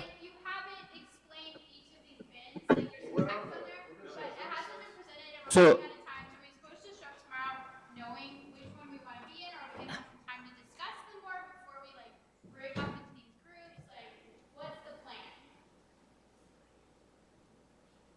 So the plan is that you pick a scenario that you're interested in, right? We're trying to get ideas about what type of scenario you would want to do right now. So one example might be, okay, there's a couple people in the room who want to look at multiple actors, uncoordinated, like SAI deployment. Okay, that's going to be on the list. That's one thing that you can say, yes, that's my top priority. You're assigned to that group, and then there's a list of questions and objectives that you need to meet in discussing what that scenario might look like and who needs to be involved in the process. And sorry. Okay, maybe Daniel. So what our attempt was, we have all these suggestions, right? We try to group it because everybody has some ideas that are very specific, but we try to group it basically in these 4 categories because we think that's a good start. People could kind of say, no, wait, there's something really not covered here. That would be one discussion. The second discussion is, can we actually, from those 4 categories, form topics for breakout groups tomorrow that people could sign up to? And I don't think we should sign up now. We should sign up over tonight and tomorrow at 8. We'll still have another discussion. That's what we're going to do, but we need a finite list of like 8 things. And Well, you know, it can if be you want 4. us just to arbitrarily pick ones, then okay, there, discussion's over. We'll do that. You'll get a link to a Google form and you'll decide which scenario of the 8 that we've arbitrarily chosen you want to explore. Right, so let's start Monica, with the comments. did you change what I thought the intent was to actually have much fewer than 8 and actually have multiple breakouts potentially addressing the same thing. That depends. I was just picking on, a number. I think it depends I was on actually what thinking we the number want we to. were aiming for was more like 4. Right. So Well, it depends. Maybe we start with the comments Yes. first. And I mean, Andrew was first. Andrew was first, and then Sam. Then Sam, and then. Yeah, thanks for calling me. I just want to point out, before I make my comment, that framing is published in our paper, 18 politically relevant solar geoengineering scenarios, which Simone was on, and it would be good to get a credit, because obviously academia's currency has been credited for the work you've done. I wanted to say that's a useful framing. Obviously, it's the one that we used in our paper, but there's other ways that you could consider the space. So, for example, you might want to include non-temperature target. You might want to group by the target. So, for example, you might say, well, okay, we're interested in comparing temperature-focused measures with biodiversity-focused measures, or long-term sea level rise focused measures, or political stability measures, right? And I think that's, you know, I'm not criticising that framing because I think it's useful, but I think that there are other framings or other ways of segmenting the discussion that could also yield perhaps more interesting results. Right, and you're saying that if you would say that, like my framing is, I wouldn't say tipping points was a big one, right? You could do it in multiple ways. Obviously, Ellen mentioned, either you do it in the global coordinated, regionally coordinated. So we could have a scenario that says temperature target, other targets and temperatures may be tipping points, and then find that connection, which would be fine. That's why the clouds that they showed in the next slide did not really follow the structure. This was just a way to do it. Yeah, I'm just saying that the output tends to follow the structure. And so if you want to invite people to think about, for example, centurial scale timescales, right, then you probably want to prompt people to look at those as opposed to just putting it on their matrix like that. But anyway, that's, you know, yeah, no, we can't do everything. So it's up to you what you include. No, I think it's up to you, to us, to decide what we want. And that's where we are here to discuss this. Sam. Hey, is this, yeah, it is. Yeah. I just wanted to, like a practical suggestion. Mm-hmm. I am actually excited about the idea of being randomly assigned one of these and then having to think sort of on my feet creatively. So I feel like if there are people who don't sign up overnight, feel free to randomly assign them. Right? Yeah, and actually one of the options is to just say any. Okay, cool. So you can get a random assignment if you don't have like something specific that you want to look at. So that will absolutely be an option. No, this is just... Well, can we just leave it open for people to choose what they want, and if it's random assignment, they can do that? Like you can choose to be randomly assigned, or you can choose a specific topic. Yeah, we can do that. Okay. I don't think they're mutually exclusive. Could I make a suggestion? And I like these 4 breakdowns here, and you want 8 groups. How about you do these four groups and do them with both temperature and impact targets? So you end up with 8, and then you randomly assign people. And then you get away from the debate, you get away from trying to have to balance this. And so you just have 8 groups, because that's the number you wanted. And so you use these 4, and then you have each one of those has either a temperature or an impact as the target they will use for that scenario. And then you can have an operational way of dividing people up, rather than having the problem that if you self-select, you're not going to have balanced groups to start with. I'm not sure how that, like, okay. No, Okay, good Peter, I feedback. think I okay, we understand. can figure it. We can figure it out. I like the idea of like how the target was going to be, whether it's going to be impact, but keep them generic and let the groups work out what sort of scenario they want to do, and that can be discussed amongst the group. Okay, Cheryl.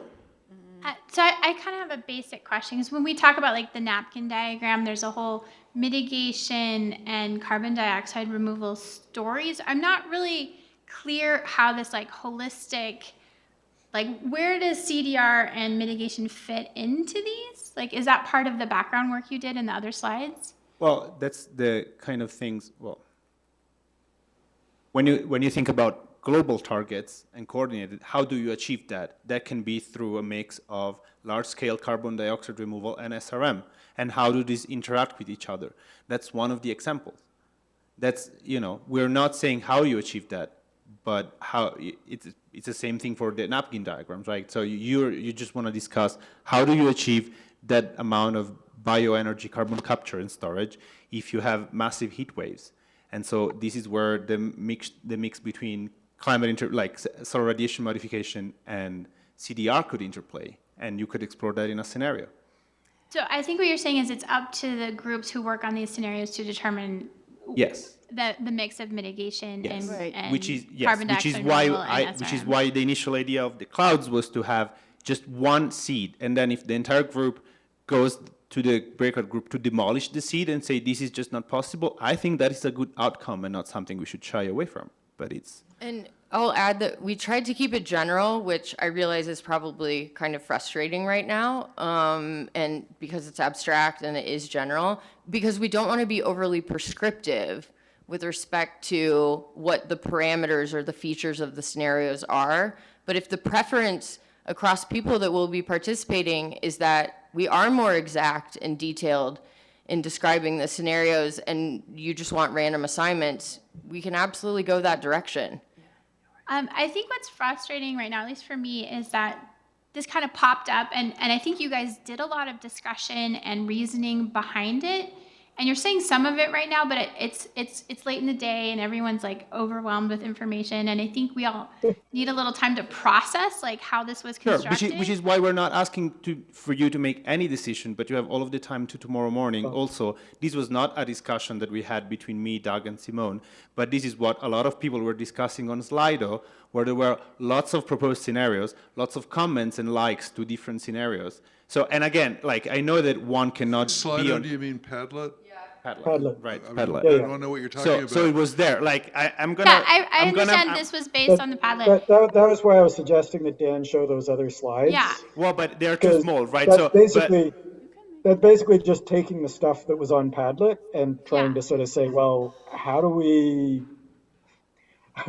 take this from 30 things down to a relative handful? So I think what would be really constructive here is if we started out the morning with a presentation of exactly what Doug just said, that can be presented very clearly what the thinking was in putting all of those different ideas into these bins. And then I think you'll have a lot more buy-in from everyone if they understand in more detail how you put those together. And we'll be able to, because you're saying right now, here's these bins, are you in the bin? And I'm like, I don't even know, because I haven't had any time to process this or think about how this was constructed. So if I had more information and time to think about it, I would have a better feedback on if this is how we're constraining our scenarios. It could be extremely important for world governance and the future of humanity. I think we should spend a little time like on this part and have everyone buy into the process and, do co-design with the people here in the room, as an example of how to do co-design more broadly in the world, right? I think the point, so just to clarify, what we do right now And we don't, actually, that is a really good point. The idea was that we have a discussion now. We have a discussion tomorrow, 8 to 9, that exactly could do what you just suggested. This is a great suggestion. And I really also think to the comment that you're saying, some people suggested scenarios, some people voted up, some people voted down. We should take that into account. We could not just say arbitrary selection. I think if people are passionate about a scenario to explore, we should let them explore it. I think you shouldn't just say, you have to explore the regional intervention now. It's something that people need to be passionate about, and that's why we kind of thought it's better that you self-select. But again, that's a choice we can make here tonight, and tomorrow we can do a much more, another discussion when everybody had slept over.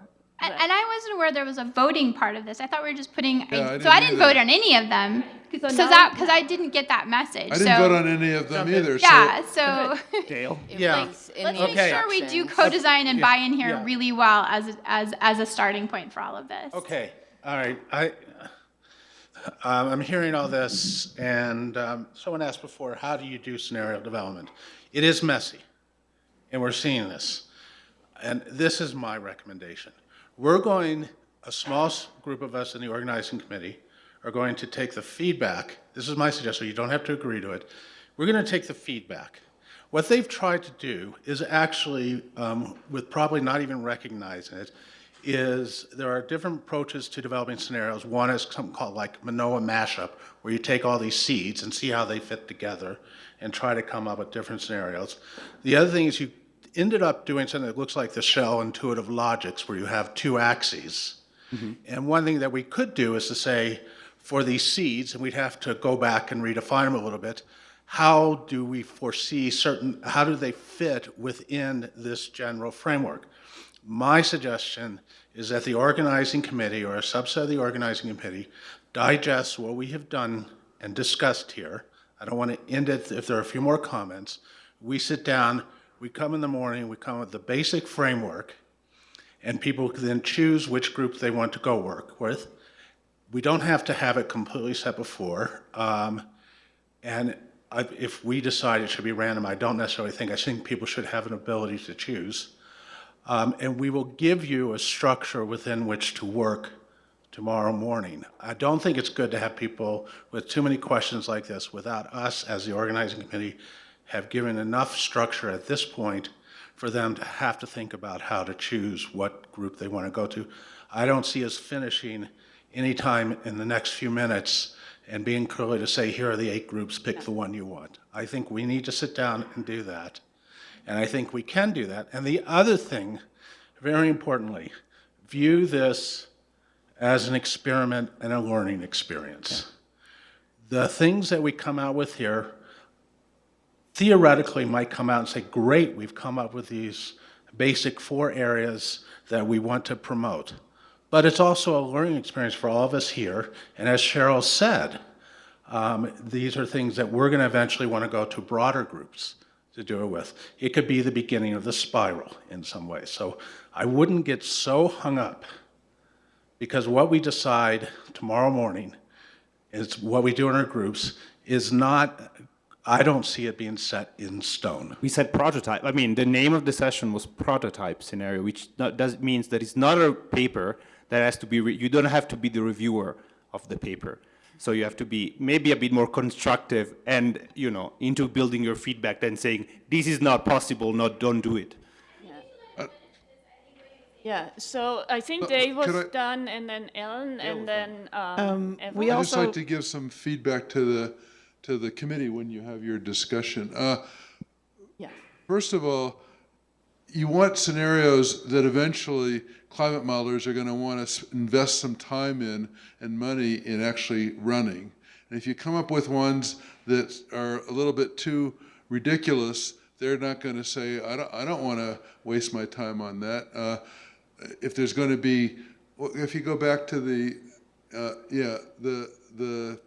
4x4 thing before, the couple at the bottom with uncoordinated, with different countries doing different things, out of control, I don't think that would ever work, because you'd have global war. So why would anybody want to waste time modeling that? So I'm just, even though people think it's an interesting scenario, I'm not sure it would be useful for modelers. The other thing I'd like to disagree and agree with Peter. I don't want to be randomly assigned, but I think impacts are really important. All the scenarios so far have been temperature-based, global temperature or temperature gradients. I think it'd be very useful to look at, as you say, ecological conditions or agriculture or something like that as a metric for designing it. So I think that would be very useful. And finally, GeoMIP has sort of come to a halt because of technology has moved into the future with these feedback scenarios that Doug and Ben Kravitz built and has been used very successfully here at NCAR. But there's, as far as I know, there's only one other model. Jim Haywood is implementing it at UK. But if we want scenarios that can be used by multiple models, they have to be doable with the technology that's going to exist in the near future. So I'd like you to think about that as far as what we're going to be coming out with. Actually, I think we should step a little back. I think we did not explain it from the beginning on what was the purpose of our breakout group session tomorrow. And I don't know if I think Monica went through it. That would be useful. But I mean, one thing what we want to do is people are deciding on a scenario more or less broad and what they are excited about. They would be in that group. And then they would actually in the first hour, go through and look at what are the targets, temperature, whatever. What's the geopolitical or situation? What is the land management? What's the population? What is the option I want to choose? SRM, marine cloud brightening, whatever. Is it local? Is it regional? That's the definitions we have listed that everybody has to answer for that scenario. And that the second step is really how do we implement that? How do we get a workflow going for this type of scenario? Who has to be included in designing it? How would it be? That's kind of the picture of the two breakout groups, and you guys can correct me. I mean, this is really something we worked out as an idea, and that's where we are now as to how do we get people together that can do a little bit of a scenario that they feel is worth exploring in that way? Maybe that helps a little bit? And as I said in the first slide, doesn't have to be a scenario that has to be done by multiple Earth system models or part of GeoMIP or whatever.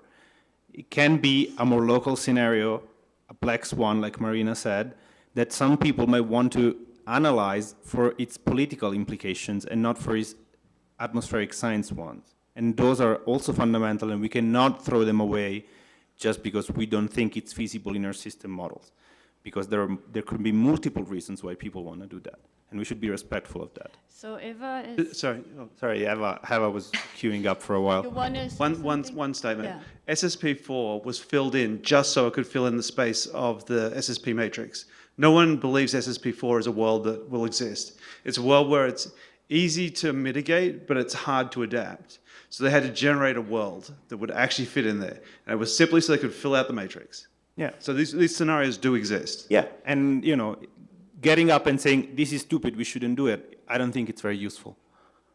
Eva? Okay, so I just wanted to comment my thoughts from sitting there in the room and also alluding to something that Simone and Dan already said. I think there's a little bit of miscommunication going on in the room in terms of what people actually expect from this workshop. And there's definitely people who are looking forward to designing a golden scenario that's going to be our best idea representation of what geoengineering could be. And then we could then pass to all the different modeling groups for the impact studies and something that would eventually have a policy implications. And there's also another community that realizes there are still so many things we don't understand about the impacts of geoengineering in terms of both on the climate system, on agriculture, on the biosphere, on the political ramifications, on the economy and all the things. So I think there's, from alluding to what Ted was showing in the very first talk of the yesterday, so I think both it's important, ideally we would want a scenario that's, again, is like a golden scenario that can be used for impact studies. However, given that there are still so many things we don't understand, I think it's important to bring all the people from all the different backgrounds in the room so that they actually talk to each other. And when we talk about scenarios like the one that are on the slide in here, I think there should be a little bit step taken backwards from the word scenario, as in like, it's not something that necessarily needs to be given then to policy, to loads of modeling groups and then to policymakers, but it's something that could be used for our understanding of geoengineering, its impacts on the climate system, on biosphere, agriculture, on political ramifications, and there are all of those. It's basically exploration of possible futures, and if something that is, some people in their area of expertise think this is something that's really worth exploring, I think this is something really important to explore, and the reason why there are all of those people from different backgrounds is that we can actually understand what are the priorities from people from other expertise. So like, to some extent, yes, we call it scenarios, but another way of looking at it is sensitivity studies, which is something that we really need to be exploring right now because there are still so many things that we don't know about the impacts of geoengineering on the Earth system and the human system.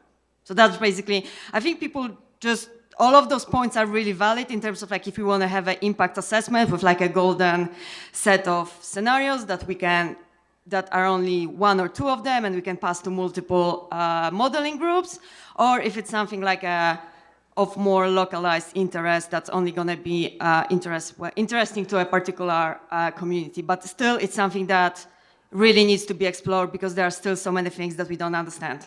And that's it. I'm sorry, I'm going to shut up right now. No, this is a good point. I mean, if we do develop scenarios that are policy relevant, as you say, if we do develop scenarios that include more than one part, SRM or MBC, like that's not a sensitivity study, right? You need to understand actually what can be done with those different options. So it's a process, I think, along the way. If you develop a scenario, from the development scenario to the actual model run and maybe the impacts and the outcomes, there's a long way, right? That's the long step, workflow to go to. And I think that's what we also want to work out. If you have multiple things that you put in a scenario, you need to maybe first explore one after the other to know what is reasonable. That's part of this process to develop, to me, at least. Right. I'd like to say this is the beginning of a conversation. It's not the end of a research program. We expect this to be a multi-year research program. We don't expect to have these golden scenarios coming out right now.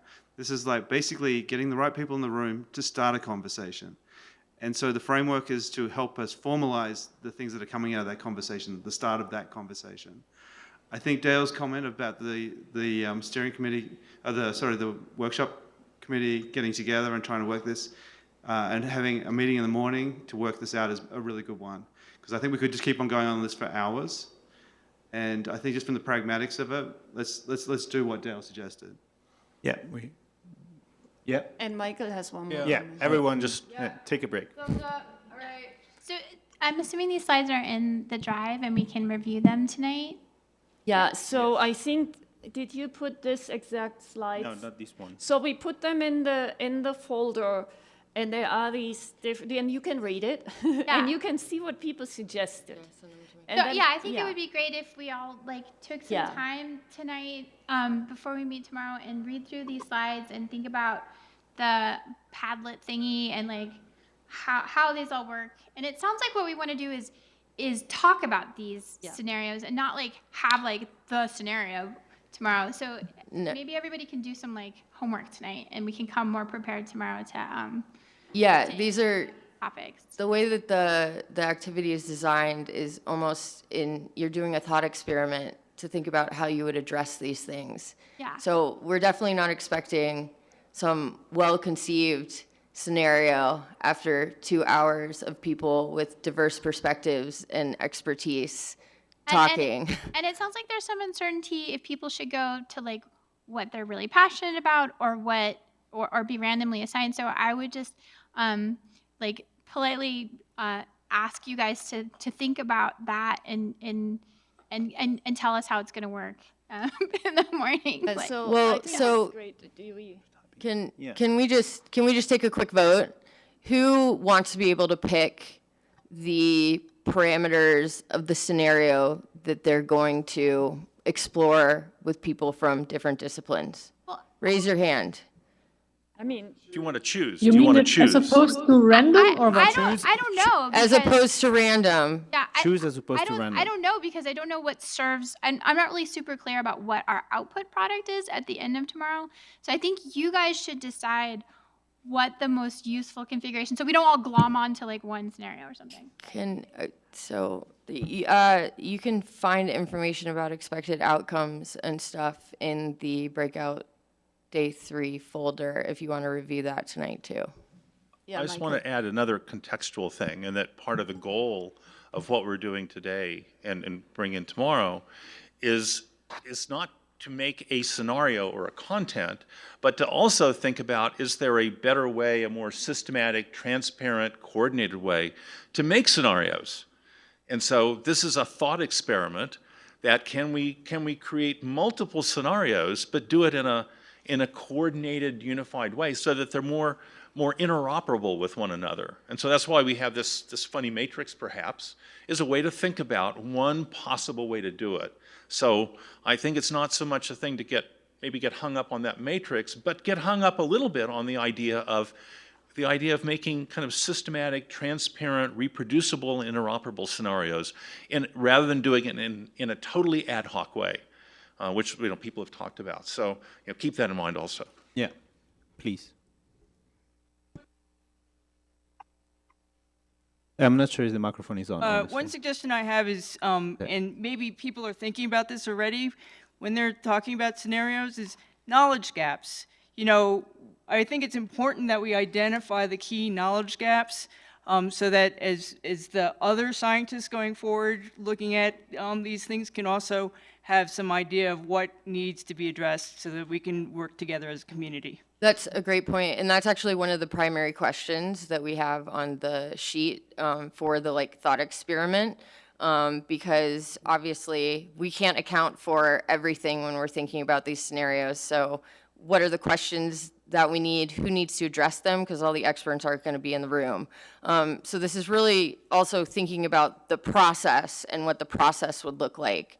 And we just wanted to have some sort of topics to orient you towards thinking about that process. And that's what we were hoping to achieve with eliciting the Padlet suggestions and then trying to do a thematic analysis of the Padlet suggestions so that we could parse down the 30 to 50 suggestions that we actually got into a suitable number of groups for the participants. So on that note, I'm going to take the authority to say that we adjourn for the day. Unless, of course, you are part of the organizing committee and you are stuck for a little bit longer. Everybody else, have a great evening. Have a good evening. There will be more. I did want to mention that there is not coffee listed on the printed agenda, but there will be coffee here at 7:30 if anybody wants to come and network or really needs some extra wake-up juice in the morning. So. Or motivation.